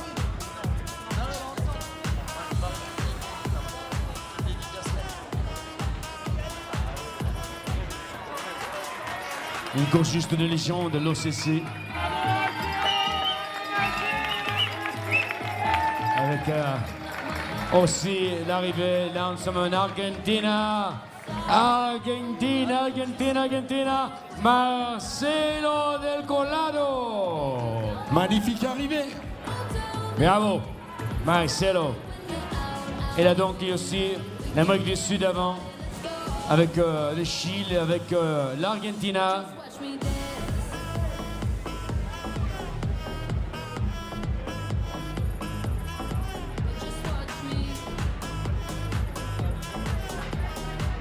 Le moment des photos pour ce garçon qui arrive de l'Argentine qui va remercier Chamonix. Merci Marcelo.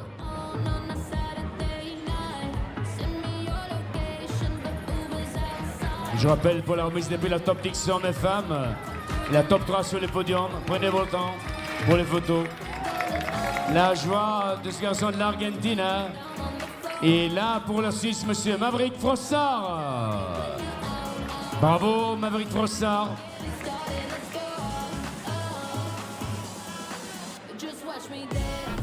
Nous sommes maintenant à 121 arrivées avec le Suisse, Maverick Frossard, 7h10, 06. Un niveau juste incroyable sur la OCC.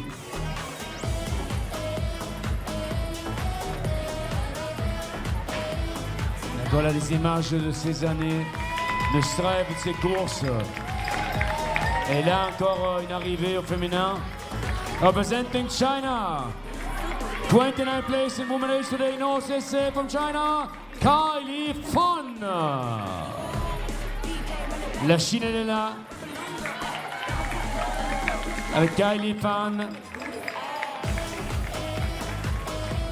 Aussi Sarah Carter s'approche pour la 30e place au féminin.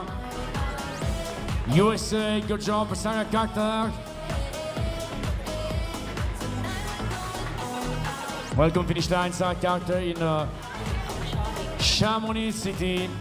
Sarah Carter.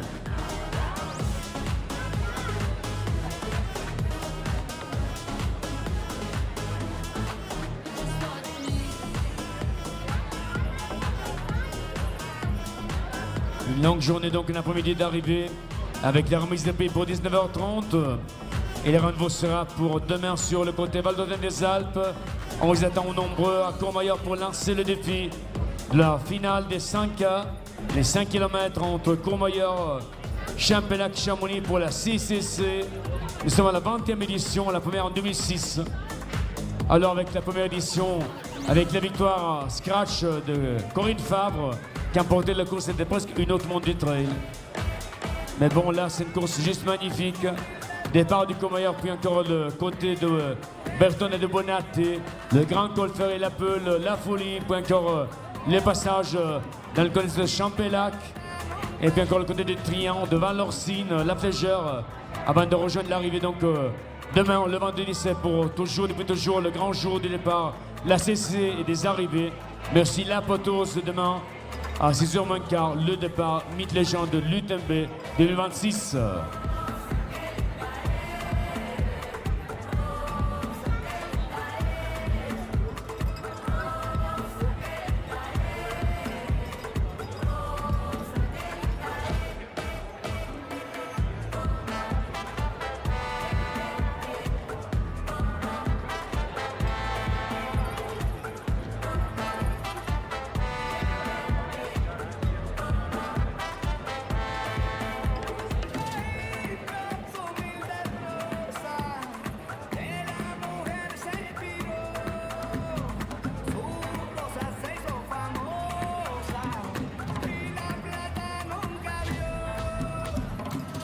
Petite pause pour les arrivées.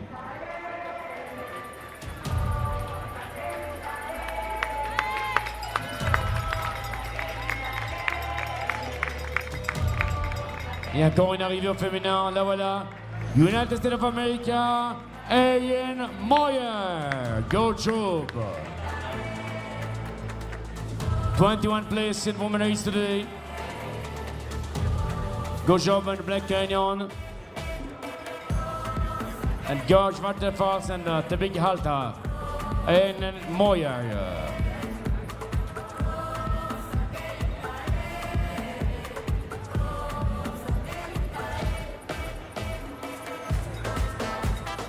Au Café UTMB, je rappelle, c'est classe pour la coopération by Ludo.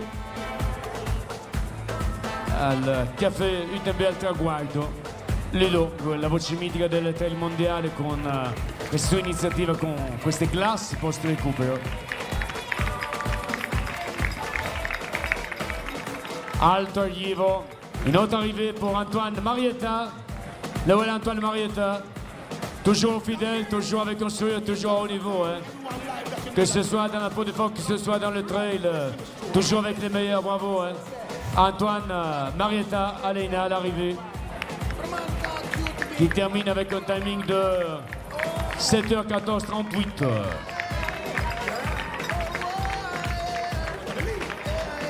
Et puis encore une autre arrivée avec Thomas Banks.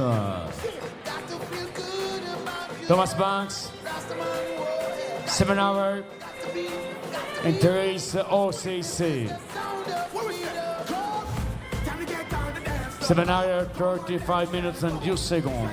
Thomas Banks.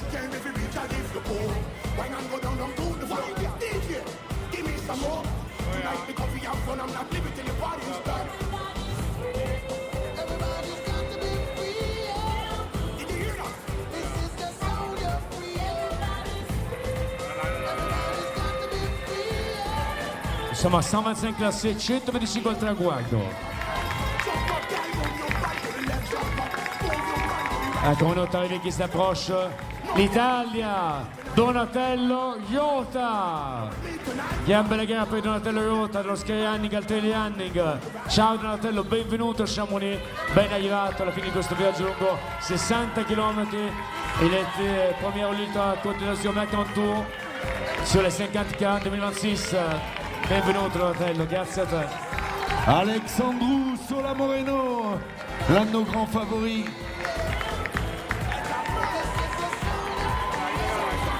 Magnifique. Pour la thème bouffe. Allez, on continue les arrivées. Et là, c'est pour les États-Unis d'Amérique, Flannery Davis. Pour l'Argentine, Annabelle Oviedo Zelaria. Come on.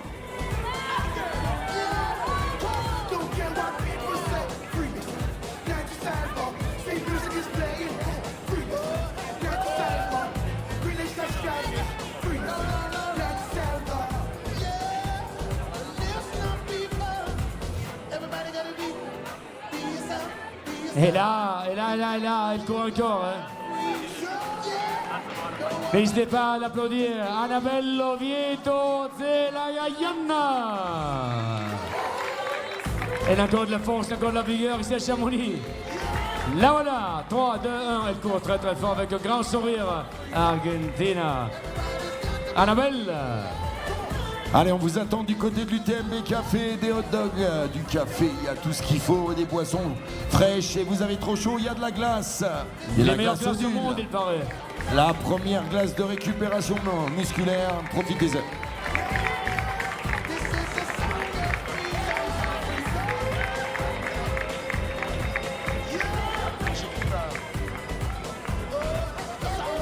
Encore une arrivée avec Sven Luthi, le Suisse qui termine.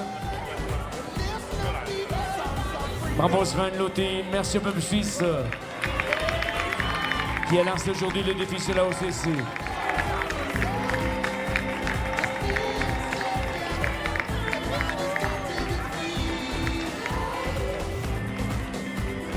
Encore une arrivée, l'Espagne, Enrique Gomez.